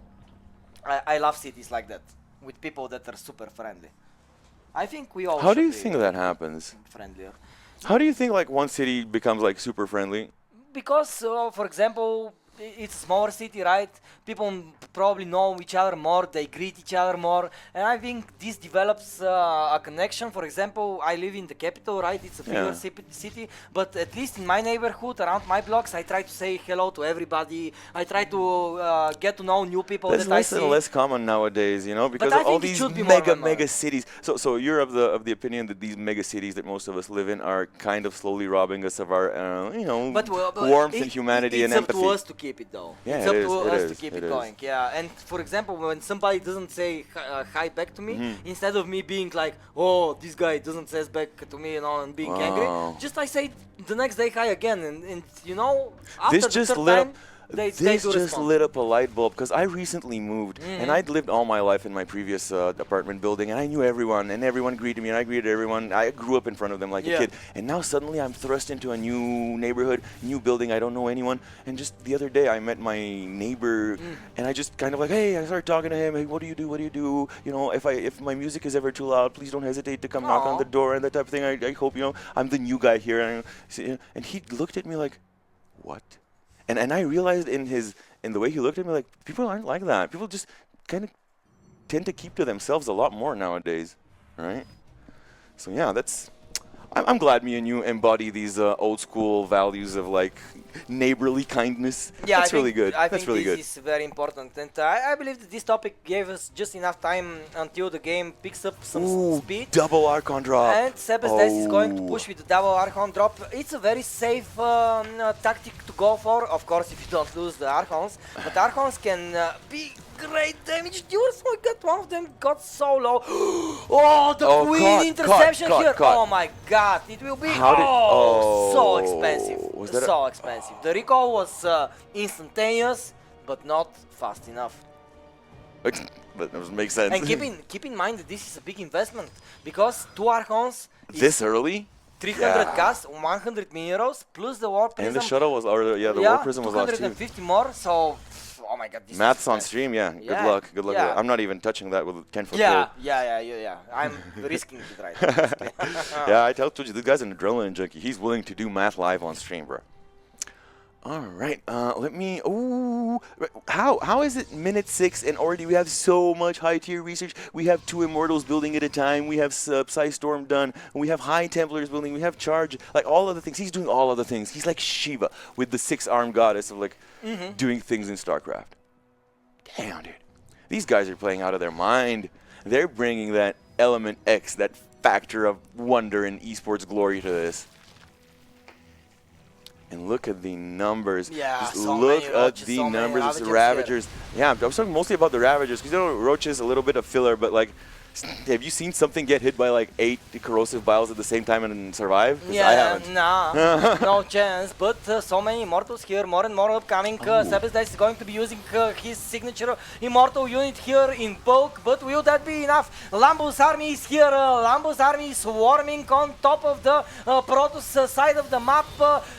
Status Trap wasn't good for the Protoss player. He is losing more and more buildings here. He will lose the Cybernetics core, it would seem like. Will the robotics facility fall down as well? Yes, it will follow the fate of the Cybernetics core, and with the Roaches and Ravagers here, Lambo is showcasing a dominating position. Sebastes' supply is plummeting at this point, and I think he's gonna need to pull some crazy like Uno reverse card move here to be able to eke out a stabilization of this game from where he can even have a chance to fight back. But Lambo is Lambo.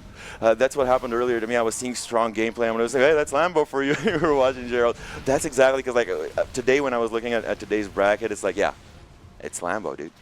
He is hella good. He Hella is good. hella good. And like, would you consider, by the way, the Ravagers like a kind of a soft siege unit? Maybe, yeah, this is interesting, but what is to be considered here is Is that the- Lambo will receive the GG. No chance left here for Sebastes, even though he mustered up a very impressive Immortal Well, that was a count. good showing. That was a really good It- showing. I'm yeah. actually surprised But that still. again it ended like that. Bro, Lambo is too good. He's good. He's good. He's too good. Yeah. He's really good. And he's one step closer to eliminating Mm-hmm. Sebes, which will put him to the final qualification Mm-hmm. match. So Mambo at match point. Sebes though. I still believe he can do it. He I can mean, pull out a yeah, crazy thing out of his It hat. didn't seem like he wasn't staying good on the map. Just Lambo. He's Lambo. And I think the he managed to eke out like just such a huge amount of Ravagers. I think the Ravagers are most impactful here because his control as well, like the biles were so.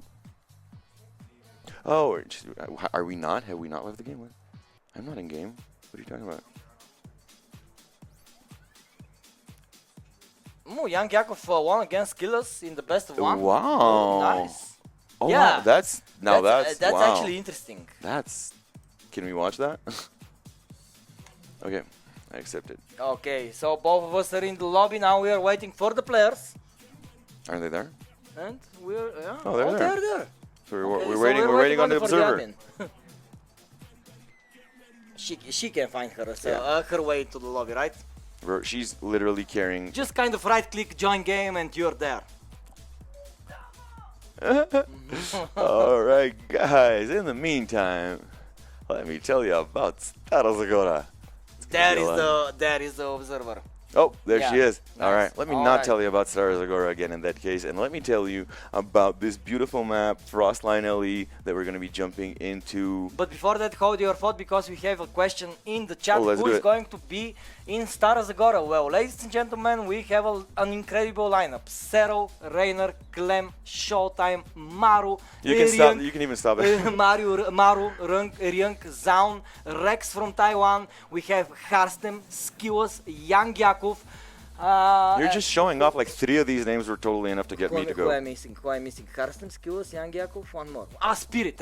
Oh, and Spirit. Yeah, and now we will Crazy, it's confirm crazy. who the 5th player is going to be from Europe. Next week we will have the final qualifier round, which will be the Balkan qualifier round. Mm-hmm. But now I see that we are already loaded into the game, and Frostline LE is potentially the last map of this series. If of course the player in the bottom left, which is Lambo, manages to close it out in a perfect 2-0 fashion. Of course, his opponent in the top right side of the map will be battling for his life here in the BGE EU Open Qualifier. That, of course, ladies and gentlemen, is Sebes. Battling for his life indeed, and even though he's not the favorite in this series, I'm getting an inkling that this is not someone who will just roll over and let Lambo have it. He will fight tooth and nail because this is a huge opportunity for an up-and-coming player like him. Yeah. So, yeah, you know what? Especially here where Lambo is a game up, I'm entirely rooting for my Protoss boy right here so he can get it to equal 1-1, and so we can see a decider. That will be exciting. So, looking at these builds right here, there's nothing crazy to comment on. Let me look at the map. Little Lambo Overlord and another one trying to get some vision on the map. No worker scouting yet.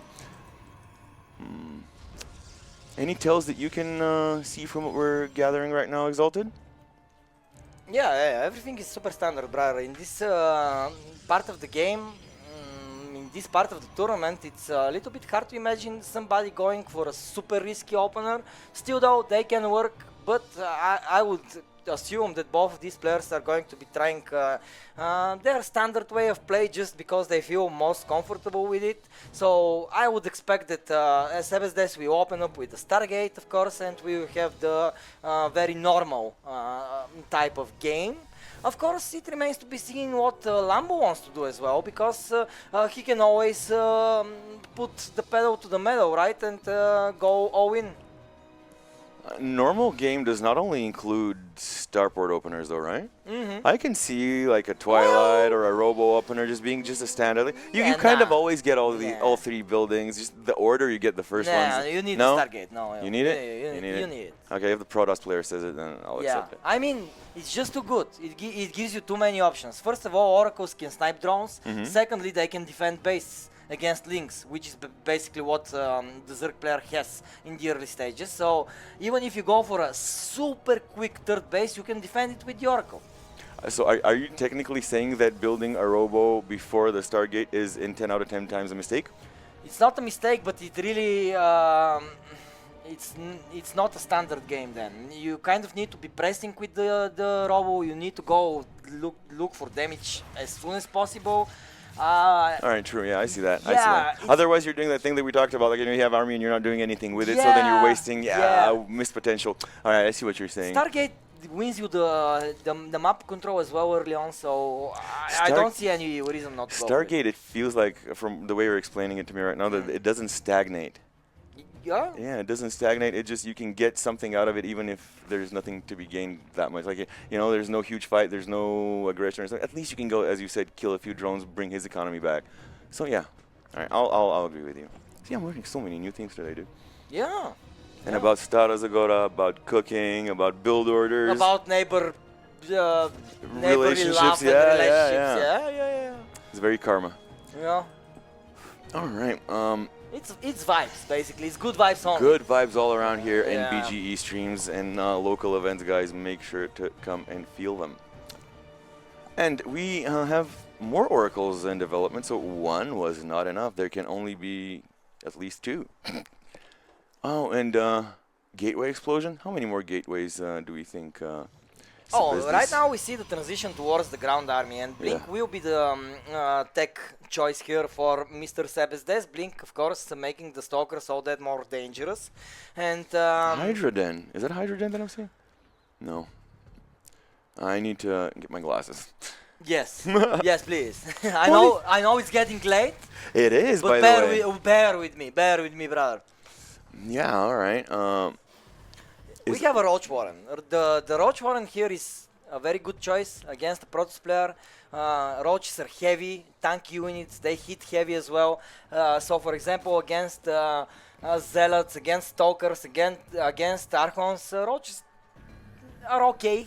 I mean, even against Immortals, even though Immortals are their counter. That's exactly what I was going to say. If they have like the number advantage, then they can kind of trade well as well. So it's a versatile unit. It can help you hold the mid game long enough, so you can transition into that higher tech. But before that, of course, you need to play a good game. And so far, the expansion rate of Lambo is good. But currently we see the move out of Sebesdes, and he is going to be pushing towards that fourth base location, and now Lambo will need to defend. Do you think Lambo is could allow himself to be spread too thin to be able to contest that? He might lose a base. We'll see, because currently I can notice that his positioning is quite good. He isn't showing a sign of weakness here, but right now with this move here by Sebesdes, it would seem that the fourth base location is going to be under heavy fire, and it might actually get cancelled here. I mean, Lambo is going to pull in some... Okay, he's going to let this hatchery finish, so he feels confident that he can defend it, and he actually can. With all these links and the roaches coming here, now he can, but the oracles with their energy will evaporate all of the links here. Yeah, I was just thinking, he's got this defendant unless Hella reinforcements come in, and of course, Hella reinforcements come in. Yeah, but again, the hatchery is sniped, so damage is done, and this is a good little victory for Sebesdes, equalizing the base count here. His +1 attack has completed, so... equal footing now on the upgrade part. Yeah. So that window of time and opportunity where the advantage would have been on his side are now it's equal. Hydras are here in the battlefield, on the battlefield. Yes, All the oracles. Oh, it's done. One of them instantly getting sniped. Yeah. It's always very sad to see oracles coming down the sky. You know, they're so fragile. I think they're full of gas. In order for them to fly like that, I think they're like balloons. They have to be full of gas. Yeah, maybe. Maybe reaching helium. Yeah, which is actually getting more and more available. It's getting scarce. Oh. Yeah. Do they mine it? Bruh, let's not do scientific questions here on the stream, right? All right, no math, no science, no politics, no love, no personal... Come on, dude. I mean, pick a topic, right? Oh my god, so many stalkers here, though. Stalkers versus Hydras, not really the best This engagement is frustrating for the me Stalkers. to no end. Like, why do these Hydras not have bodyguards, dude? Well, they can only afford that much, but the thing is that Hydras in bulk, they're pretty good against Stalkers, so the Stalkers need to be careful. As you can see, the shields are getting slowly but surely depleted here. Aggressive blink by Sebes. He thought that he can actually take on this army, and he will. Dude, watching the fight between Hydras and Stalkers is like, it's like someone lied to these units and told each of them that they're the counter of the other one. Yeah. And they're like, oh, I'm your counter. No, I'm your counter. Let's see, dude. They're just sitting there spitting at each other and like almost nothing happening, equally just dwindling down in number until you kind of get to a reset. Like a handful of units on the one on the other side just goes back home, tail tucked between its legs, and let's produce some more and let's clash again. And we saw a couple of games like that where there was once and twice and 3 and 4, and I was like, ooh, how many more times? And yeah, it's usually not more than 4. Yeah, but the thing is now that we are going to be seeing the Hydra Roach composition, and I wonder what type of transition is Lambo going to look for here, as he is already constructing the hive, so this will unlock tier 3 options for the Zerg player, while the Protoss we see is chrono boosting the +3 upgrade with the Storm. So Archons and High Templar are going to be joining the army of Sebes quickly, and they are actually a good counter to Hydras. Hydras though, when they evolve into workers, they become way scarier, and we see the Lurker then in construction. Unless you're a flying unit. Unless you're a flying unit, of course. Okay. I'm really loving these red gateways though. Look at that. Yeah. That looks dope, dude. It That is looks dope, sick. yeah. And the orange pylons? No, that's Yeah, I think this is the reforged skin, yeah. that's pretty cool. It is cool, yeah. All right, look Have at you these. played the StarCraft campaign? The StarCraft 2 campaign? Yeah, of course. Yeah, okay. The storyline is beautiful. Storyline's good. I'm all about the cinematics and the Yeah, basic yeah, so exactly. crazy yeah, shit. yeah, amazing.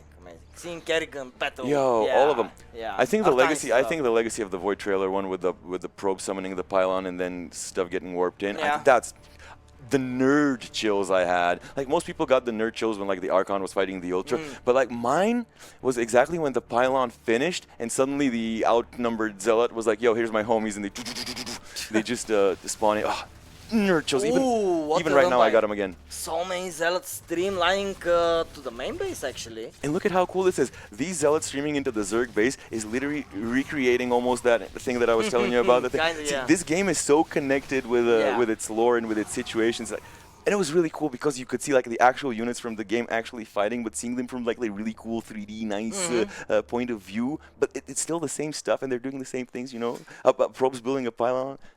Look, we have a transition here being attempted by Sebes. He is constructing the fleet beacon, adding another Stargate. So he is probably going to be searching I'm for the interested where he carriers. put it. I'm interested where he put it. Is he kind of hiding it? maybe No, it's in Tempest? his mineral line.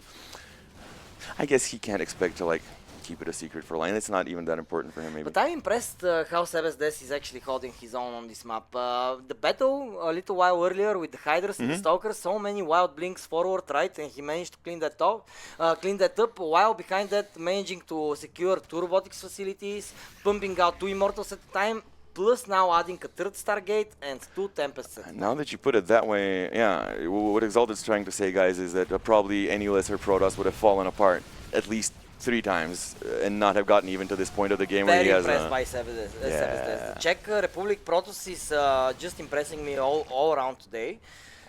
Which is nice, and we see Voracity saying space magic Protoss don't need to explain anything. Okay. And I agree with that. Yeah, so next time you ask me about something, how it works, it's just space magic. All right. Is that how they get materials for new, Space magic. how they get materials for new interceptors in the carrier always? Again. Space magic. Yeah. Space magic. That's how they do it. They just I like this. This is my favorite answer right now. Yeah. Whatever you ask me, space magic, bro. Alright. Yeah. But is it space magic when a bulk of Hydra lists end? All right. So next time, Lurkers pushing you. next time you get. Oh, is it over?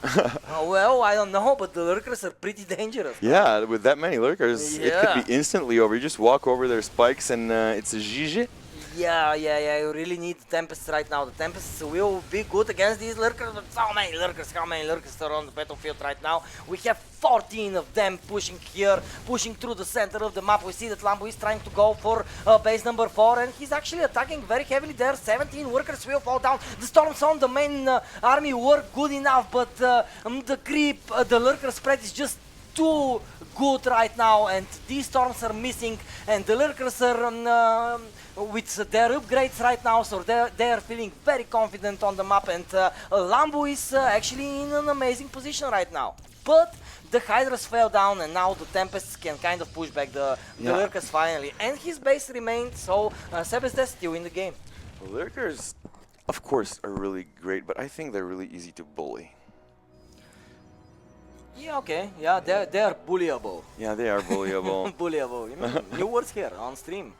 Heard it first. Mothership coming out of one of the nexuses of Sebes. I'm missing the Spire, and this is exactly what I see Lambo is adding to his arsenal. I really want to see the Spire, the Corruptors battling against the Tempest, but we aren't going to go there, as Lambo will receive the GG. Why? Because we told you just a little while ago how important this base was for Sebes. He managed to hold on to it by a threat, but now when he saw the amassed army that was wave number 2 at that location, he just recognized, I cannot hold this location. I'm probably going to use to lose the straight up engagement, and this is why we saw the GG, and this is why we see Lambo in the final match of the lower bracket, ladies and gentlemen. He is one step closer for making a grand return to Stara Zagora. Man, this is going to be exciting. It is going to be exciting. Next game we have is Jumi versus Gerald. Oh, dude. Jumi versus Gerald, bro. All right. Yeah. Well, the first match went with the popular prediction, with the favorite winning. Favorite in this one will be Gerald. So let's see if we will see a repeat of the predictable situation, or are we going to see the exciting upset that might happen? Yeah, rooting for it. Jumi is a very talented player, so I think he will bring it for sure. We saw that he isn't afraid to throw cheeses into the mix. Yeah, that's what I was gonna say. Here, I'm not like rooting. My rooting is not that much for like the favorite or like whoever I like more. Kind of, I'm like, you know, who does something crazy. Yeah. I kind of want to see someone cool do crazy. Yeah, I want to see like even if it's a rush, even if it's cheese, even if it's a I don't know, some weird unit. Like I was thinking, yeah, we haven't seen Swarm Host. I haven't seen Swarm Host in ages. Yeah, we probably won't. Yeah. I mean, if you decide to invest to Swarm Hosts, usually you kind of need to win with them. Sorry, it's too big of an investment, a lot of supply, especially when it's their attack is on cooldown. It's kind of a dead supply. Yeah, they do nothing. So I mean, pros another question. don't tend to use them that often. No, I need to just accept the party. Darn it, sorry. I mean, come into the lobby, don't worry. Back in the day, like in Brood War, I thought each race got one siege unit. Okay. You had the tank, you had the Guardian, amazing kill, and you had the Reaver. And those were the units that had more range than Static D. Yeah. And that was the thing. Obviously, you need at least one unit per race that can outrange a tower, so you can kill a tower for free. That's the basic idea of siege weaponry and tactics. In SC2, a lot more options.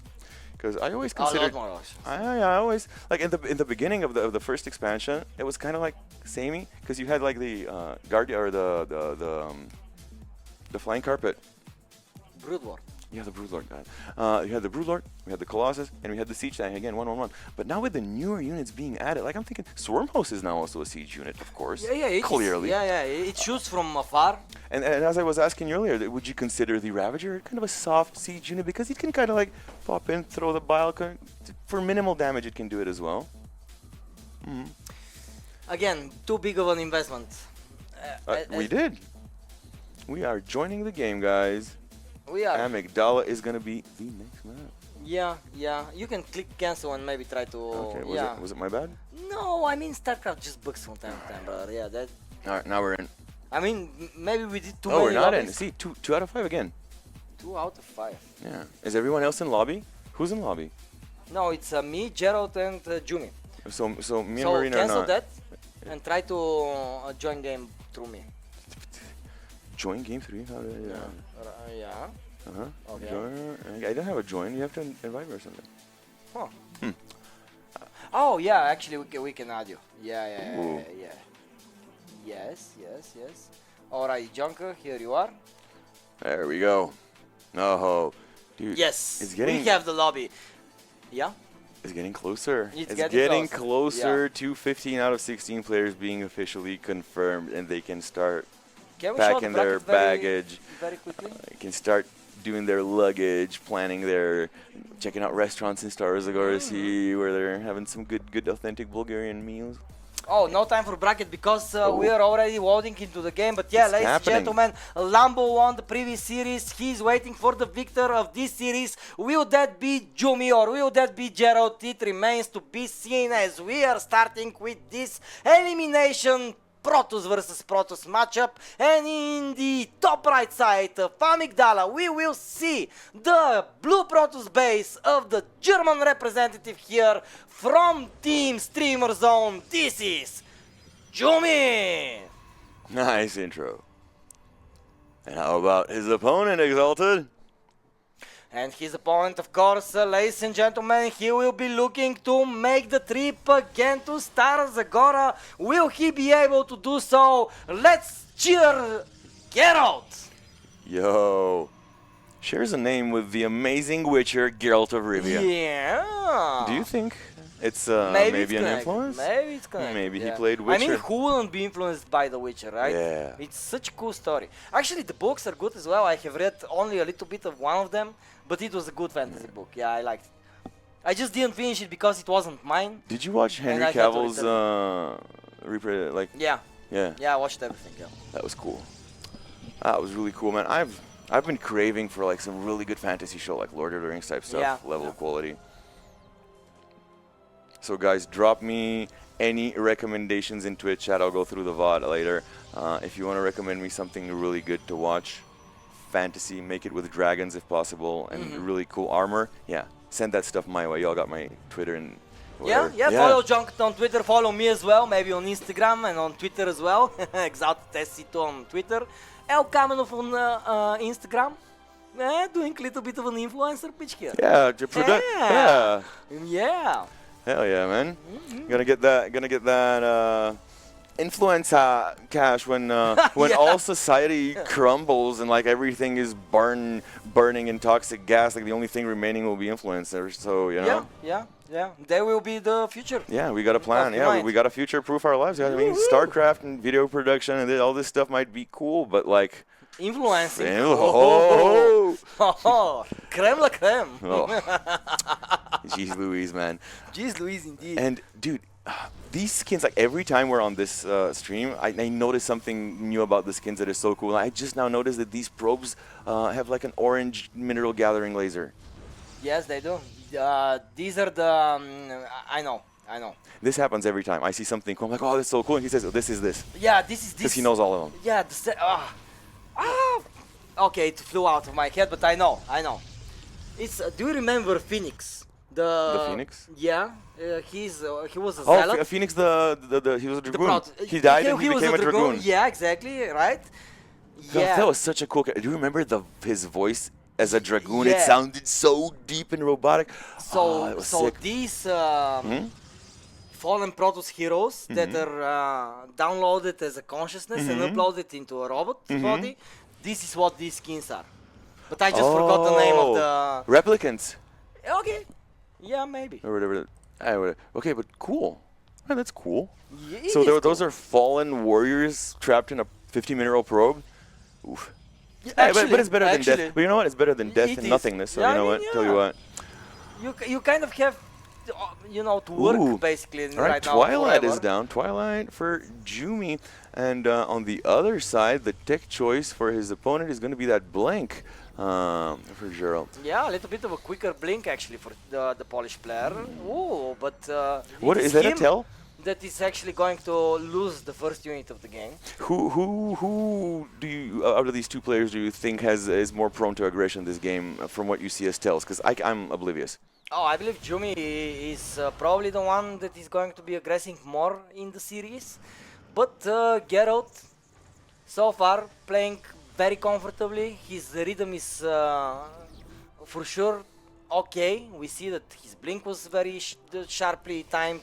He's now adding the DT shrine, which is actually a very nice technology given the fact that on the other side of the map we don't have anything to reveal invisible units. Not even a robotics facility inside. Probably Jumi will build one soon, but so far he doesn't have it. So yeah, this DT shrine is actually feeling very nice right now. From Gerald, I'm getting this really chill vibe of, you know what, I'm doing my thing, I'm playing my game here over on my side of the map, and if you don't like it, come do something about it, you know? And until then, I'm just going to be getting richer and richer, bigger and bigger, and that's exactly what the supplies are saying too. Not with a lot. I'm super scared for Jumi though, because he isn't going to have any detection, but look, because he hasn't invested into additional technology, he has invested a lot into stalkers. And right now, if Jumi pushes, he will have the bigger army. So Geralt actually needs to cancel this Nexus here, and he will. Oh, Was that a cancel? No, that was not a cancel. I did not see 300. What? Oh my god, that was a snipe? That was a very ugly snipe. Oh yeah, And a little painful. bit of a mistake Yeah, here. painful. Purifiers, Crispy 1313, thank you so much. It is the Purifier skin. Nice. Yeah, the one with And does that do it for all the units, or is it just probe skin? No, it's for all the units. Hot. Yeah. That's hot. Oh my god, speaking about all the units though, Jumi has all of his units here on the other side of the map attacking Geralt, but Geralt is counter-attacking with his DTs. This game just turned on its head. Jumi is rushing towards the robotics facility. Will he manage to obtain one though? This is the big question. This DT is going to clean this up finally, but clutch force field here by Jumi to protect his base, at least until the robotics facility is out. He needs not only the robotics facility to be done, but he needs an observer out of it as well. Before that though, how many probes will fall down here? 27 fall down for Gerald. He is basically put in an all-in position. Right now, one DT here remaining. He is going to destroy this sentry, but this doesn't matter because the observer is already out, and I believe that Jumi did it, brother. Oh my goodness, dude! How did? As the theme of the night, I think, has been blink and you'll miss it, dude. And by blink, I don't mean the stalker. I mean you literally close your eye for a millisecond, and then people are pouncing all over each other. Pure craziness. Like these DTs, they threw such a huge wrench in Gerald's plans. Jeez, man. Jeez, Luis, indeed. And yeah, look at this comment in the chat. Imagine being revived and being told your purpose is mining minerals until a mine drop finally sets you free. Calling I love it. a mine drop killing you, being set free. Oh, ouch. Yes. The drone life. It's all deep. Oh, the probe So life. deep. Oh, so hard. Okay, Yeah, that was good. it was good. Yeah, we have an amazing chat. Okay, and what are these DTs gonna do now? Oh, are they gonna sneak? Crispy, yes, I like the philosophical way you're thinking about things, and I actually love to talk about topics like that, but right now the topic at hand is StarCraft 2, and Gerald is trying his best to continue, at least on Amygdala, as Jumi just seems in a way better position right now. As of a minute ago, Gerald had 10 army supply and like 25 workers or something, like just this scandalously low amount of everything, and it feels like he's white knuckling on a cliff, like almost falling off the ledge, but just not letting go. And even here with these tiny amounts of units, this micro he's putting in, trying to eke out every tiny little bit of hit point and damage and shot that he can, and just goes to show that this is the mentality of a true warrior and of a true athlete and a true winner. You never give up. If there's a 0.1% chance a meteor will fall and behead your opponent at that exact time that you need it, hell man, might as well see it through. Yeah, and look what Gerald is doing. He's doing exactly that. Even sniping probes here and there, trying to equalize the score, so to say. And I admire that. Out of him. He's way behind right now. You cannot not admire that. It's impossible to not admire, because this is the hallmark signs of a champion. I mean, I thought it was GG a long time ago, Same, actually. same. Yeah. Same. And this is like every extra minute we're getting is Gerald's gift to us, because we saw a number of times today players just kind of see something like, you know what, so let me just slam it so I can preserve my mental for next game. Whereas he's like, you know what, taking it freaking pro master world class level athlete type mentality. You know what, I'm going to do it. And see, take one unit for no units here. Yeah, he's gonna catch one more unit. Yeah. And if you avoid these huge swings and overextensions and stuff, you can actually slowly recover and suddenly find yourself. And we saw that earlier. I was so impressed by Gerald earlier when he came back so many times against his opponent. Ultimately, of course, it was to no avail, but still, it goes to show that impossible is nothing. According to the chat, one of us sounds like Watto from Star Wars. I think this was... Was this the blue guy? The blue flying guy who was the pod racer mechanic, sales cutthroat, the scammer. I loved him. And he's in, I don't know if you've played this best racing game in the world, better than all the car racing games, aka Star Wars Racer. I can play the pod racing game. He's the shop guy there. You buy your engine upgrades. And between missions, every time you go there, they come into my store, they don't buy. Why nobody buys? That's his cute voice line. All right, congrats. Yeah, Jumi stalkers were just too much. Gerald was trying his hardest to get back into the game, and he really did try his hardest. He did. It was really sad. It was really sad because it was like watching, like Arnold Schwarzenegger kind of get suffocated in a room with no oxygen. Oh, he's huge, he's big, but there's no oxygen. There's nothing he could do. Wouldn't it be sad to see like some huge, super buff dude get taken out by like oxygen, lack of air, or like it's too cold and he just shrinks up, freezes up. Yeah, that's such a sad way to see him go. But hey, his opponent found a way to make it happen, and the win's the win. That's all that matters here, because the slot to come hang out with us in Stara Zagora, worth everything. Yeah, but not with us, I mean with the other pros, of course. No, I meant with myself. Yeah, okay, You're actually fun to hang out with. Narcissist vibes, bro. Let's go. Yeah. All right. Today it's okay. I think you're enjoying the cast very well. Very much, I'm having so much fun. I'm having a blast. I'm bummed out that other games are happening parallel with this, and we can't have all of it. I can't have all of it. Well, I don't have an invite, you beautiful people. Oh, there it is. It just now came in. All right, guys. We aren't going to forget you, brother. Don't worry. Yeah, we have it. We have the lobby, and ley lines will be map number 2. And actually, Gerald is the one who picked it. That is on the ropes. Oh, yeah. Yeah. Ley lines, ley ropes. Okay, dude. Jumi. Jumi is impressive. Yeah, I'm glad that he didn't get insta-bopped. So now we have a decider on our hands, which is really cool to see, dude. 3, 2, 1, and the game is live, guys. Actually, Jumi is pretty high up on the Liguac ranking, so yeah, I mean we can see why. And already we are in the game. Ley lines is the map, and in the bottom left we have on match point Jumi from Germany. Germany. Don't say Germany angry, because it's bad. Oh. And against him is the Polish representative, ladies and gentlemen, Gerald. Actually, I just noticed these two people were teammates. And also, wasn't Geralt of Rivia and The Witcher also written by a Polish man? So in that case, it makes it even more likely that our Polish player's nickname is inspired by the great Polish work of art, The Witcher. It's local. Oh, actually, yes. Right? Yeah, it is. Yeah, the author of Mizinski, or whatever the name of the app was, he is Polish. And the gaming company is also Polish. Yeah, guys, do you know that crazy... well, we have these early 1 minute. Let me tell you about the crazy story about that guy. CD Projekt Red went to him, and they were like, can we adapt your book to a game, right, whatever, and we'll give you like part of the proceeds of the game. And he was being a mean, bad-spirited old man. He was like, I spit on your stupid video games. No game will make good enough money for me to want to give it to you. Just give me like, it was like some absurdly small fee, like $15,000 or something like that, and I'll give you all of my works and do whatever you want with them, and just whatever you want. Just give me a quick payday. And they were like, are you sure? We could give you like a percentage of all future, whatever rights. He's like, no, I don't believe in this. So just give me a quick paycheck. And it might have been not even 50, it might have been like 5K, right? Yeah. They're like, are you sure?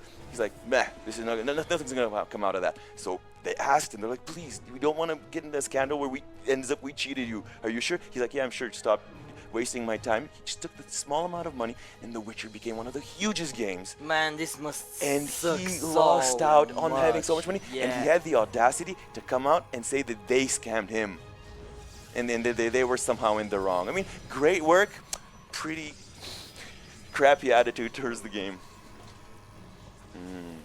Oh, but update. Oh, our production is Yeah, knowledgeable oh my about this. God, And yeah. Yo, our producer here, he filled in my ear that he actually ended up winning a $16 million lawsuit against them, India, whereas they were not in the fault. But whatever, you know. But it's an interesting story. But yeah, I'm more likely to believe that Gerald's nickname is inspired by his. Yeah, it's a nuanced story for sure. Right now, though, we are currently on the ley lines map, and we see an interaction here between the stalkers of Gerald and the stalkers of Jumi. Did you see Jumi that winning little, this that interaction. cheeky little Yeah. attempted block with the? Hey, you know what? Someone might ask, is one stalker worth two force field? Yes, because energy regenerates, but stalker remains dead. Yeah, exactly. That's one less stalker forever. I mean, I'm impressed by the confidence that Jumi is displaying currently in this series. He's actually building forward pylon just outside of the base of Geralt, and is he going to be using it for a warping point? Remains to be seen, but he could if he wanted to, and he will. He is. And yeah, technically, why else would he have it there, right? Yeah, sure.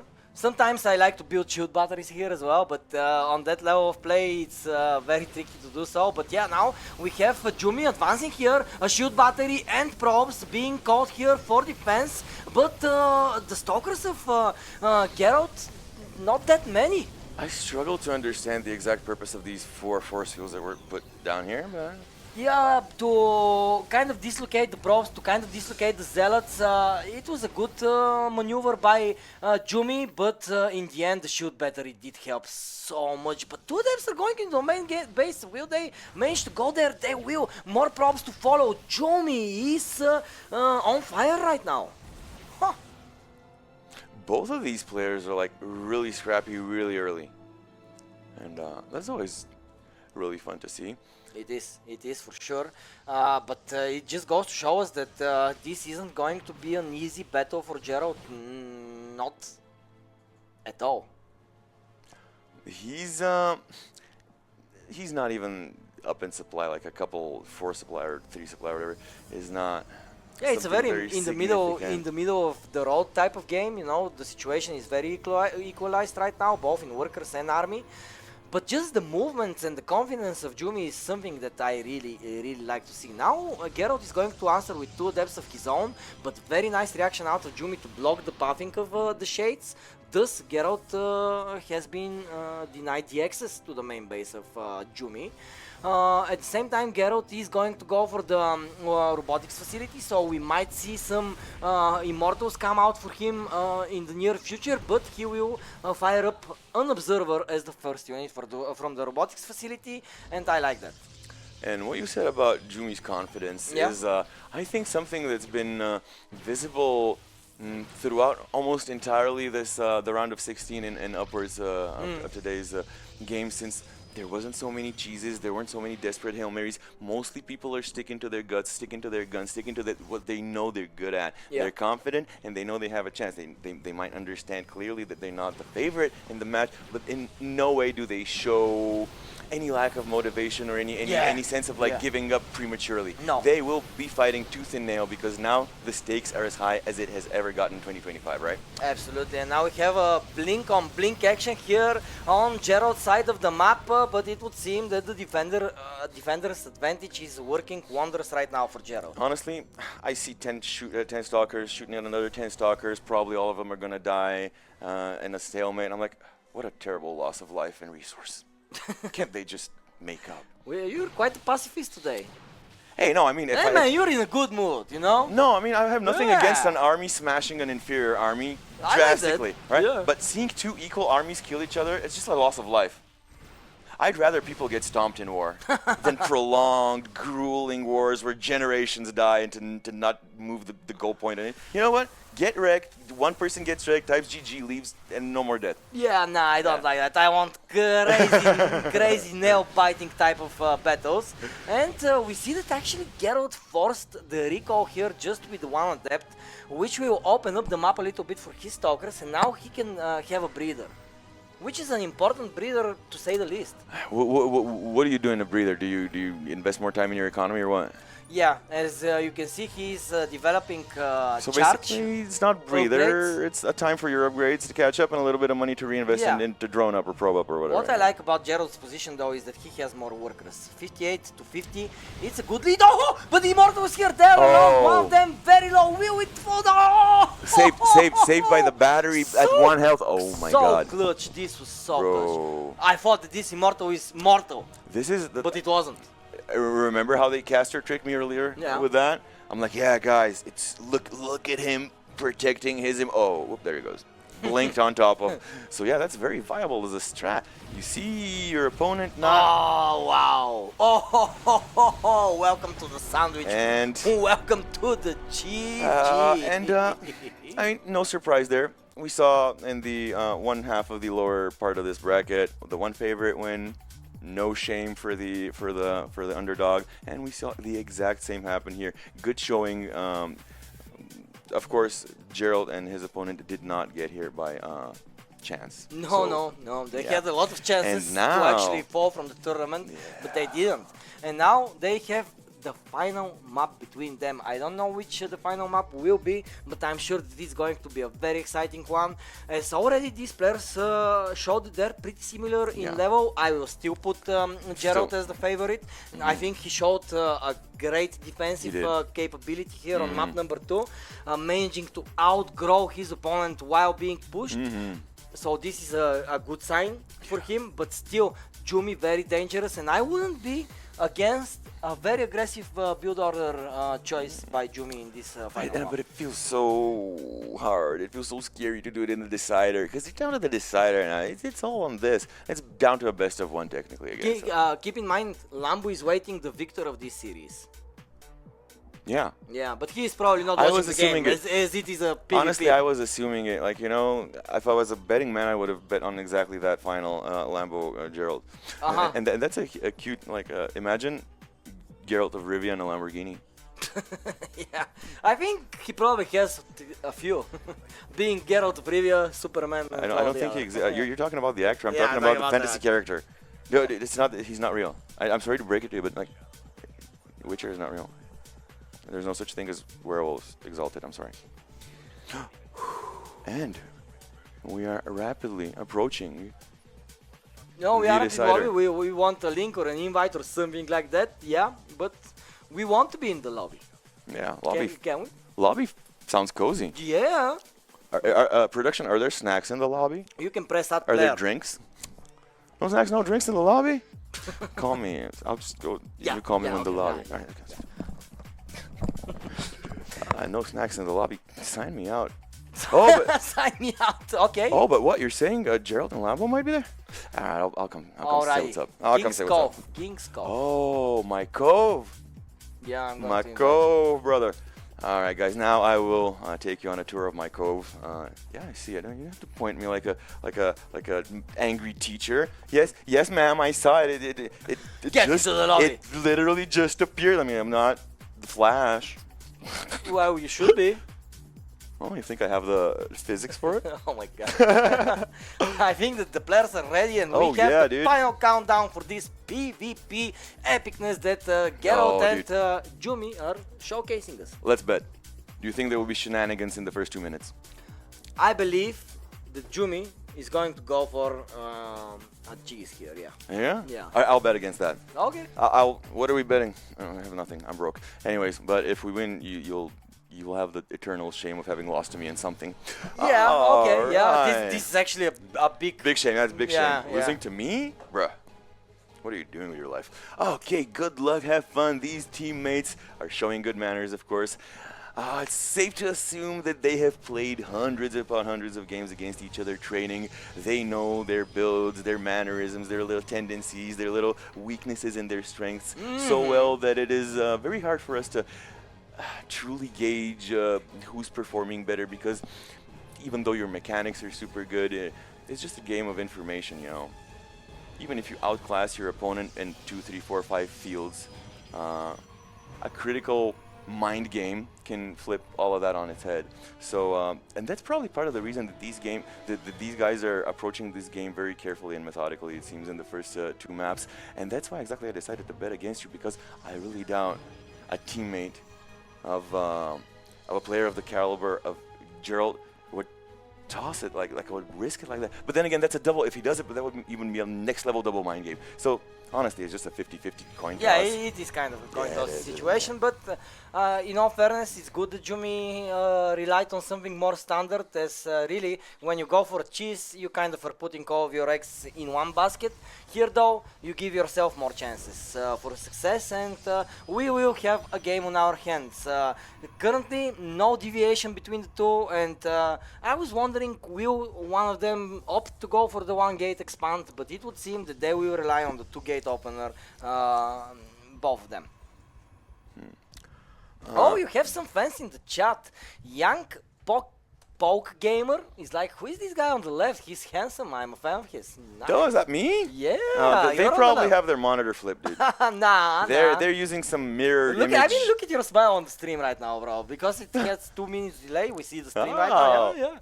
Nice guy, nice guy. Oh, damn, I'm really hot. All right, anyways, I like this guy. Said no one ever. Ooh la la. That's not what she said. Okay, I'm done. That's not what she said. He's a nice one, though. Alrighty, guys, and now can we finally have some discrepancy in these builds so we can comment on something? No, for now both of them are building, economy, second bases, very tucked in, you know. Nothing outside of the ordinary just yet. We see both players are relying on sentries, as sentries are pretty good in situations like that. You don't want to get surprised by anything. So yeah, the sentry choice is good for both players, and we see both players are actually going to rely on the Twilight Council as a tech choice. So no deviation here. We aren't going to see Stargate versus Robotics Facility or something like that. It will be Blink versus Blink. I could think of more boring ways to end this series, but not many. Why? I really like the Blink versus Blink, actually. Oh, yeah. Oh, what I do like more is the proxy pylons here. We have one proxy pylon for Gerald, and if I have to guess, I would imagine that this is going to be a hidden DT shrine, Mr. Junk. Yeah. And because it's an opener that could possibly omit an observer, you think? And there's no forge, or at least cannon. Actually, Jumi is adding forge, so this is going to be good for him because he will have access to the cannons who are detectors. Yeah. But adding the forge right now means that he's going to be spending gas for upgrades, which will delay the robotics facility even more. And yeah, cannons are good, but they're static and they take time to build up. So actually, the DTs of Gerald can come into a timing which is pretty nasty for Jumi. Yeah, but aren't we literally looking at them as a means of detection? Like, no one cares that they're static and that, you know... yeah, I mean, they're but purely but vision. it's snipeable, so to say, you know. But for example, the observer, very tricky to answer to. Even observer is in the sky, basically the DT is useless. Oh, but two of them go into the main base here. 3 pros will fall down instantaneously, and recall being forced ASAP. How much was the cooldown of a recall? Because it's a big deal to pop 6 it. seconds. It's a minute. Isn't it? You can check it. Yeah, I can see. In StarCraft, 6 seconds. So much can happen in 1 minute in a game of StarCraft. Empires can be built. Bases can be leveled to the ground and turned into like glass bowls. Through nuke usage, of course. Okay, the first DT is here though. Oh no, this is an adept. I thought I saw a DT. Fake news. Let's see that. Fake news, yeah, for sure. But these adepts, they're very annoying. 3 more probes go down, and now the DTs are marching in.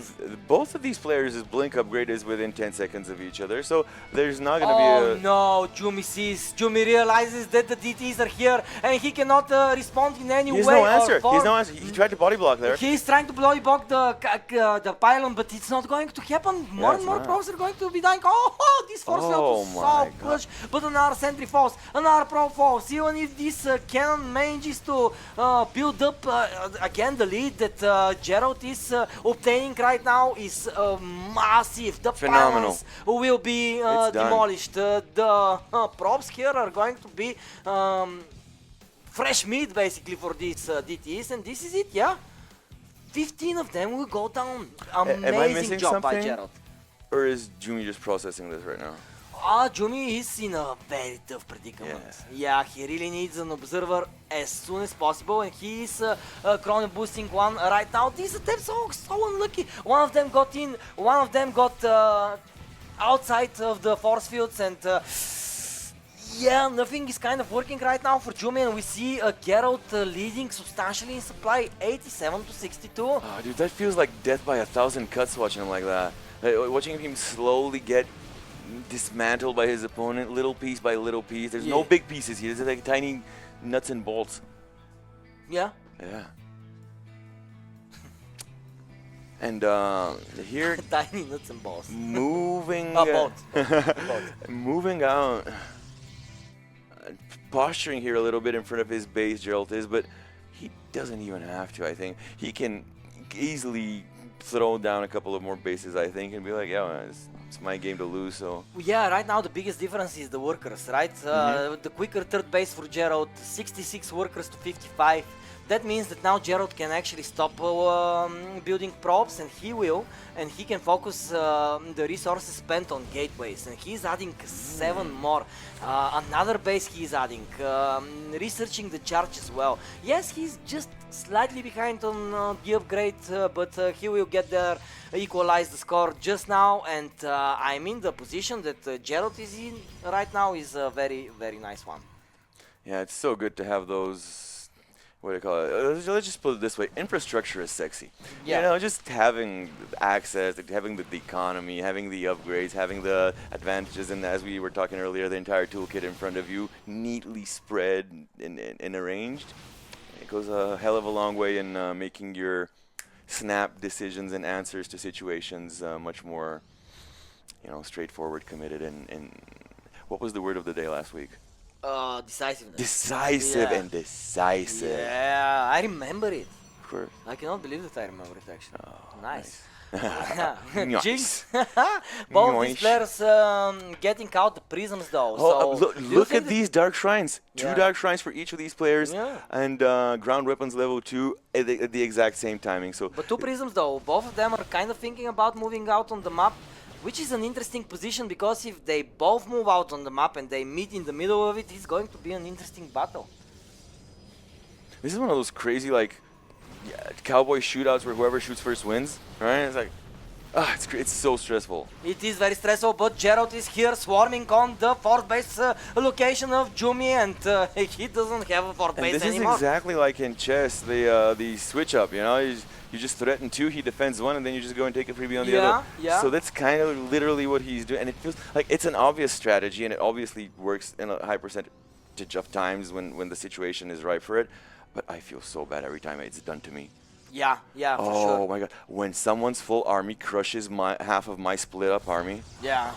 Yeah, it feels nasty, but now we have a full army on full army action basically. Is that all of it? Yeah, but who has the better composition? It would The seem that it Immortals. is Gerald. Of course the Immortals. And the Zealots, they are very well positioned. Some Zealots in the natural line of Jumi. Jumi will lose another red Nexus, and it would seem that Gerald is inching closer and closer to victory here, managing to defeat more and more of the stormers of Jumi. More and more economy has been exterminated, and even though Jumi did defend this push here, he is in a very bad spot. Yeah, huge damage was done to him. He was already behind, and all that happened is just he saw his opponent's Immortals, and it was like, I'm surprised he didn't even close the door on himself, like right there. Be like, hey, here's the GG. But yeah, I love to see him come back. Nice series, Oh, though. and all of the series, huge bangers. Today it has been very nice, and we didn't have too many breaks, so we have been streaming for around 5 hours and 40 minutes, but it really feels longer because we just had so many amazing games. It was very packed. Yeah. Packed, tightly packed. Tightly action-packed type of day. Damn. And this is exactly what we were gearing for today, though. And this is probably how it's gonna be over the days of BGE Stara Zagora. Oh no, it's even going to be more It's intense. a lot more stress. Yeah, because it's on the stage, it's different, man. Yeah, you when felt have, it. We both felt it last when year. you have the audience cheering you on, it's a different type of feel, man. It's a different type of vibe. Yeah. Yeah, and it's a pressure. It's another type of pressure as well. Yeah. Well, for the players, there For will the be a lot more pressure, and for the visitors, there's going to be a lot more chances to socialize and build memories, because that's also another thing that's really cool. I have at least 45 pictures with Rainer last time around, you know, so yeah, I mean, many memories. Yeah, there's so many adventures over there, because like, it's one thing to be at the event and see the games. You're obviously going to do that, but it's probably going to get lost in your hotel, and then you're probably going to go find like your new favorite food. And then I mean, brother, I was walking around Stara Zagora at night, and randomly I see stats. Randomly I see so you know. This is exactly. Those are memories. I mean, brother, randomly seeing stats and so on the street is something I never thought I was going to actually see. Yeah, so that's so cool. Oh, but the prison! Oh, so close to dying! So close to dying! But oh my God, it will leave so close to dying, but on it will 4 leave. health. So unfortunate here for Jumi. He will lose 15, 16 more probes, and this will be it. GG. Jumi is eliminated from the tournament, but what a display out of the young German Protoss. He has won a fan in me, but Gerald showcasing how formidable he is. And now he is to face the ultimate test. The Lamborghini. The Lamborghini himself. GT, whatever. I don't know the model. But I have a quick question to our lovely admin. Lovely admin, hello. Hi, admin. How is the best of one bracket? It has concluded? Has it? It's finished? Spoilers? Okay, so we can now actually see it. Nice. Oh, let us see. Put it on. Just a second. Hop, I need to click the correct thing. And there we have it. Oh, no surprise to see that there, huh? Okay, so top spot from the European qualifiers, ladies and gentlemen, is Harstem. Bro, just props to Yakov for taking out SKillous, who is such an insane freak of a beast. And there's no shame in falling to Harstem. Yeah, for sure. But well played by Harstem as well, managing to take the map away from Spirit. So Harstem is your number one seeded player, top seeded player from today's qualifier. Only one top seed spot. So Harstem clutched it, very well played by him. But this is for all the marbles, the last game of the day, ladies and gentlemen. Lambo and Gerald going to go toe to toe in a little bit. Yeah, we need to give Gerald a couple of minutes to catch his breath after this nail biter of a. They went all the way to the third, so yeah. So yeah, I think he needs it. So very short break, and we're back with the last game of the day. Yeah. So ladies and gentlemen, don't go anywhere. I mean, I go to the office, go to the refrigerator and stuff, you know. Go to Stara Zagora in June, but stay here. Yeah, or go to the store very quickly to get some snacks or something like that. But or go to our website to read up on all the cool information that we've been constantly releasing for the past 4 months at least. Follow us on our social media as well. Yeah. But yeah, guys, very short break. Be right back. Don't go anywhere. The last game of the day is upon us. Let's do it.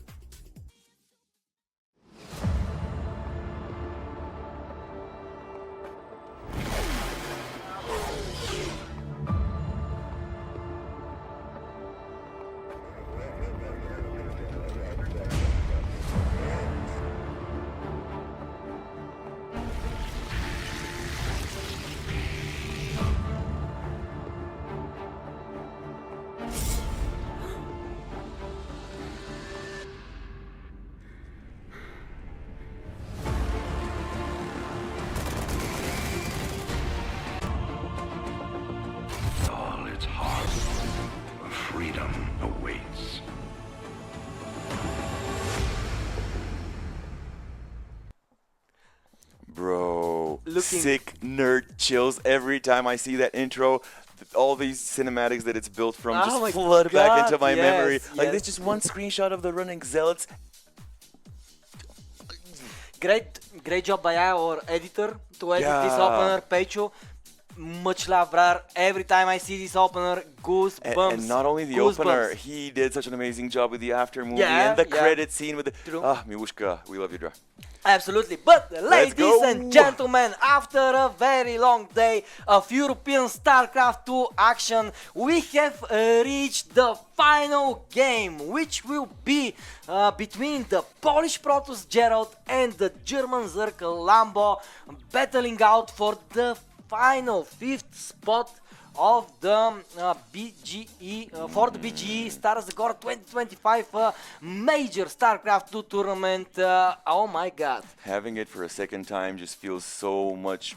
It feels so good that we're reinforcing it. It's like iron folding on top of each other and then being reforged because we're sifting down through the best of the best and getting the best of the best of the best. And years go by and they change. You know, some are not here, some are here again.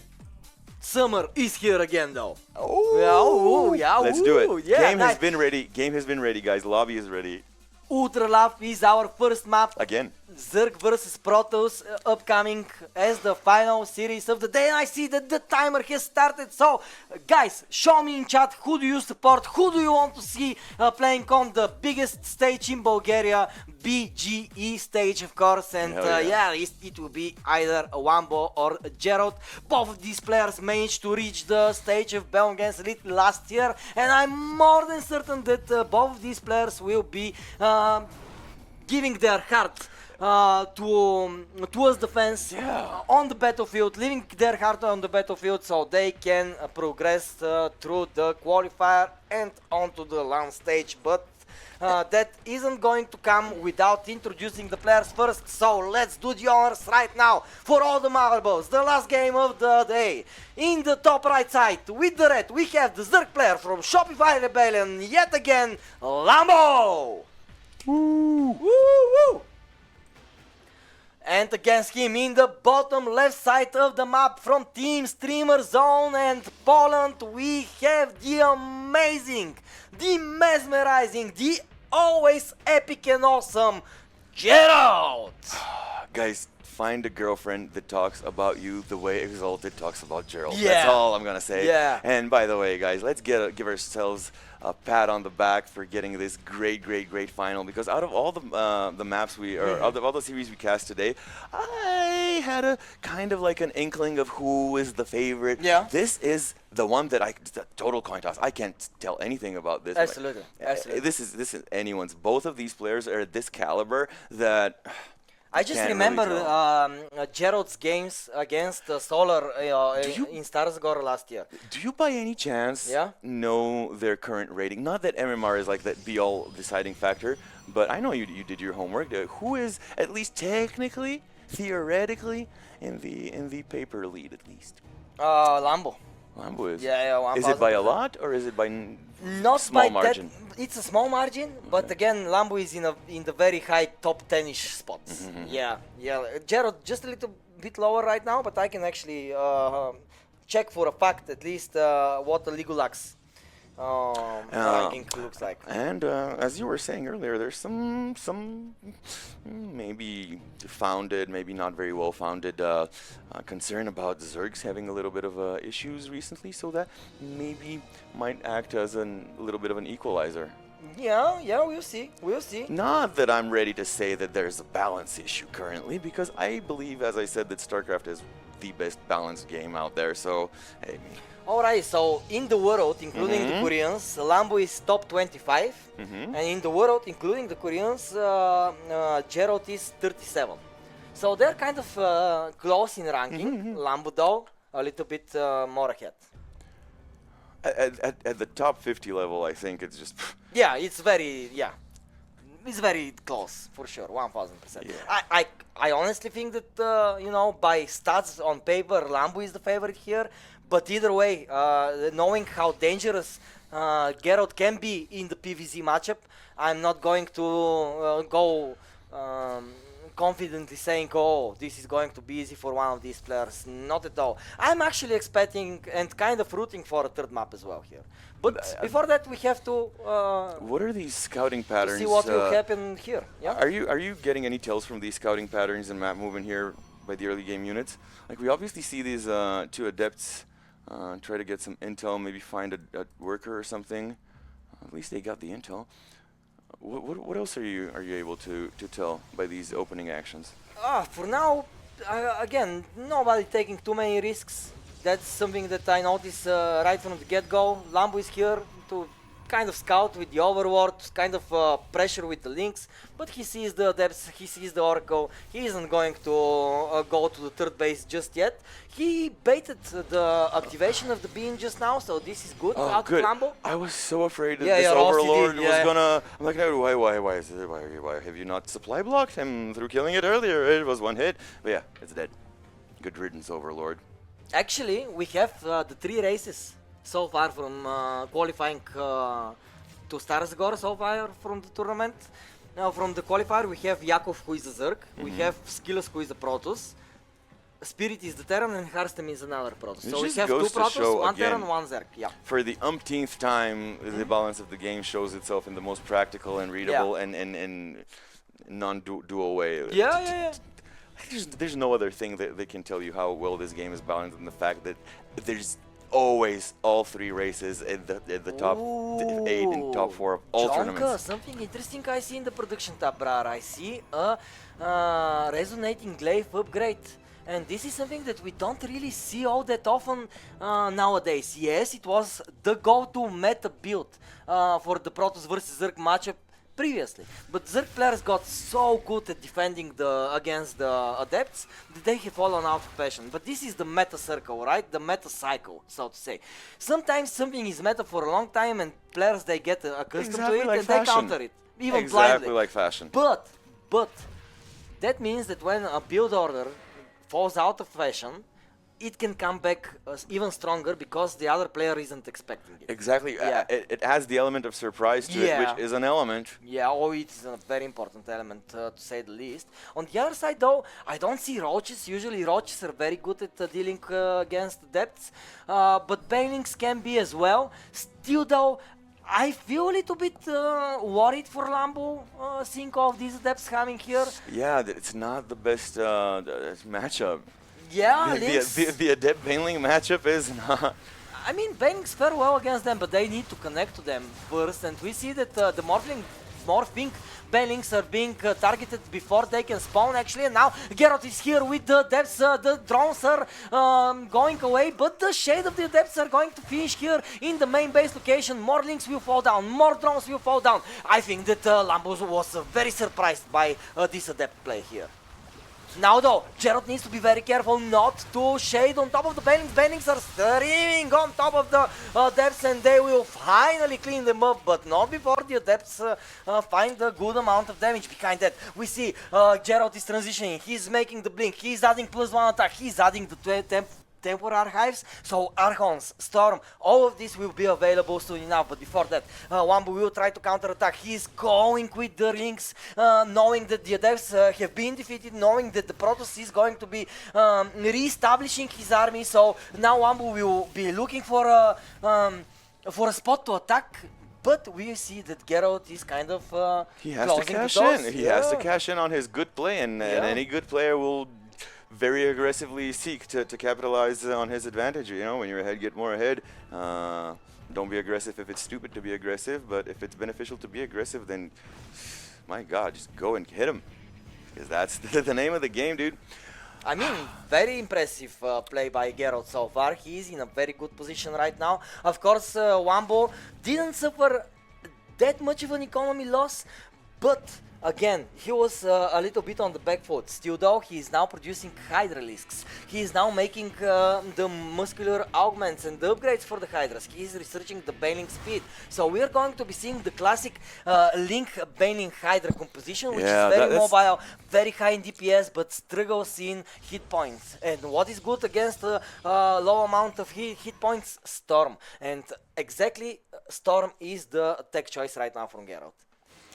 The only tiny little bit of won't even say weakness, but like unfortunate situation that I think Lambo had is making banelings. Banelings, really cool. Have one really good, really big downside. You know what it is? Yeah. They die when they hit stuff. Yeah, that's true. That kind of sucks. But they die gloriously, though. Yeah, but they die. But they die gloriously. Because like he used them to very good effect to defend against that push, but by defending, they kind of blew up into green goo, and he was left kind of holding the door. Because yeah, he wasn't dead, but he wasn't able to pounce with a spectacular counter if it was any other type of unit that retained his body. The banelings have a hard time retaining their body. It yeah, kind that's of true. blows up. Keep in mind, though, as I said earlier in the stream, Lambo is currently the highest EU placed by MMR Zerk on the European ladder. So for sure he is going to be a very tough nut to crack. Still though, Gerald trying in a very precise way so far, but I see that Lambo's supply is skyrocketing right now. So next attack in this game is going to come by way of the Zerk. And right now the Protoss needs to show us how well beautiful he can storms. defend. Beautiful storms were amazing. And the storms, when you put a storm in a choke that a huge amount of lings are running through actively, it kind of feels like it does even more. It just, a lot of damage was done. So much damage coming out of these Hydras. Yeah, the number is very oh impressive. God, The number of Hydras. Oh wow, Wambu with this attack managed to find a substantial amount of damage. And he isn't stopping, nothing to push him back. Yes, we had a couple of storms here. Yeah, I don't know if you guys can hear that on through our mics, but I think that there is like a fireworks, yeah. Fireworks in the sky right now. It's not in the sky, it's like literally 100 meters far away from us, probably. Yeah. I hope they don't shoot at this, but still, Lambo inching closer and closer to victory here as his Hydras haven't met their match just yet here on Ultra Love. More and more probes go down, more and more probes being evacuated, but where are they evacuated to? They're evacuated to more angry Hydras that are meeting them, that are demolishing them, and the Zerg swarm here seems unstoppable as Lambo will take the lead in this final series of the day. Dude, Hydras, what we're talking about so many times when we've been seeing Hydras, they just need a tiny bit of meat and just a commotion to happen there. Hey, it wasn't like 3 rows of roaches in front of him, right? There was a few lings here, there was a couple of banelings, maybe even an overlord to bait a shot away, and then they shine. And just get a few more. You know, you're thinking 10, make 13, make 14. Give them, sprinkle a little bit of stuff in front of them to tank, and this is what happens. Hydras are amazing. We just exit the game. I'm so excited about this, guys. Yeah. All right. We have a very nice comment actually by Mr. Mordecai. He's thanking the BGE Stara Zagora organization for keeping the StarCraft 2 scene alive. Nice. Well, guys, we cannot do this without the players and without you the guys. fans. Yeah, so thank you. I think we are all doing the work, and I think that we are all supporting StarCraft 2 together. Yep. And one of my biggest goals is to see more of you on site in Stara Zagora, because by doing so, we can make a successful event, we can repeat it next year, and we can show the world that there is a fan base, a passionate fan base for StarCraft 2. So I urge you, get your ticket now, still at an early bird discounted price, and those are kind of finishing up. So I mean, be sure to take your ticket now at a discounted price rather than later. But if you are considering it, do come to Bulgaria, as we are actually loading into Abyssal Reef. Okay, so we're going underwater. I've been waiting to see dead stuff float upwards. Yeah. I haven't seen that in so long. And now we'll get the chance because we have the Zerg representative from Germany currently being on match point. Ladies and gentlemen, will we see the return of Lambo to Stara Zagora? And if not, in the bottom right, just one match away from elimination, he is Gerald. Gerald, the Polish powerhouse. Gerald is actually a StarCraft 2 tournament organizer as well, and he has some pretty epic news coming our way. So I think that he is going to make a lot of StarCraft 2 fans happy. I don't know what he has been talking about, so I'm not going to layers spoil. of spoilers I'm not upon going to, spoilers I'm not upon going to spoil anything, semi-spoilers. but I'm just saying that Gerald is ultra passionate about StarCraft 2, not only as a player, but as everything. That reminds me of someone I know and who's standing next to me right now. Yeah, but I cannot play the game though. I mean, I can just to the diamond level. He's a little bit better. Just a bit, maybe just a tiny bit. Yeah, the tiny little bit. But you know what? I bet if they put the three of us in a game, me and you can beat them up. Yeah, maybe. You know what? We should try that. Yeah. Yeah. 2-on-1. We should 2-on-1 some people and like pretend we're really good because we can 2-on-1 them. Yeah. Yeah. Yeah. Yeah. But I saw a video of Zero playing against, I believe, like 5 Oh, players. did he really?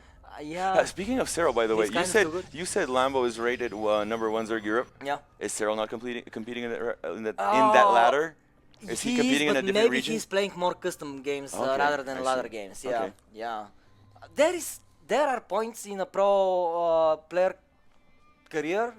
What I have noticed at least is that sometimes they're going to be grinding the ladder very much. Sometimes they're going to be grinding custom games almost exclusively. It depends. And it makes sense to not mix, like you're either doing this or doing that, and you need both, so it might be, yeah, okay, that makes sense to be like that. Yeah, Because I assume it would get really stressful and draining to be constantly ladder grinding for like 18 months straight, right? Wambo winning during the fireworks is kind of cool, not gonna lie, yeah. I'm thinking that maybe these fireworks were to commemorate our awesome Europe qualifications coming to a successful end. It very well might have My been. goodness, brother, I'm going to miss this month so much. Yeah. Because during March, every Saturday, I know we are coming here, we are broadcasting StarCraft 2, epic StarCraft 2, and once we conclude the qualifiers, I know we are going to be having all the 16 players in the lineup, which is super exciting. But again, just these action-packed days of non-stop StarCraft 2 battles is just something I look forward to It's during been the week. craziness. It's been craziness and epic gamer action every Saturday, and it's so cool. I'm so proud to be Bulgarian, and I'm so proud that we can muster up the community and bodies that were needed, the fans, to make this happen. If Wambo wins, we have a Scorpion saying in the chat that there will be 5 Protoss, 5 Terran, and 5 Zerg players. So basically an amazing balance, plus the one from the Perfect Balkans. balance. Yeah. It's actually perfect balance if it gets Perfect like balance. that. But of course, who is going to be trying his hardest to not make that happen?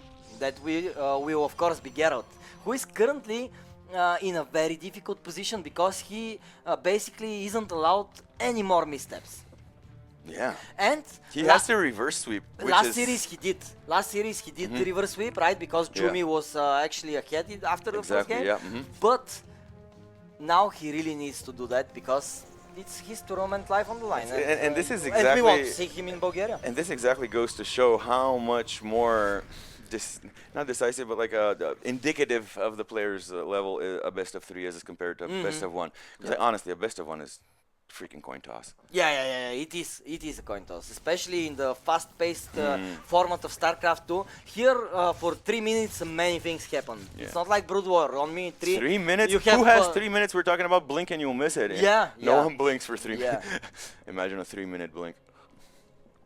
Yo, production tab is on fire for Zerg, considering it's the 4th minute of the game. Well, we have Roach Warren, something that we didn't see last game actually. So Lambo decides to switch it up a little bit. I wonder, since he is ahead, will he do a timing attack trying to crush his opponent with roaches only? This is what I am kind of seeing from the setup.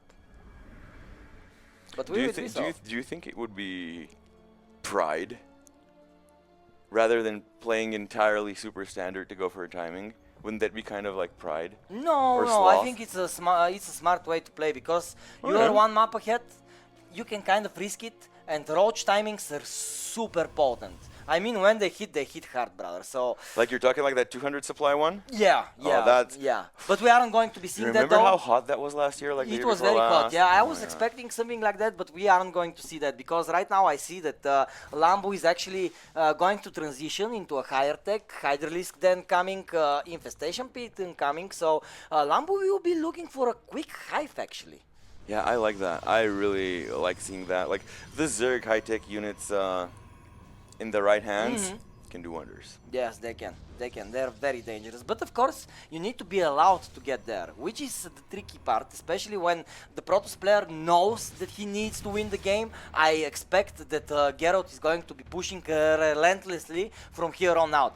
Soon he will have the Blink, soon he will have the +1 upgrades, and soon he will have the Storm. Basically, he will have the tools needed to start moving around the map.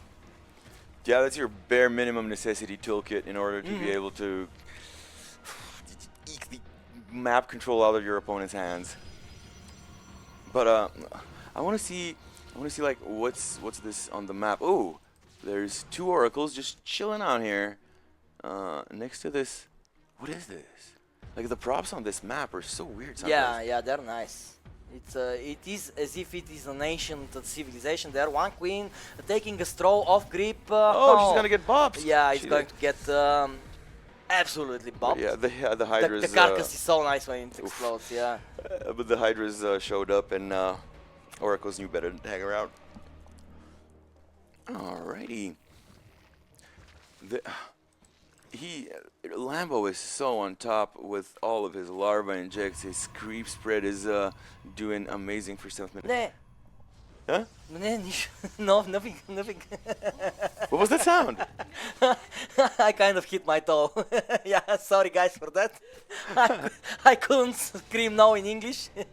Yeah, it was a bit of a Bulgarian language for you guys to, you know, just for a little bit of education. But now, back to the game. Hive already online, Lurker then already online. But on the other side, we already have Tempests. Upgrades. The grooved spines and the seismic spines. Lots of spines getting developed here, and a spine crawler. There's a spine crawler, the seismic spines, and the other spines. Very spiny game here on the side of Lambo. Let's hope Gerald doesn't prickle himself on all these pointy objects. Yes, absolutely. He needs to be careful, but the Tempests are a very nice addition to have to the army. Now he will feel more comfortable against the Lurkers, which are upcoming, and Lambo is gearing up for an attack, but he will be greeted by a Protoss with a lot of technology behind him. How do you feel about potential strategy where a lurker-heavy player tries to, instead of play conventionally with his lurkers, just try to target all the vision of his opponent so he can just easily abuse it's burrow tech? Very difficult because in this situation the vision is the Oracle, and sniping Oracles is a tough job, especially if you don't have, for example, Vipers or Corruptors, and I see neither right now, so it's not going to be sniped, but Lambo is here. Lambo destroyed the rocks, Lambo will try to push in, but the storms are pretty nice. Lambo though, storms on the ramp feel so bad. You walk into it and then you decide to walk back and you walk through it twice and you end up eating the brunt of it. Oof. And those biological units pop and melt so satisfyingly under a storm. Jeez, man. Jeez, Louis, absolutely.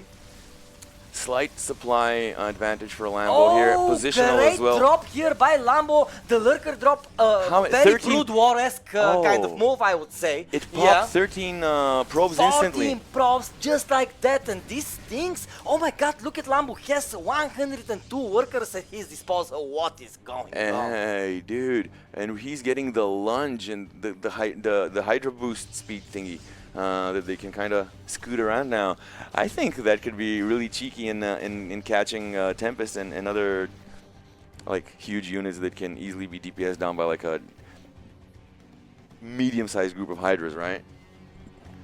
Yeah. Oh, look at the production tab. Like, it goes to show how many things are going on at the same time in the head of a late game Zerg. Like, look at that. Every one of these things that are building or upgrading is a decision that he had to make, whether he invests in infrastructure, whether he invests in raw army or upgrading his existing army. He needs to upgrade the existing army if he wants to stay toe-to-toe against the amassing Protoss technology, which is just getting very nice. As you can see, Tempests, Storms, Archons, everything is in the mix here. But more and more bases being added by Lambo, more and more Corruptors in the sky. Will we see the Broodlords finally? Is something I wonder.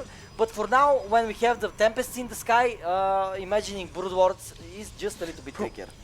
A thing that just struck me like a rock in the head is, you know how a lot of games, be it computer games, sports, whatever, are figured the F out to the minute, minuscule meta level, and you know exactly what's supposed to...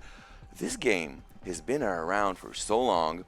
Amazing, mega giga chat, super intelligent pro gamers have been playing the crap out of it for 20 years, and still there is no like go-to way to do it best. We just throughout this day we've seen some of the best players in the world, and they have shown us strategies, metas, and things outside of the box, different ways, different approaches to it, and it's so deep and it's so not figured out yet. We've had so much time, so many players have dabbled in it, and still everyone's doing their own thing. And so every game looks different. There's so many games that cannot say that. No, for sure. StarCraft is a pioneer in that regard, for sure. But Lambo managed to defend a good run by here by Gerald. That run by had some potential. But look at the main army. That looks so like seeing 7 Tempests in a mothership. Just you cannot be not a little bit in awe at least. Looks scary, brother. Looks scary.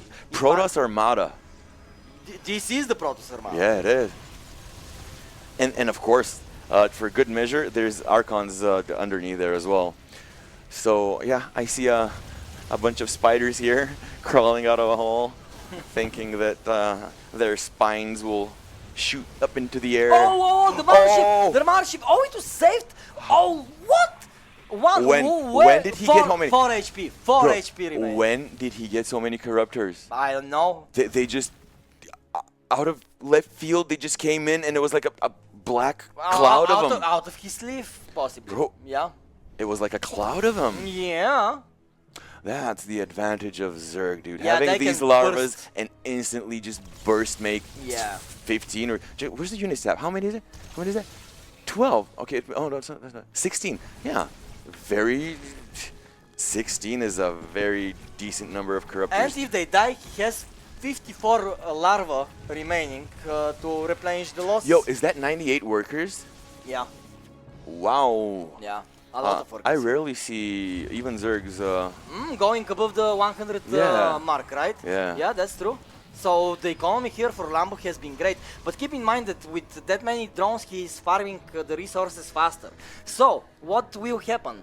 He will mine out his side of the map, and if we get to that split map situation, Gerald is expanding slower at his side of the map, which means that he will have more access to fresher minerals. So it is very important for Lambo to start finding that critical damage. Yeah. It's actually very important, because if he throws away a couple of more armies like that, it's not going to be easy for sure. But now we have an engagement on our hands as Lambo is pushing the base here of Gerald. Gerald needs to recall, Gerald needs to come here and defend. Will he do so? The Golden Armada coming here with the Storms, with the Archons, with everything. We will have a straight up battle on our hands. It all comes down to this. This air battle is gonna be very indicative of who takes the lead in this. And it seems that Gerald is not super excited about taking this head on right now, because he sees that there's a lot more he can add to his Golden Armada Ball of Death. And you know what? I don't blame him. This is just... if you only take in consideration the combined HP of the Tempest and the Mothership and the couple of Archons underneath it, that's thousands of points. That's thousands of points you need to melt down through.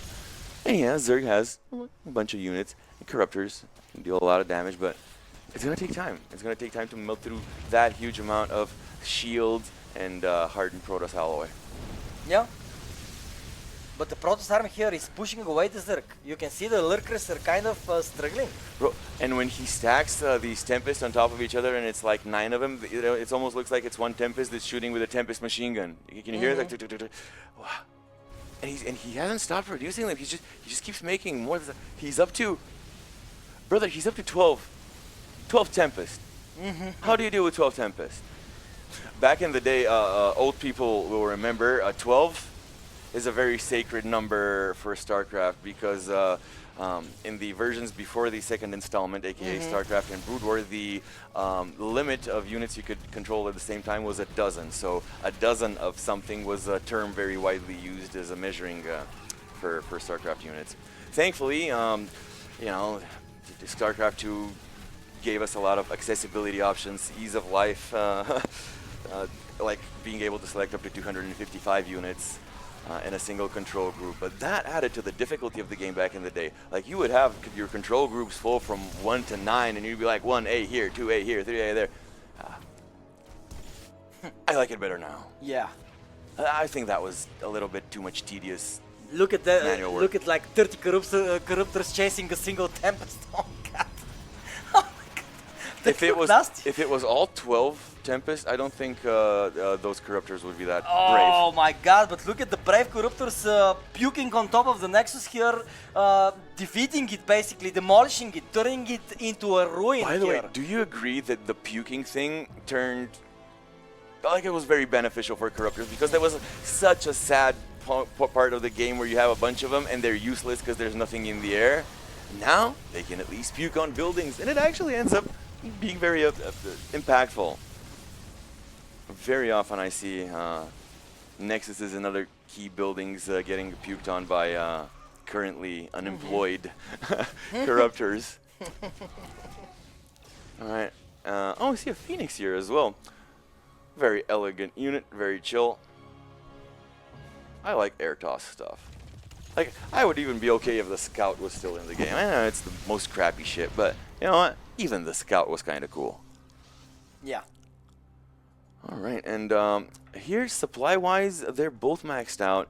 Both of them have a decent amount in the bank. You can see Gerald has almost 5,000 gas, Lambo has almost 3, and 4,000 minerals also. So, especially Lambo, he kind of has secured himself like a really instant remax if something horrific goes drastically wrong. But within that one remax, he has to make some miracles, because if he throws 2 armies into bad engagements in a row, then that pretty much spells curtains, I think. But brother, this is like the late game ZVP that is just so difficult to play, because what you are explaining and describing right now is something that is super difficult to manage during such a high stakes late part of the game, and here just a single misstep can spell doom, can spell disaster. And these players are going to be playing super carefully, and they will need to do so. Because imagine you're a Lambo right now and you lose this game, you know? You lose this super technical, very tactical game. It can kind of tilt you. Oh, so right now both these players are playing as if this is the only chance they have. Doesn't matter if we know that Lambo, if he loses, he has one more map. We know that Gerald, this is his potential last map, but both of these players are playing as if this is the most important game of the tournament so far. And how they're alive. And it's kind of the most important game of the tournament either way, so it's understandable. Man. Ooh, we have viewers from Arizona, all the way from the United States. Nice. Congratulations. Thank you for being here. Yeah. That's really cool. I'm not sure if I've seen that large of an amount of Tempest together.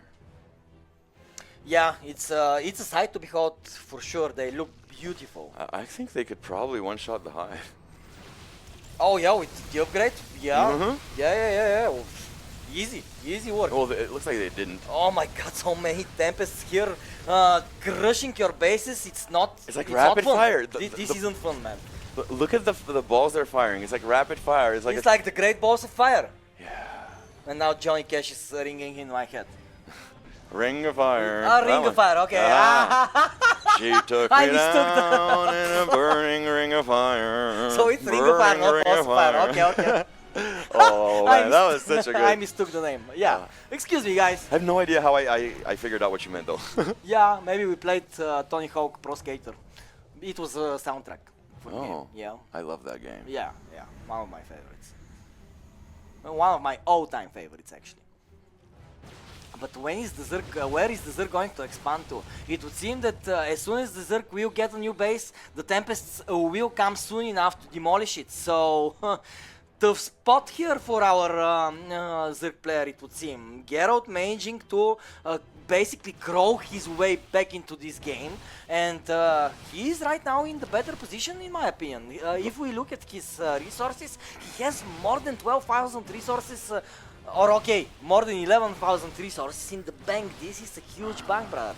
If the theme last time was decisiveness, I'm kind of have a mind to say that today's concept of the day was bringing yourself back from the dead. Yeah. Resurrection Day up in here. Resurrection Day. Heroes 3 on that type of day. Yeah. And look at this double layer of photons. Guys, these guys are playing for real. They're, as I said earlier, they're crossing their T's, they're dotting their I's, they're leaving no scraps of food on the table for their opponent, because this is for the spot, dude. This is no joke. This is not just bragging rights. This is not flexing on Twitch.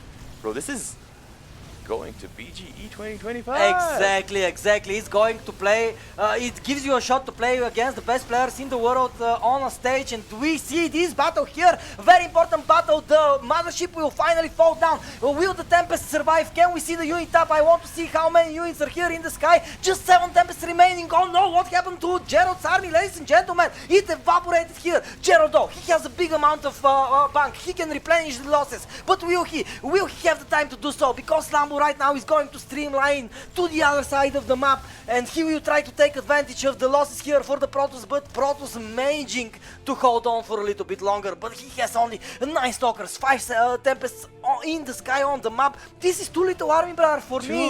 23, and right now, oh, this storm though, this storm was very dangerous. That was such a nail biter. At first, the battle felt like pretty even. Huge loss of life, of course. Lots of units went down, but kind of proportionally. Their stats were going, their supply was going down proportionally. It was within 10 of each other. And then, as it's been the case quite a few times today, I blinked. Yeah, but now though, Gerald spending his resources, sending a couple of zealots to the other side of the map, and these are zealots that are +3. Okay, Speed. +3, +1, +3, which are very dangerous. They have the charge, of course, so they can close in the distance quicker, but still though, I mean, Gerald, I thought that he's in a better position right now after seeing that previous engagement where Lambo won kind of convincingly. I'm a little bit scared, but again, more resources at Gerald's bank. Lambo is really in need of a new fresh expansion. I think the Zealot, although a lot of people might find it kind of underwhelming compared to the Ling and the Marine, and of course more expensive, quite more expensive, has this beautiful advantage that it's strong. It's very strong. It's very strong. It's disproportionately strong for its cost. People don't like when you get past the early stage of the game, you don't think about Zealots that much, but I've seen late game Zealots utilized so well. Like on a gas heavy build, you unintentionally start tanking a bunch of minerals, wonder what to do. I mean, you're like, hey, I have 8 gateways, let me just, and then it's like, oh, okay. Yeah, but Wambo is actually doing a pretty nice job of spreading the army of the Protoss here. He is going to take down the mothership core yet again. Now we have Infestors taking mind control of his opponent's army. Can we see the unit up again? Because I really want to see what is going on here on this battlefield. 3 Infestors remain, not enough, and this is it. Gerald will finally get the win here at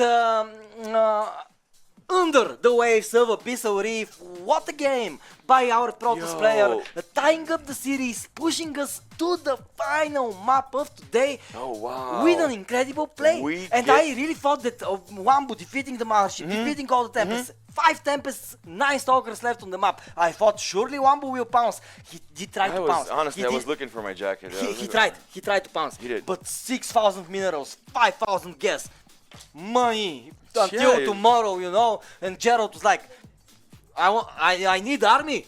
Here money, zealots, stalkers, tempest, Yeah. marship. Yeah. He reconstructed basically his army, and that was all she wrote. Lambo just couldn't sustain such a big fights in the middle of the map because of the lack of new expansions, and this was the thing that we were looking for, that he needs to do.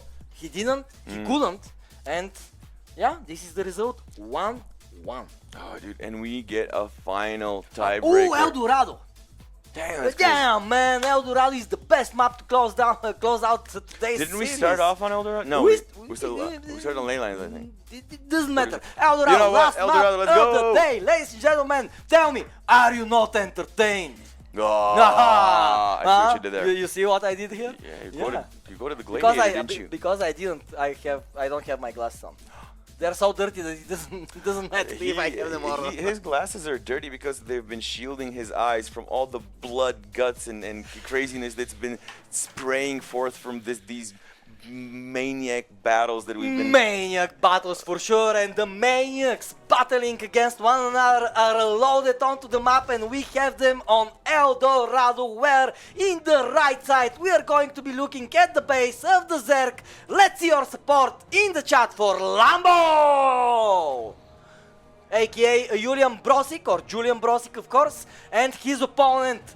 He is from Poland, he is playing with the Protoss pieces, he managed to tie up the series. Will he cause another reverse sweep here against Lambo? Ladies and gentlemen, I present to you Mateusz Budziak, Gerald. Damn, dude, those are some intros. Oh! You've been putting the bar very high, brother. Trying to. It's the Bulgarian tasteless.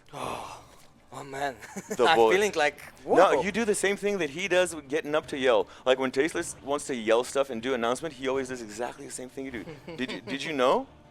No. Well, see, great minds think alike, I think.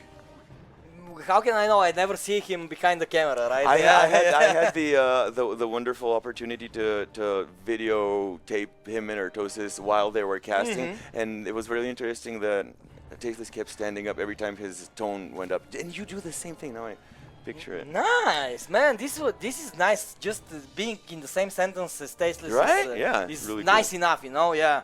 Thank you. You're very welcome, Exalted. And guys, here is the scout. Gerald's probe is now seeing the spawning pool timing. It's seeing the one gas and is wondering if there's going to be a hatch. The hatch is quite tricky-ishly located, not in the natural position, but in the third position. This is because was there a block? Yeah, the scouting. Oh, I didn't pay attention to the the scouting block. prop of Mr. Gerald was there just too quickly. Okay. Yeah, so he sent it immediately in order to do exactly that. Which, by the way, again, one of those tiny things that you can't. If you don't know it, you won't even see the nuance of it. But on this map in particular, I think that this is a very interesting play. Why? Because it forces the Zerg to take the upper side of the map. Because you cannot really send drones now to mine the lower parts of the map, right? Yeah. So maybe imagine Lambo was thinking about mining. That's borderline toxic, and manipulative. Yeah, you know, you're kind of forcing the Zerg to play on the upper side of the map. Which, by the way, I mean, could naturally happen either way, but still... Yeah, but now you're telling them, like, well, this option... This is how you're going to play. Yes, you know, we both know this is what you're going to do, and, you know, you feel free to do the other thing, but I'll be really happy if you do the other thing. Well, yeah, you're forcing my hand like that. We are entertained. Okay, guys, I like the comments in the chat. Nice. Nice. Thank you guys for joining us, and thank you, Exalted, for being as entertaining as you are. Not a dull moment in this stream. Yeah, well, yeah, I mean, yeah. It's because of the players, it's because of you guys in the chat, of course. Okay, look at that Nexus. Because of you, Junk, as well. Yeah. Amazing cast Of course, today. thank you, brother. Yeah. Third Nexus, is it greedy? At this timing. 3 minutes and 30 seconds, third Nexus. Yeah, this is... Is it greed? No, it's exactly what you want to do, because... That's the timing? Yeah, because Feels fast. as I told you, previous game, Oracles are great at protecting the third base. So there is literally no reason not to go for it, especially when Hey, you know. if you're sure you can get away with it, of course. Absolutely, especially when you know you're playing against a macro-oriented Zerg. You know he's going to be pumping out drones. He's going to be making more and more hatcheries. Yes, a couple of links will run by, but these links aren't going to demolish the base. You need 30 more links here in order to do so.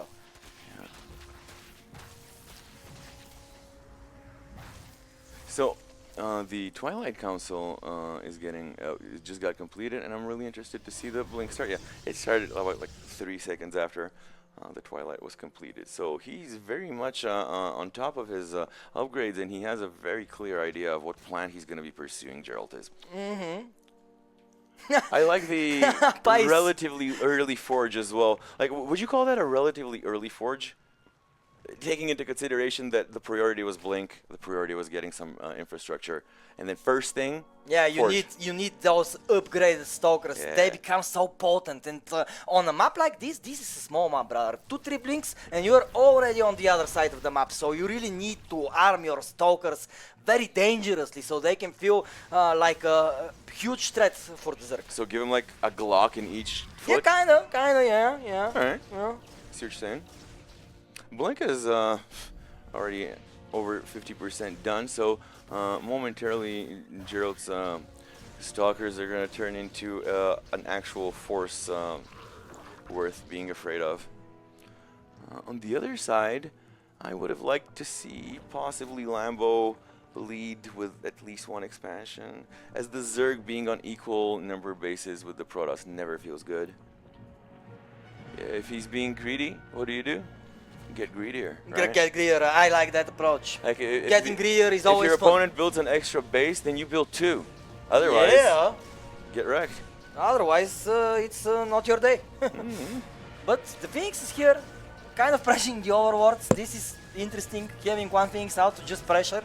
But one overworld will go down, so Totally worth, by the way. Good job. Only if it was only the attention that you're leeching from your opponents from doing more useful things for him, it would still been worth it. And now you're telling me you can actually kill his 100 mineral overworlds and potentially even supply block him if he's not done with that? Yeah. Where do I sign up? Yeah, right. Well, just start playing Protoss, brother. No thanks. Nitix did that. You can do it as well. Oh, if Nitix can do it, you can do it. Well, technically, I'd need a good 20,000 hours in the game to be able to. Yeah, maybe after the qualifier, but now we see that El Dorado is going to be the last battlefield of today, and a proxy gateway location means only one thing. Gerald is all thinking about attacking right now, but Mr. Lambo very much on point with his link movement around the map, so what is he doing? He's finding the proxy gateway straight away, basically. But aren't you afraid that he's at the edge of running out of steam? Like out of resource, out of opportunity cost? Who that? The Gerald is. Or no, the Lambo is. Lambo needs to just obtain new bases. Because it's kind of iffy. Because, you know, looking at the supply, Gerald is a little bit lower in supply. But then again, Lambo is a little bit lower in positioning and in base value and structure and potential. I actually think that Lambo is in a little bit of a worse spot right now. He had his fourth base kind of later. I mean, it's just a bit earlier than the Protoss, but you never want to be on exact same number of bases as the Protoss player. You need at least one more, at least. And currently, Lambo isn't feeling that well on the map. And this is why I believe he's going for the Link Bane Hydra, because the Link Bane Hydra is very mobile, so he can actually encircle and spread and cause chaos. Chaos on the map, and he needs to look do at that! that. Look at that! This number of Hydras is oppressive. Now this is an oppressive number of Hydras. You know, if it's, see, that was around, say it was like 20, 30 Hydras, right? Around against like 20, 30 Stalkers. Stalkers running away. In other numbers, it's not like that. If it's like 4 versus 4, Stalkers are like, come at me, bro. Yeah. But suddenly, when it's 30 versus 30, things be changing. So that's why I've been thinking, it's not equivalent. Some units fare better with massing, don't you think?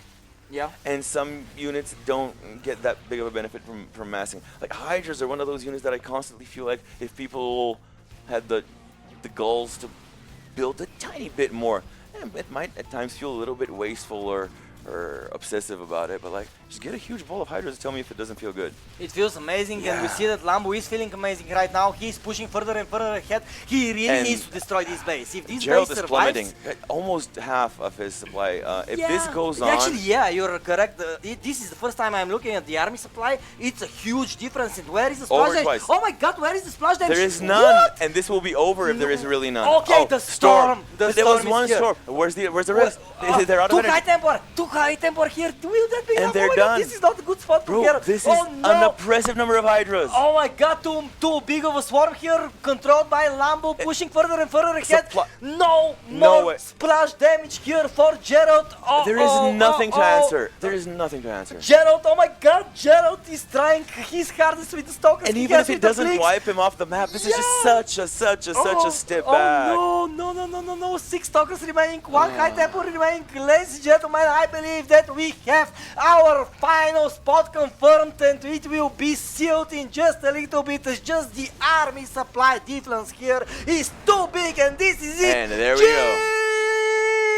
GG! Lambo is the last qualified player for Bellum Gens Elite 2025. We will see the return of the Zerk Mastermind back in Stara Zagora.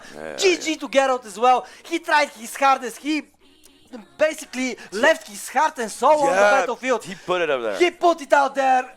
Nothing to feel better about. Lambo was just better today. GG to you, Gerald, as well. Thank you so much for once again bracing our tournament with your excellent presence.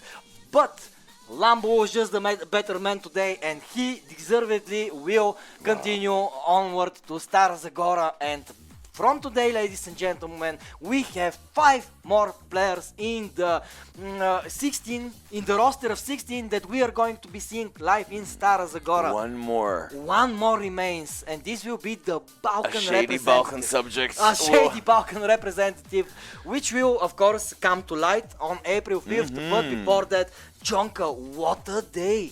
Bro, What a day. just now when you started screaming at the top of your lungs, GG, a couple minutes ago, I sat there and I was looking at you and I'm like, God damn, dude. This guy is so passionate about this thing. Like, I wish that there's stuff that can make me jump out of my chair and yell like you do, bro. I'm getting charged up with such rich, potent, as you say, and very expensive energy from spending Saturdays here on this desk with you and, Yeah, and, I'm grateful for and that as yelling and getting so hyped up and getting so excited and can I building not? our little conspiracies and How our can I little not? theories Yeah. and being like the sage. No, let me tell you about stalkers, upgrades. It's got all of it. It's got intrigue. It's got knowledge. It's got learning, suspense, a little bit of tomfoolery.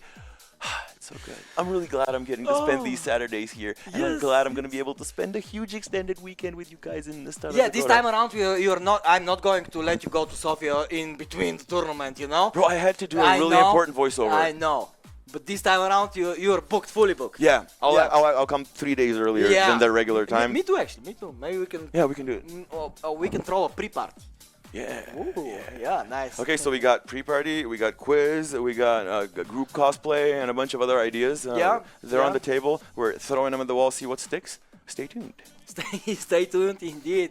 Well, Oh, guys, a final look at the Brickatroni. Let's look finally at the bracket. But my goodness, I think this was our best day. It was one of the best. I mean, days for sure. if you would have asked me a month ago what I expect would be the best day, I would have said the Korea or the Asian. Actually, yeah, basically the Korea. But damn, dude. Now the Europeans. Yeah. They Thank you brought so it. much, guys. Thank you you. so much Thank for you all so of these much. emotions. This huge thank you for all the players that registered and signed up for our tournament. We had a tremendous blast today. I'm just this emotion is going to continue through the week 1000%. And talking about the players, let's show the bracket and let's see the road to the end, basically. The road to the finish line. How it started, how it concluded. And as you can see from the round of 8, we qualified YoungYakov, SKillous, Harstem and Spirit, who then played additional rounds of best of ones to see who will be the top seed in Stara Zagora this summer from June 4th to 7th. Harstem is going to be that top seeded player, but the people that lost the round of 8, they had a separate mini bracket tournament themselves, and we can see that Lambo successfully manages to clutch it, but with a very, very difficult opponent. Gerald basically pushing Lambo to the limit. Yeah, two of these 3 games went to the tiebreaker, which goes to show that none of this is a chance, none of this is a fluke. These guys have earned it. These guys deserve it, and these guys have spent so many hours in front of those monitors, hunched up over the keyboard, sweating on that mouse, and having your brain hurt so much. You know it. Me and you, like struggling diamond players or whatever. You know, like the times when ladder grind, and then you get off and you instantly fall asleep. It's so tired. It's like I've been beaten with sticks and been lifting weights for hours, and it's just been like 2 ladder games, and I'm like, I can't do anything else. It pulls everything out of you. It's a very demanding game, a very demanding sport, and I respect the crap out of all these guys who put their heart on the line for us to get entertainment of the most highly intellectual type, which is StarCraft. For me, this is the purest and indeed the best form of digital competition. I realize that my voice is getting down, which is a sign of a great stream for me, at least, because whenever I had the opportunity to be myself, I'm happy. Yeah. I like how you worded that, digital competition and mental competition as well. It's like a battle of wits. Yeah. So I think it's much more a battle of wits and will than technology. Because technology is technology. The computer is the computer. The game is the same for everyone. The real battle is in the mind and in the heart and in the spirit and in the mind games. Intellectual. Beautiful stuff. I love StarCraft, guys. I love this man. I love these people across the camera that you can't see. And I love shout all out of you. today to all the team. Yo from Blue Stream, Marina from Team Litri and the Bulgarian StarCraft League. Yes, can I say that? Yay! Confirmed. Junked, of course, and myself, Exalted. We are the team today. Of course, Konstantin Dinev administrating everything behind the scenes, so to say. So 5 people gathered today to bring you this qualifier, and I'm super happy that we managed to do so. Beautiful. Huge thank you again to Wardy and Mr. Indy for raiding our channel. And big thank you for all of you guys that are viewers. You don't have to be Wardy. Around. You don't have to be a 1,000, 10,000 viewer streamer to support us. Every one eyeball, even if you only have one eye, just put your one eye on our stream. It's all that we can ask for. And thank you. It's worth it. Thank you so much. Yeah, it is worth it because the games have been incredible. Can we have a final look at our website, because I see that Mr. Dinev has updated it. Yeah, he has done some updates. But guys, be sure to check out our website. You can get your tickets now to Stara Zagora to see from June 4th to 7th in the beautiful summer theater. Sorry, bear with me. This is the venue. Has Konstantin filled the players? I want to see the players again. And now let me see the pictures. We have the confirmed roster. 15 out of 16 players confirmed already, ladies and gentlemen. These are Clem, Cyril, Rainer, Showtime. From the America qualifier, we have Trigger and Future. From the Asia qualifier, we have Maru, Ryung, Zaun, and Rex. From the European qualifier today, we have SKillous, YoungYakov, Spirit, Harstem, and lastly but not least, we have Lambo as well, which will be updated shortly. And one final qualifier remains for one final spot for BGE Stara Zagora, ladies and gentlemen. And this is the Balkan Open qualifier, which will be held next Saturday from, again, 3 o'clock Central European time. And let's see the only registered players so far, Nitix and the Derby, the Bulgarian Derby is in. But we will have more to follow, 1000%. Surely we will. And it's gonna be... Oh my God, what a day. Congratulations, Jock. Crazy stuff. I'm so happy we got to through this. Yeah, well guys, this was it from us today. I'm super happy that you answered our question, are you not entertained? I saw a lot of positive feedback in the chat. You guys said we are entertained, so I'm so happy to hear that.